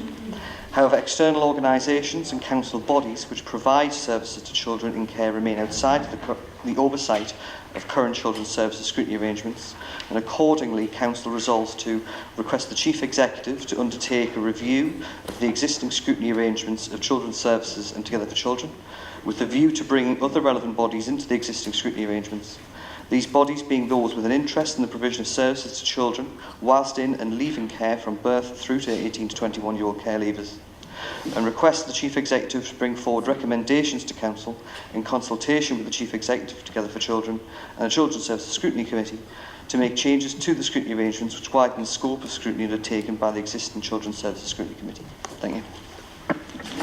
Thank you, Councillor Haswell. Councillor Hodson, would you like to second the motion? Thank you, Ursula. I second the motion and reserve the right to speak. Councillor Haswell, would you like to speak to your motion, please? Thank you, Madam Mayor. The motion which we brought forward tonight represents a chance for the Council to request the Chief Executive to explore changes which we can bring in, which can be made to the way we scrutinise children's services and take into account the comments that we've received from Ofsted in 2015-2018. It's also an opportunity to look at what is happening elsewhere in scrutiny around the country, look at what best practice there is and consider how we can put this in place here.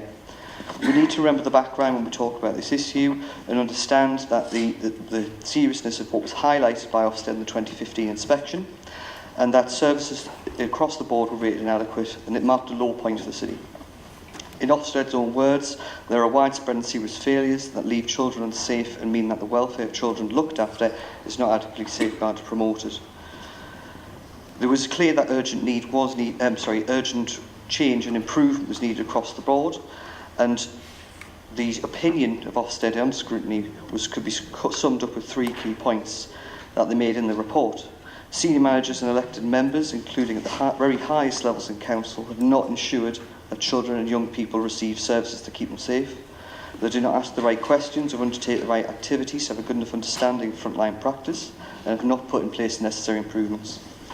Ofsted also noted that political leaders do not have a strong enough grasp of children's experiences and outcomes, and although they express a strong commitment to the welfare of children and young people, have backed this with increased funding at a significant financial pressure.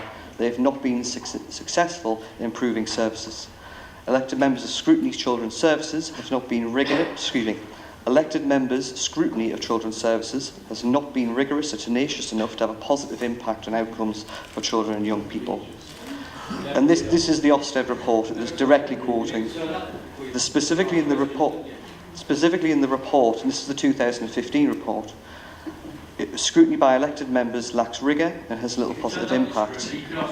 Now, it was clear that urgent action was needed, and this did happen. Huge efforts have been made to improve the situation, which members are well aware of, and I know that Councillor Farthing did update us at last council with some information on that. Monitoring visits throughout 2016-17 noted the positive improvement, and when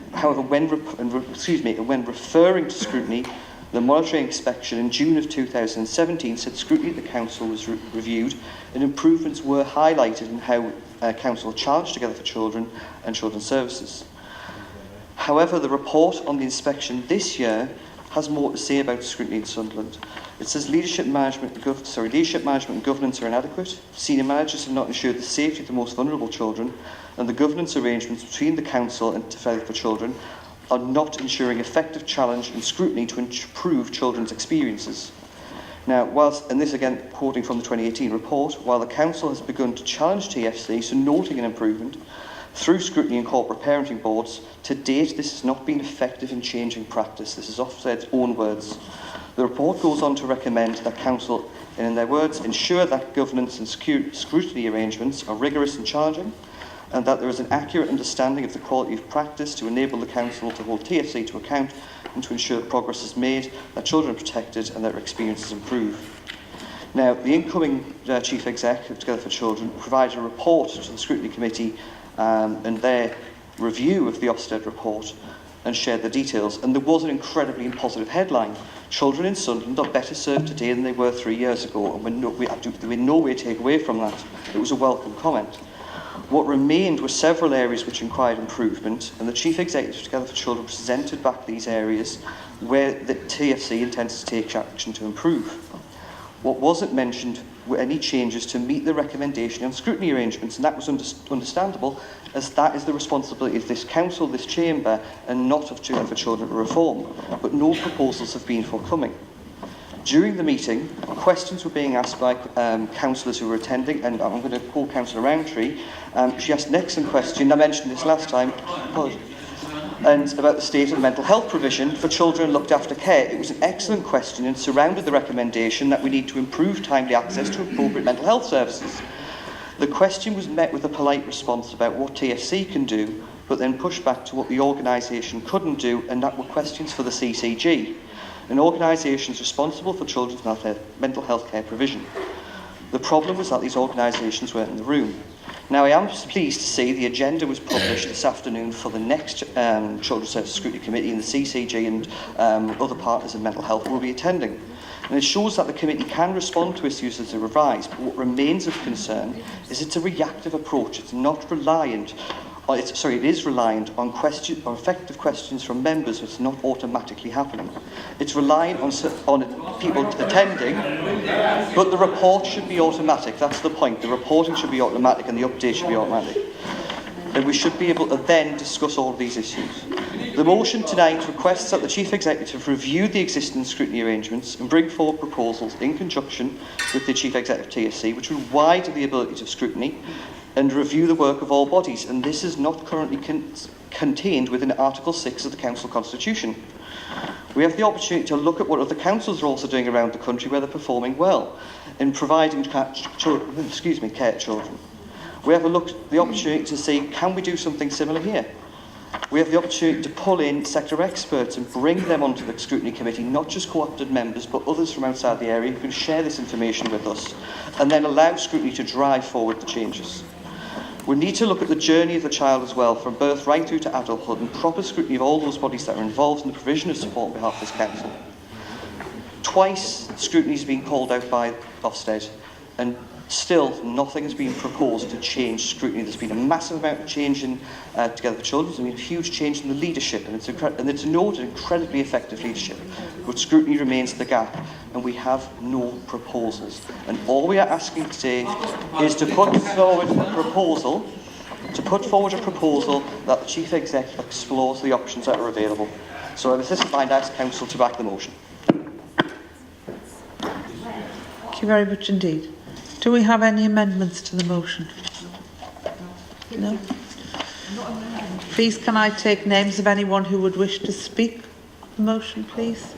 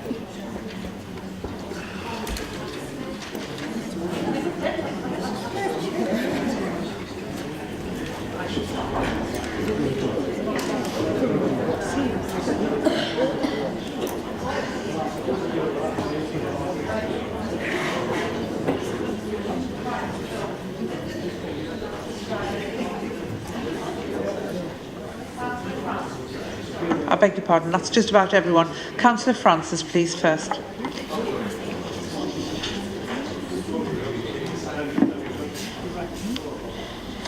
Thank you, Madam Mayor. Putting my hands in my pockets is a good way of keeping yourself on an even keel.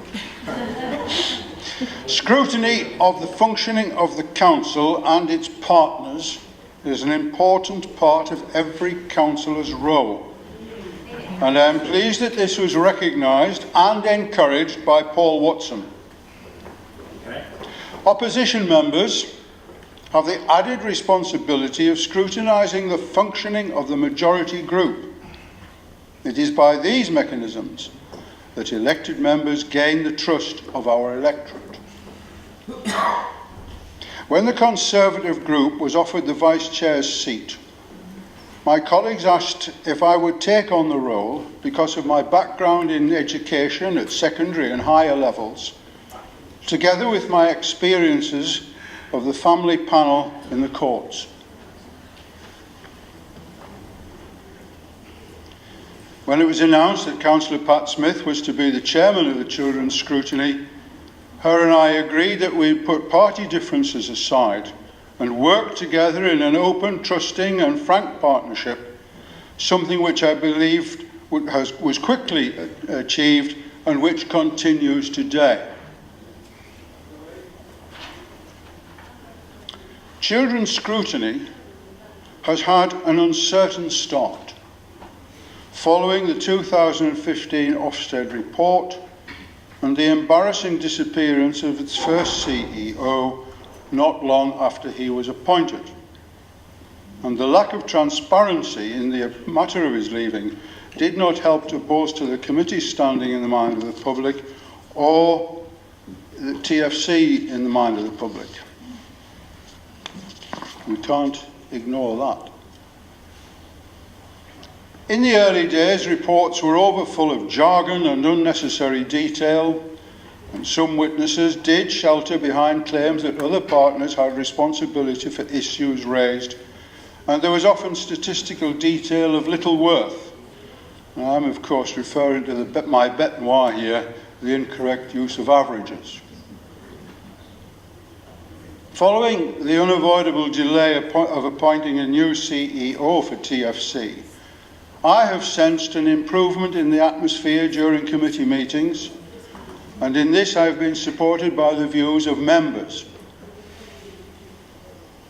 Reports are meaningful, and the CEO is prepared to give replies which recognise the progress made, where further progress has yet to be made, together with how and when this might be achieved, and has referred us to other bodies who have the information because it's their speciality.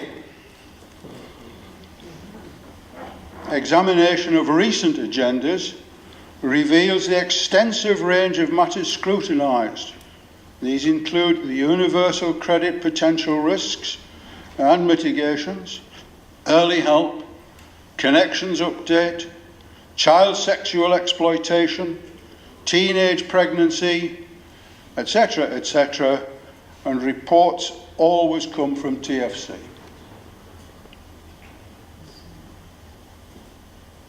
It is difficult for the committee meetings to be free of political overtones, but we do our very best to avoid them. We have not held back from strong comments, even in the presence of distinguished guests, a Knight of the Realm, which caused some embarrassment to officers. But we meet to scrutinise, not pussyfoot through the flower beds. Is there a need to further improve children's scrutiny? Yes. The agendas can be very full, requiring much time for debate and questioning. And you're going to love me for this one, Pat. So there may be occasions when extra meetings need to be inserted into the work programme. The recent cancellation of a meeting because witnesses were not ready was most disappointing. To scrutinise properly, Members have to know that they are free to stand on toes and tread where wise men fear to tread without risk of repercussion. Senior scrutiny officers need to reassure frontline colleagues of their support at all times, especially when delicate or controversial matters are being discussed. All of which brings me to this motion. We have no difficulty in bringing before us cabinet members, officers or partners. If arrogant businessmen can ignore select committees, we have to accept that some organisations may be unwilling to appear before us. And there is, of course, the composition of the committee. I made reference to opposition members scrutinising the majority party and recommend that in order to increase opposition membership, cabinet members should be excluded from the numbers when determining political balance in respect of scrutiny. This would further improve public perception of transparency.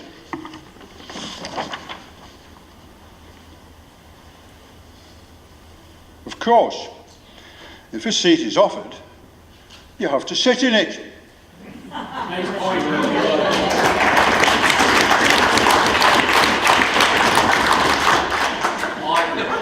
If you don't want to be, if you want to be an effective member of scrutiny, and the Conservative group will be pleased to fill any vacant seat on children's scrutiny.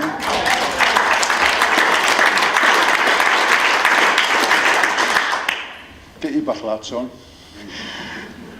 It is childish to be offered a rattle, only to throw it out of your pram and scream your head off because you've got nothing with which to play. Councillor Stephen O'Brien.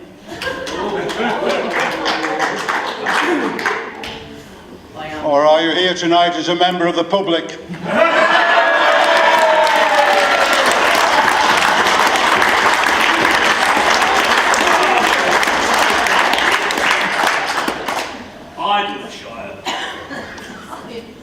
I know you're drawing your allowances, but you're not turning up to either of your scrutiny committees.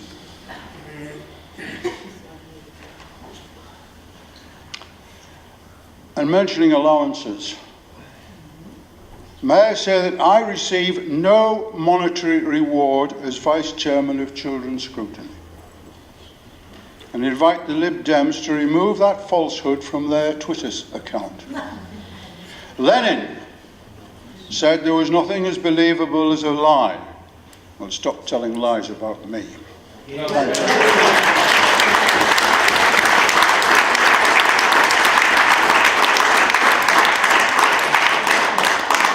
Thank you, Councillor Francis. Councillor Diane Snowden. Thank you, Madam Mayor.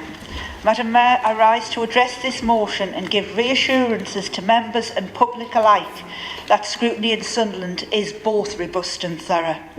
Madam Mayor, if the Liberal Democrats had attended the Children's Service Scrutiny Committee as a member, rather than just reading minutes, they would have a better understanding of the current position.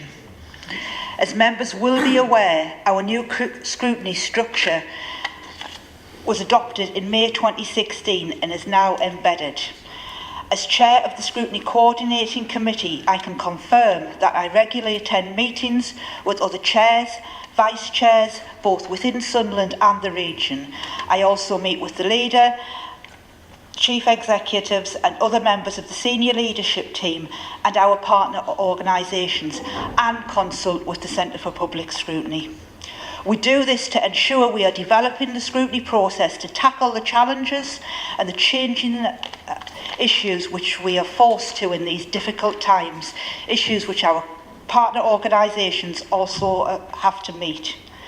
Madam Mayor, unfortunately the Liberal Democrats choose not to fulfil their position on the Children's Service Scrutiny Committee and also choose to block any other member fulfilling that post. I would therefore respectfully request that the Liberal Democrats reconsider this position, Madam Mayor. If they did, they would have been able to, if they did attend these committees, they would have been able to express their concerns at committee level and would not have had to bring this forward as a notice of motion. Alternatively, they could have easily raised the issue with me personally or at the Scrutiny Coordinating Committee, but unfortunately at our last meeting we did not have a Liberal Democrat present. Madam Mayor, I hope you will see that we do have processes already in place to address these issues and concerns. Thank you.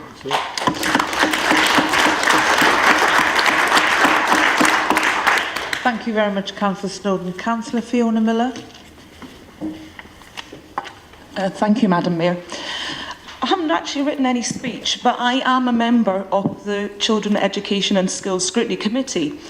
And on the 4th of October, when we had our last meeting, shall we say somebody was playing with their phone, and I believe, Bob, you actually asked him to put his phone down and to start listening to what was going on in the actual meeting. So I'm sorry, if you think that that is acceptable, it is unacceptable behaviour.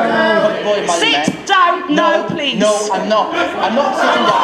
Don't talk to me like a child. Point of order, Madam Mayor. I've used my phone because I have yellow background on the phone so I can read it because of my dyslexia. So I'll be using my phone.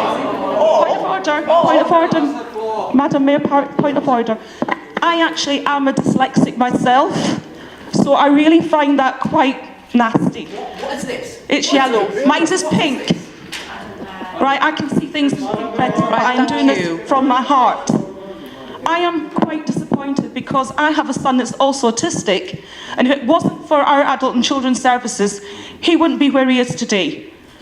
So please come to the committees and actually listen to what's been going on. And listen, no, you don't. You don't sit there and actually put any input. So I'm sorry. Sorry, Madam Mayor. Thank you very much indeed. Thank you, Councillor.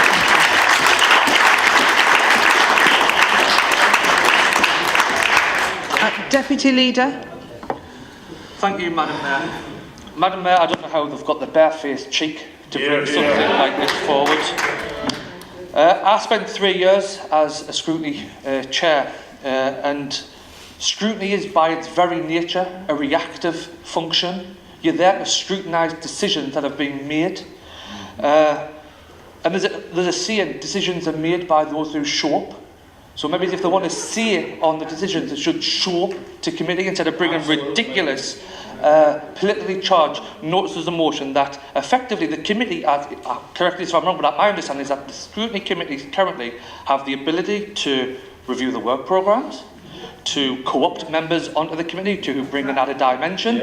So this here is a completely and utter waste of people's time, another attempt for the Liberal Democrats to grab a cheap headline and to score a cheap political point. What's even more galling, in my opinion, Madam Mayor, is that you have 2 councillors elected to serve as leader and deputy leader of a minority party in opposition, yet you have a minority party who's unwilling to take up their seat on scrutiny. So effectively you have 2 part-time councillors collecting full-time wages, and they should be ashamed of themselves and they should take up their position on scrutiny, because otherwise they don't have a say on scrutiny, Madam Mayor. They should be ashamed of themselves. Thank you.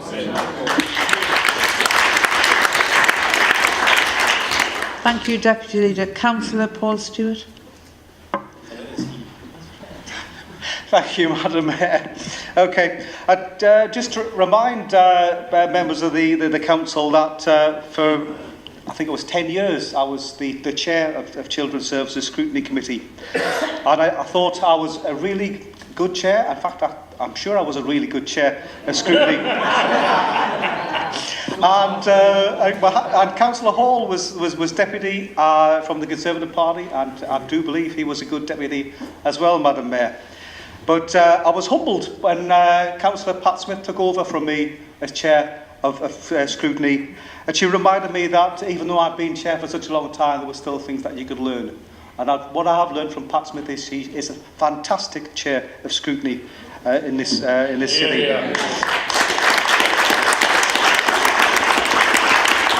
Madam Mayor, the Scrutiny Committee has got the courage to ask difficult questions. It's got the courage to summon officers, including the Chief Executive, to answer to that committee. Madam Mayor, the Scrutiny Committee does its job correctly and appropriately and ensures that the safety of these children is centre to this council and this city. Madam Mayor, the opposition Liberals would know that if they actually bothered to turn up, but they don't. Looking at this notice of motion, Madam Mayor, reminds me of a question earlier on early on in this chamber, and that was a question with regards to rubbish. And we now know what rubbish looks like, and it's this motion, Madam Mayor.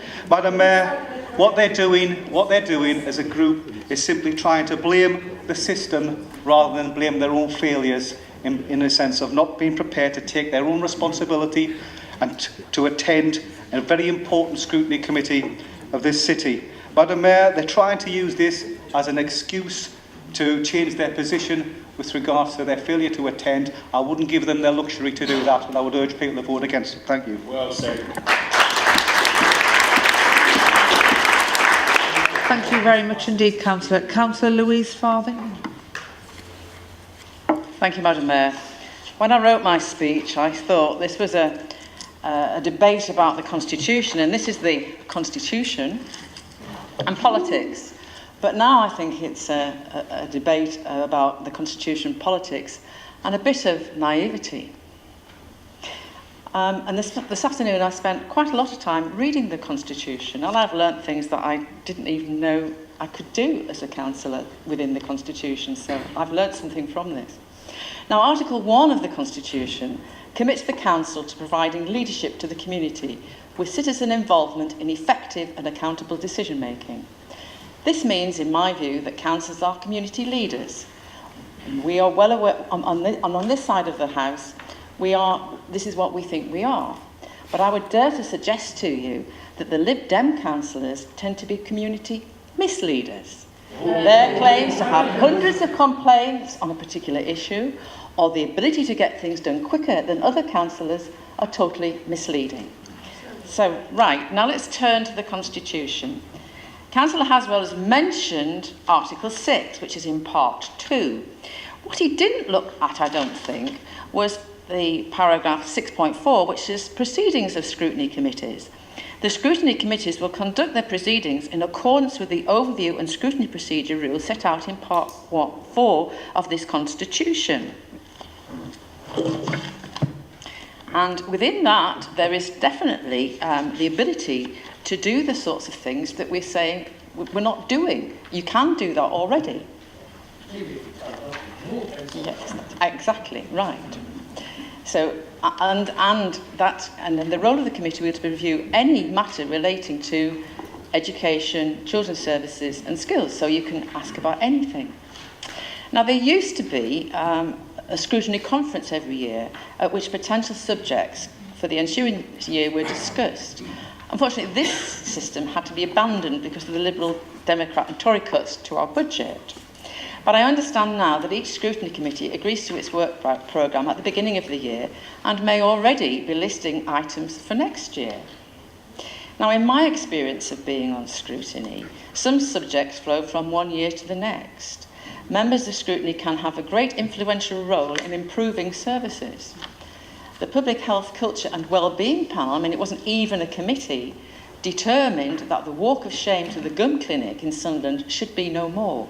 And I was personally delighted to see in the recent commissioning document that the gum and cash services should be co-located in an appropriate setting. I want you to sort of look at the Constitution in Part 4, paragraph 6.02, subparagraph 4, and it says, consider any matter affecting the area or its inhabitants. So again, you can look at anything under the heading, you know. And under subsection 3 of 6.03 of Part 4, you can liaise with other external organisations operating in the area, whether national, regional, local, to ensure that the interests of local people are enhanced by collaborative working. And agenda items in this same section says, any member of a scrutiny committee or subcommittee shall be entitled to give notice to the proper officer that he or she wishes an item relevant to the functions of that committee or subcommittee to be included on the agenda for discussion at the next available meeting. On receipt of such a request, the proper officer will ensure that it is included on the next available agenda. So if you're not there, you won't get it listed.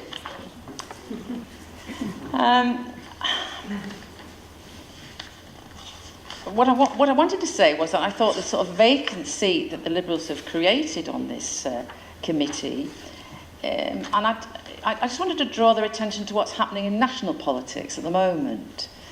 And you're sort of aware that we're sort of heading for Brexit, and that under Theresa's Brexit deal, we won't have a voice at the table, but we will have to follow the rules. Now, Councillor O'Brien, the nominated Lib Dem member of the Children's Education and Scrutiny Committee, chose not to turn up to meetings. And I suppose that might be described as Lib Dem scratch it. And when he did not choose to sit at the table, he wanted to be an observer. In my view, Councillor O'Brien would have been an ideal member of that committee. He has shared with this chamber his own special needs, which have made his life through college and school and college difficult. What better scrutineer of services to children with disabilities could we have than one who has lived experience? The last time we debated the lack of Lib Dem membership of the Scrutiny Committee, there was some dubious nonsense about Councillor Smith's suitability to chair the committee. Councillor Smith has experienced numerous Ofsted inspections and has years of experience as lead member for Children's Services. In fact, I was quite daunted by the fact that she would be chairing the scrutiny panel committee of my performance as lead member. It was Councillor Smith that flagged to the executive her concerns about the cuts that were being made to the management of Children's Services. The current leader and her other contemporaries in the Cabinet will testify to that, and to his credit, the previous leader acknowledged her warnings by appointing her to the role she now occupies. Usually the politician is asked to fall on her sword for the outcome, but it was in actual fact in our council, it was the Chief Executive, Dave Smith. And tonight we once again have on our agenda the vacant Lib Dem position on the Children's Services, Education and Skills Committee. I would say again to the Lib Dems, as other of my colleagues have, do get yourselves elected. You got yourselves elected. It is down to you to undertake the full duties of a councillor. You may be inexperienced, but that is no excuse for neglecting your duty to represent your electorate. To sum up, you have the powers you need already to do what you suggested you wanted to do. You just need to turn up and attend the committee. Thank you.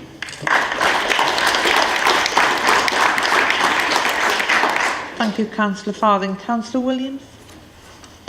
Thank you, Madam Mayor. Children are the most important part of this city, and keeping them safe is in all of our best interests. They're our future. They're going to be in these positions and they're going to move forward. Since 2010, we've had absolutely crucifying cuts to budgets across this city. I'm going to go a little bit off the scrutiny because I think we have to look at how we can manage to scrutinise things when we're being slashed funding. So this government has systematically dismantled families through welfare reform.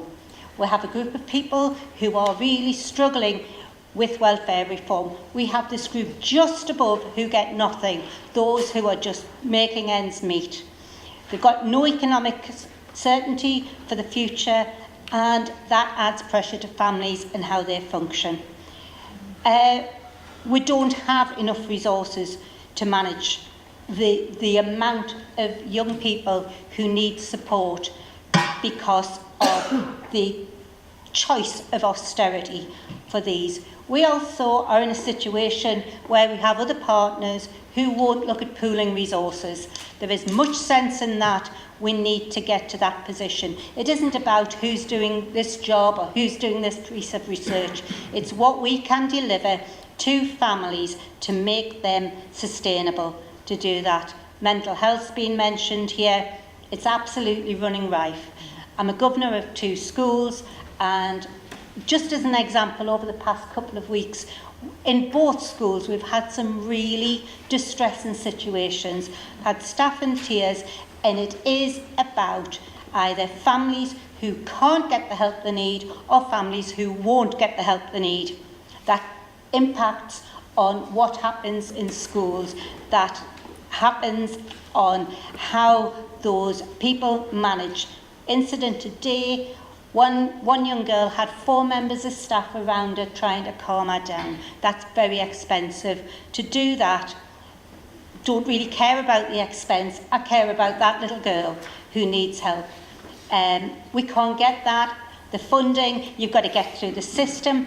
The whole thing is a cooking pot waiting to explode. We cannot continue in this. Scrutiny needs to be effective, and I believe it is effective in here. But it's sometimes, if you can't have the systems in place that operate because you can't afford them, you can scrutinise things as much as you like, it isn't going to make the blindest bit difference. I think the root of all evil is funding from this, and I don't particularly blame the system. I blame austerity for a lot of the works that aren't happening in here. We do need to be effective in scrutiny. I believe we are effective. We need to work better. We need to lobby for more money to make sure that we can make families sustainable. And let's just stop being absolutely vile to people. It's not acceptable in this day and age, and we need to move forward and get it right. Thank you, Madam Mayor. Thank you very much, Councillor Williams. Councillor English. Thank you, Madam Mayor. I'll keep this short and sweet. It's been mentioned, to be fair, on both sides of the chamber regarding to express the sentiment which I want to express. I can't believe the audacity if you're standing there questioning regarding how effective councillors are on scrutiny committee when you don't even attend.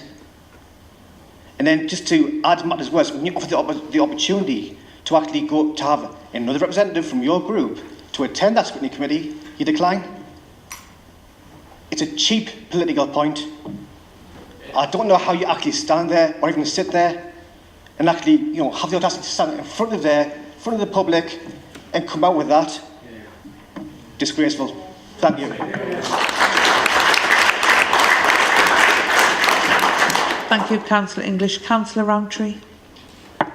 Thank you, Madam Mayor. I'd just like to pass a comment, actually, because this is the second time in this chamber the Councillor Haswell has incorrectly referenced me regarding the Mental Health Questions Scrutiny Committee. That credit should actually go to my colleague, Councillor Alex Samuels. Given such glaring errors, I'm not at all confident that they can actually carry out the scrutiny function, even if they did attend.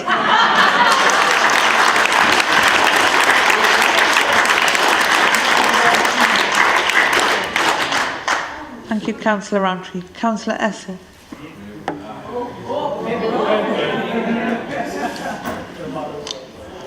I would just like to say I've been put in receipt of advice from my ward colleagues that I've got to play nice, so I'm going to. I'm actually quite heartened by this, because at least it shows now that the Lib Dems are actually beginning to realise that scrutiny is an important function, and perhaps it's a function they would like to start to fulfil in the future. Because of course I'll remind you what happened before.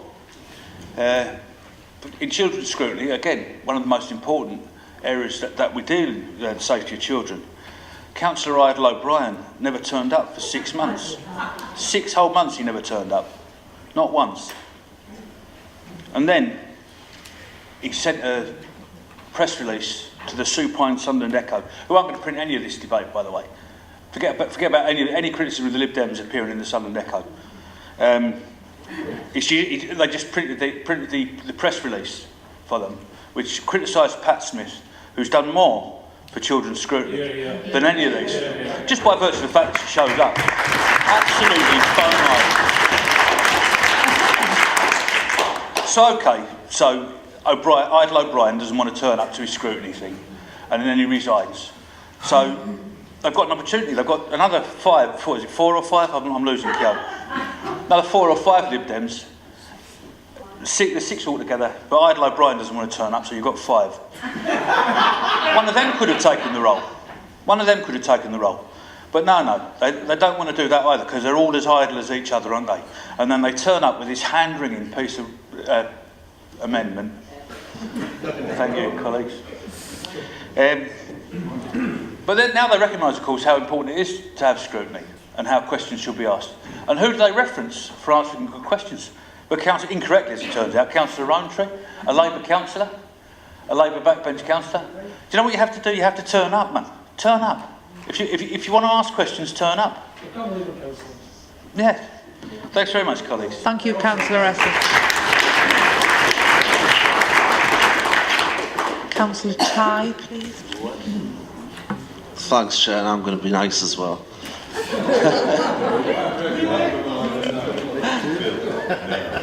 Madam Mayor, I just want to start with one thing, and I think it's important that we do put to bed this distraction tactic that the Fib Dems continue to try and convince people in Sunderland.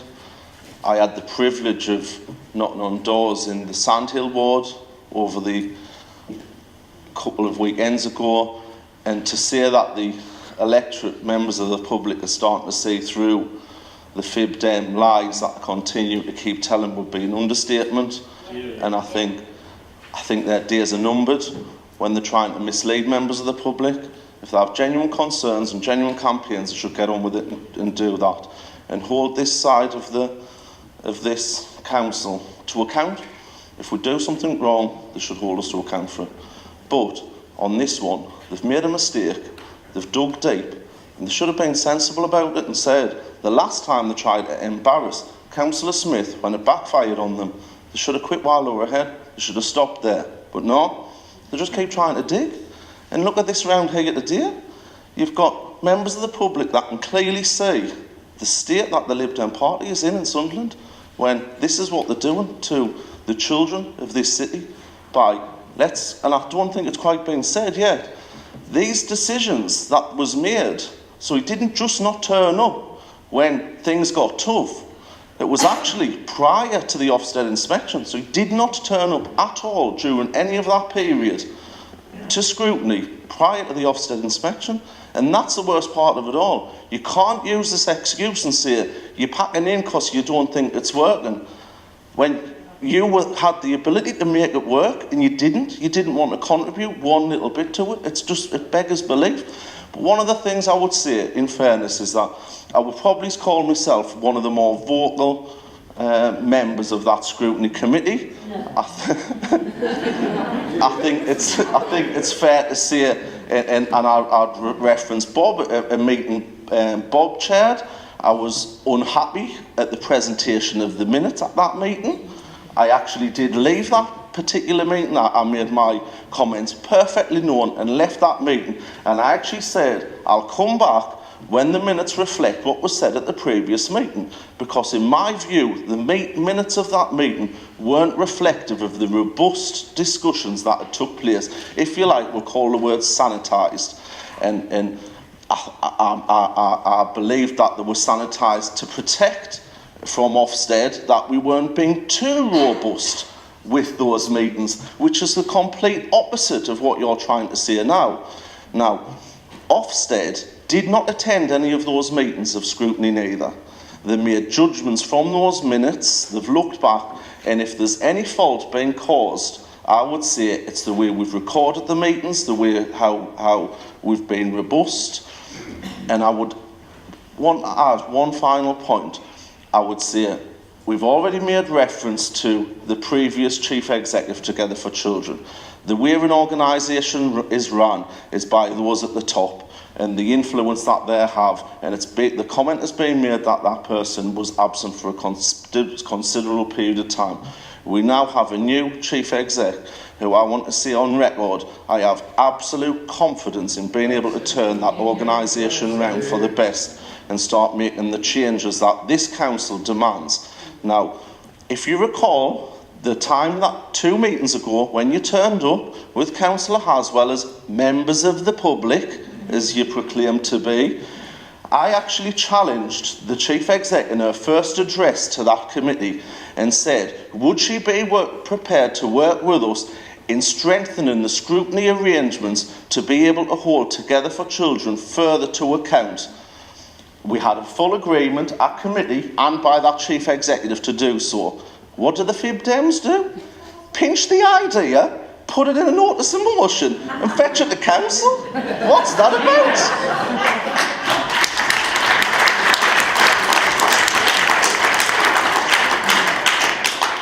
So I just appeal for once, give your head a shake.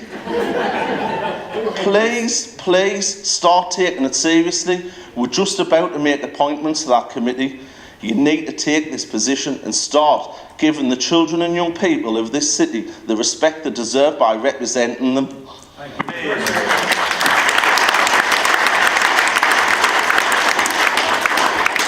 Thank you very much for that, Councillor Tighe. Councillor Pat Smith.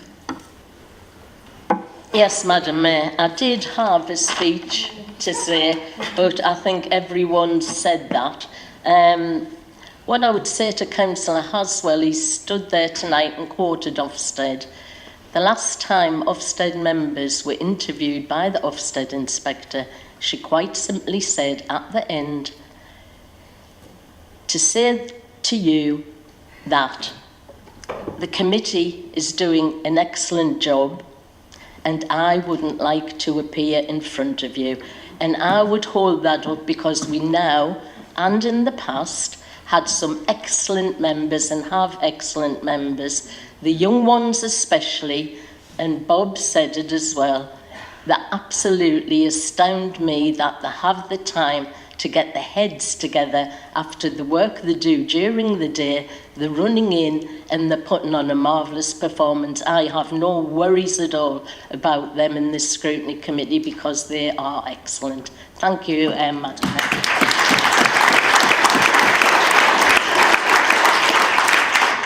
Thank you very much, Councillor Smith. Councillor Hodson, do you wish now to speak to the motion?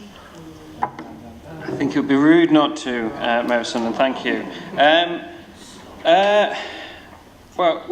I'm a little puzzled actually, listening to everything I've heard of the meeting. And I think actually in my 3 years on the council, this is the motion which has had the most response, which is quite impressive. What I'm a little puzzled about is listening to the responses from members from different parties. I've heard that scrutiny needs improvement, is changing, will change, needs change, that it's performing admirably, that it's actually Ofsted at fault.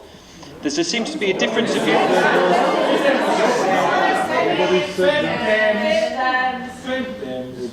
There's been a variety of viewpoints about how scrutiny in Sunderland is performing, and I think particularly sort of epitomised by Philip Tighe's comment there that the motion that's before us that Paul Stewart tells us the Labour group are going to vote against is effectively a Labour motion, which presumably then he agrees with.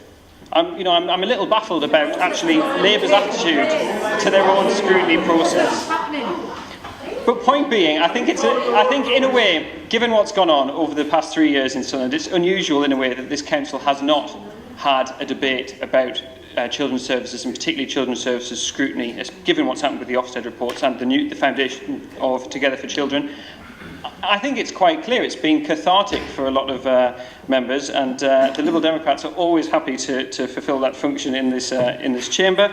I've genuinely found it interesting to hear the views of a number of members here, particularly I think hearing from Linda Williams and Louise Farthing was very good to hear.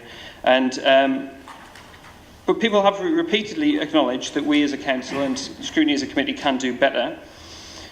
We down here in the pit want to see a similar approach taken by councillors to what's happening at Together for Children, that we would put our own house in order here at the Civic Centre, that scrutiny remains our responsibility here, not something that could be changed at Together for Children. And I think my colleague Martin Haswell has outlined our position quite reasonably, quite fairly, and there are practical steps I'm sure we can take to change scrutiny arrangements, and I hope that members will vote in favour of the motion. Thank you, Mayor. Thank you, Councillor Hodson. Councillor Haswell, you have the right of reply. Do you wish to reply? I do, yes, please, Madam Mayor. I'll make this as quick as I can. Councillor Hodson has covered off quite a few of the points. it has been a lively debate and everybody is completely interested in this subject, but what runs throughout this discussion was that, as Councillor Hodgson said, there is a need for change, there is change, change is happening, change is coming, but at the end of the day we have nothing in place to actually say, to mandate something to come forward, the proposals to this council to offer an alternative. And I'd like to say, Councillor Farthing did take a great deal of time reading the Constitution. I did read the Constitution myself, but I'm not an expert and I appreciate the information you provided. We aren't experts, but we are trying to bring forward a realistic, reasonable proposal to come with a solution. Councillor Wright, apologies, Ramstick. I hold my hands up. Apologies. Otherwise, repeatedly, and I've stressed when I was talking at the start, I am not criticising the effective questioning as it is currently, and it gets a lot of praise in the monitoring reports and in the Ofsted inspection report. What is outlined is that there are issues with scrutiny arrangements. There is clearly something still there that Ofsted aren't happy with, and right now we do not have a clear plan of what we're going to do about it, which is why I brought this forward. So I appreciate Council's consideration. Thank you. Thank you, Councillor Hasswell. We're now going to move to the vote.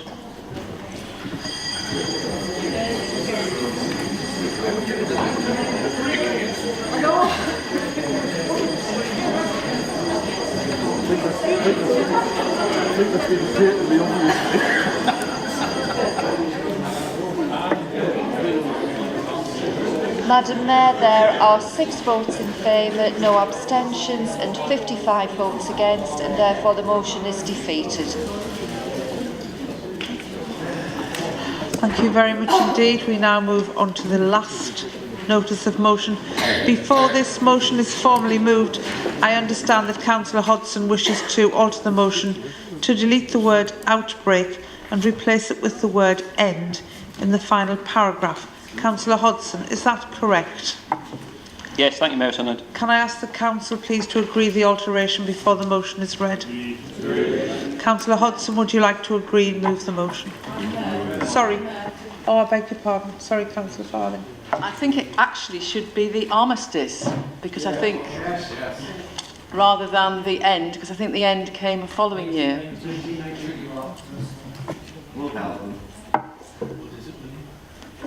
Councillor Hodgson. I'm happy to follow Louise Farthing's recommendation. Yes, Mayor. Thank you. Would you like to read? Would you like to read and move the motion as altered, please? Yes. So, at the last council meeting on 19th September 2018, the council resolved to commemorate the many women who have made a contribution to the civic life of Sunderland following the 1918 Representation of the People Act. Council notes with regret that the same 1918 Act excluded 16,000 conscientious objectors from the right to vote throughout the First World War and for 5 years after. Council notes with sadness the appalling way in which conscientious objectors were treated during and after the First World War. In this, the centenary of the armistice, Council recognises the courage and contribution made by conscientious objectors from Sunderland. Accordingly, Council resolves to call on the Chief Executive to look into the feasibility of an event or lasting memorial to Sunderland's conscientious objectors.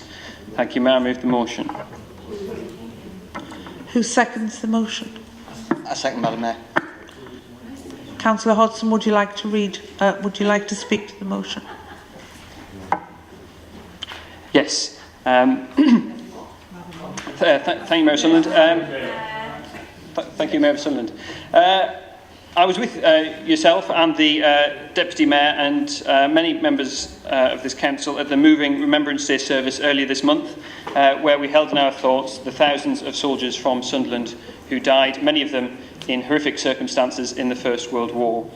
It is a war that is still powerful and challenging 100 years since it ended, and I don't think there are many people really who would argue that it was anything other than a brutal, devastating and ultimately senseless waste of human life. One thing that's easy to forget is how few of the men who died in this war had any real choice in their fate. In the war, men in their thousands were ordered to walk to their death across no man's land into a hail of machine gun fire. At home, men who had not enlisted were openly and aggressively pressured into doing so. And from 1916, men were forcibly enlisted or conscripted to fight following the Military Service Act. But we ought to remember that there's more than one side and one story to any war. And the stories of those who opposed the war and opposed service make the story of the First World War a little more complex.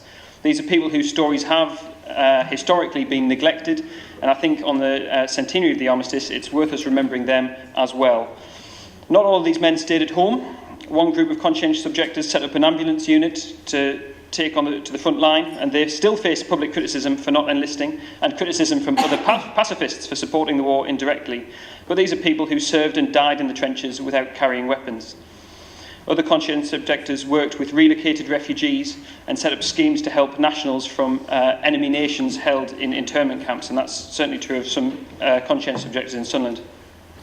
Many others, of course, having already signed up and been dispatched to the trenches, were court-martialed and executed as deserters or mutineers for refusing to fight once facing the machine guns. What they all have in common is that they stood up for the right not to kill another human being, and they were not small in number. As I said, some 16,000 men refused to be enlisted as soldiers for any number of religious, moral, ethical or political reasons. To illustrate the topic briefly, I wanted to say a little bit about a particular conscientious objector local to Sunderland. His story is just one amongst many, but I hope it brings the past a little closer to home. Some of you may remember a news story a year or two ago about a large English heritage grant going to save graffiti on the walls of a crumbling prison cell in Richmond, North Yorkshire, Richmond Castle. The graffiti includes hundreds of pencil drawings, political slogans, portraits, hymns and poetry, and it was left there by a group of conscientious objectors who became known as the Richmond 16. They included Quakers, Methodists, Jehovah's Witnesses and Socialists who were incarcerated before being shipped to France to face court-martial and a possible firing squad. One of these was a Sunderland AFC, I think it was still Sunderland AFC then, footballer from Bolden called Norman Gordy. Of the 29 players on Sunderland's books at the outbreak of the war, 24 joined up to fight, with the rest working in munitions. But Gordy refused to take up arms on the grounds that it was against his religion. His conscription letter finally brought matters to a head when he got the letter after 1916. He refused to fight, refused to serve, and instead asked if he could serve as a non-combatant. His request, like many from conscientious objectors, was ignored. He appeared at court in 1916 here in Sunderland, charged with being an absentee under the Military Service Act. He was then ordered to join a non-combatant battalion stationed at Richmond alongside 15 other conscientious objectors. But when they refused to do the military duties ordered, they were imprisoned in the castle, hence the graffiti. Norman was stripped naked and forced to put on military khakis before being thrown in a prison cell, and the graffiti remains there to this day. In May 1916, Norman and 15 other conscientious objectors in Richmond were shipped against their will to an army camp in France, where they could then be regarded as being on active service by the British military. This meant the men were liable for execution if they continued to refuse to follow orders. And it said that military commanders were determined to have them shot as an example to others. Their punishments were cruel. They were forced to watch deserters being executed and also given a punishment known as crucifixion, where they were tied to posts for hours. When Norman and the others were placed in field punishment camps, they still continued to defy orders, and this led to them being called before a court-martial, where they were sentenced to death by being shot for their actions. The only reason they escaped being executed by their own side for refusing to kill people is by chance. One of the prisoners had managed to throw a letter out of the train window as they headed through York towards France, addressed to the local MP, Arnold Rowntree, who raised their case with Herbert Asquith, the Prime Minister. They were very lucky, and they were sentenced to 10 years of hard labour rather than death. Norman was shipped back to Britain in June 20th, 1916, and spent several years breaking rocks at an Aberdeen prison camp for his beliefs. After the war, he was no longer welcome in his hometown and no longer allowed to play for his local club, and ended up having to move away from Sunderland. And Norman was not alone. After the war, conscientious objectors struggled to find work due to the stigma attached to their wartime stance. And as is mentioned in the motion before the Council tonight, they were also disenfranchised by the same Act of Parliament that extended the right to vote to women. It's of course essential that we remember soldiers from Wearside who were killed on the battlefields of the First World War. But those who opposed the war are also part of our story, and I think they're still a controversial subject for a lot of people, and often misunderstood. As a council, we can do something to deal with that troubled past, because conscientious objectors like Norman Gordy had an important bearing on our history. The 16,000 or so men who claimed exemption on conscientious grounds in the First World War then became 61,000 in the Second World War. In the 1948 UN Declaration of Human Rights, it incorporated the right to freedom of thought, conscience and religion, and specifically the right to conscientiously object to military service. That was a hard-won right, and one which protects many people from being forced to kill other people today. I hope members will join me in recognising the courage and contribution made by conscientious objectors and join me in supporting this motion. Thank you, Mayor. Thank you, Councillor Hodson. Councillor Hasswell, did you wish to speak now? No, thank you, Madam Mayor. Can I ask, are there any amendments to the motion? No? Can I ask who would like to speak to the motion? Councillor Blackett.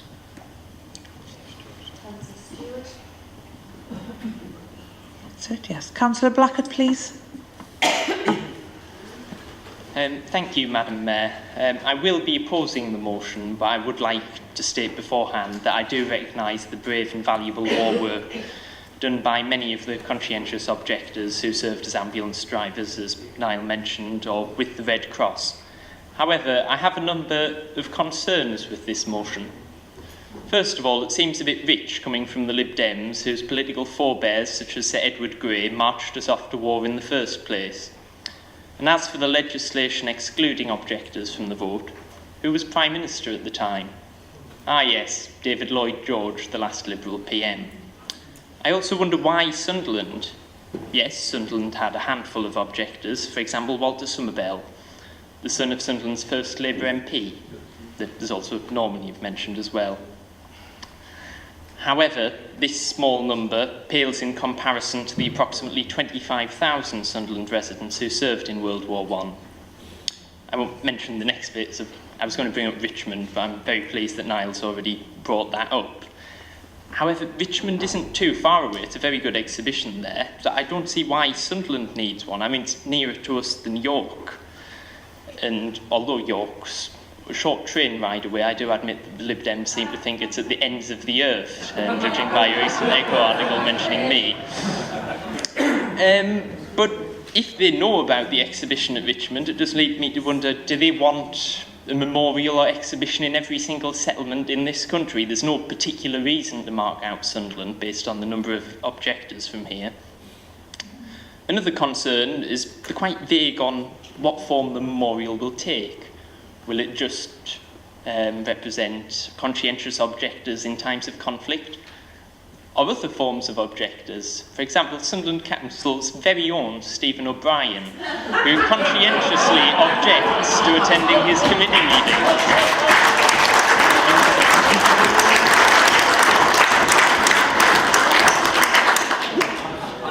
I also question the timing of this motion around the anniversary of the armistice. Many objectors undoubtedly suffered for their beliefs, and this is wrong, but surely at this time we should be focusing on the suffering of the approximately 7,000 Sunderland residents who gave their lives or were maimed in the mud of Flanders while serving their country. This is why, as someone whose relatives gave their lives on the first day of the Somme and served at Gallipoli and elsewhere, I will be opposing this Lib Dem attempt to get themselves in the Echo. Thank you.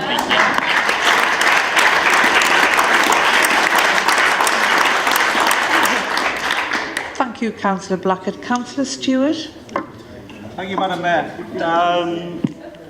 I'm actually standing up here to actually support this notice of motion from the Liberal Democrats.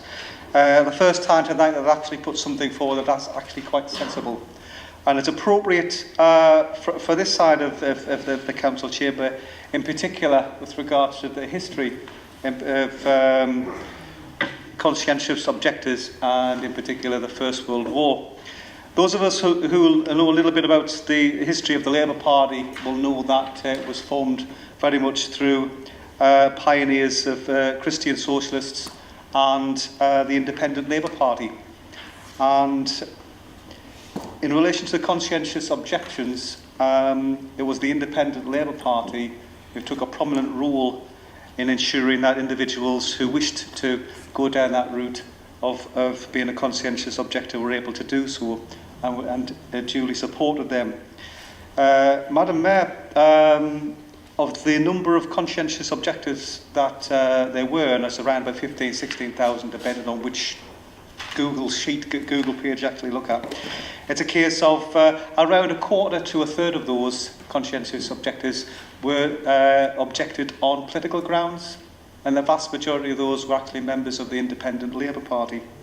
So it's important for us as on this side to understand the history of where our party came from.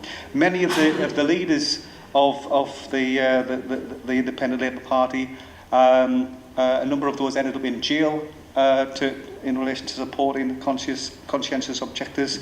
In particular, they set up the No Conscription Fellowship that helped and supported those who wanted to go down this route, as the relevant tribunals that were set up across the country, Madam Mayor. In conclusion, really, it is a case that many of these were ended up in jail, often for up to 10 years, because of their beliefs. Though there's an opinion to say that it's important to serve your country, but it's also important, I think, if you have strong beliefs, whether they're religious or political, and you stand by those, that should be respected. And I think in that sense, I'm glad for this notice of motion, and I'll be supporting it. Thank you.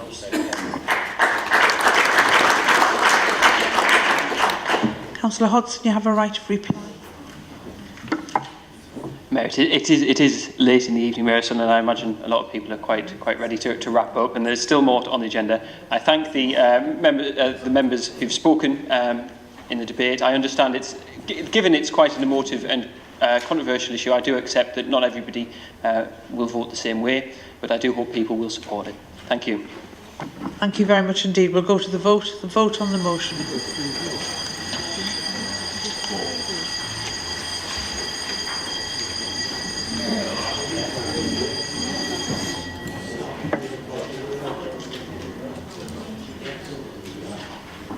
Madam Mayor, there are 53 votes in favour, no abstentions, 6 votes against, and therefore the motion is carried. Thank you very much indeed. The next item on tonight's agenda is reports, which include a report of the leader on special urgency decisions, a report regarding the vacancy on Children, Education and Skills Scrutiny Committee, together with a report on appointments to committees from outside bodies. We'll take these in turn, starting with the Leader's report on special urgency decisions. Leader, would you please move that report? Thank you, Madam Mayor. There have been no such instances since the last report, therefore I move.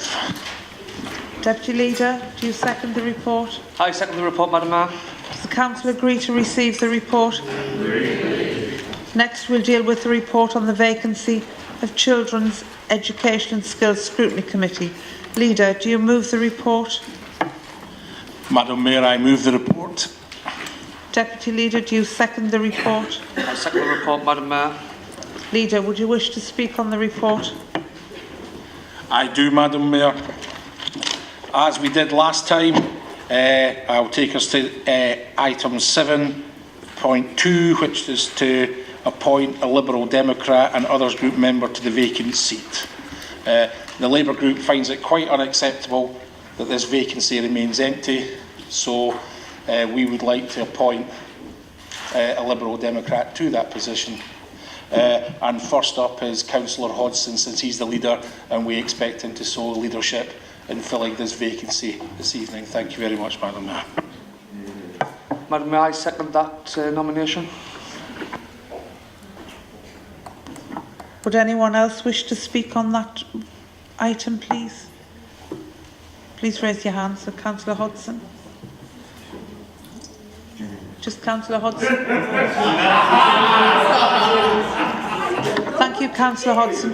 Thank you. I do have an answer ready, and I anticipated this outcome. Actually, as it happened, Mayor of Sunderland, you primed me well for this by appointing me to East Area Committee without me knowing it.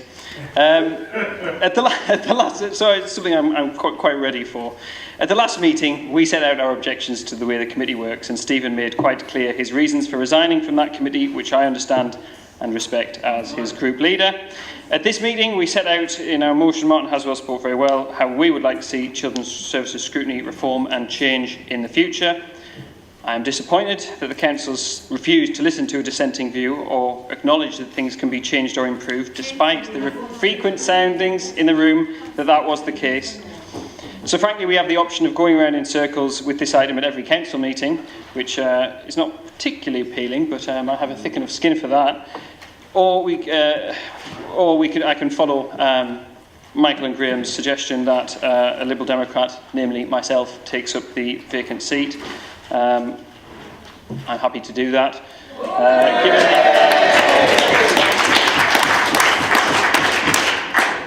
And what I'd like to say, and I will obviously endeavour to say at my first appearance at this meeting, is I would ask the Council to consider how any of its processes will change if it continues to react so negatively and dismissively to criticism, wherever it comes from, be it from opposition or external bodies. Thank you, Mayor. Thank you, Councillor Hodson. Does everyone agree to that course of action? Finally, we deal with the report on appointments to committees and other bodies. You'll note that a supplementary report has been circulated setting out additional seat nominations. Noting the appointments approved by the North East Combined Authority. Leader, would you please move the report and the supplementary report? Thank you, Madam Mayor. I move the report and the supplementary report that attaches to it. Deputy Leader, do you agree with the report? Do you second the report? I second the report, Madam Mayor. Leader, do you wish to speak to the reports? No, Madam Mayor, it's fully set out in Section 8. Deputy Leader, do you wish to speak to the reports? I dare not, Madam Mayor. Are the reports agreed? That concludes the meeting. Thank you all very much.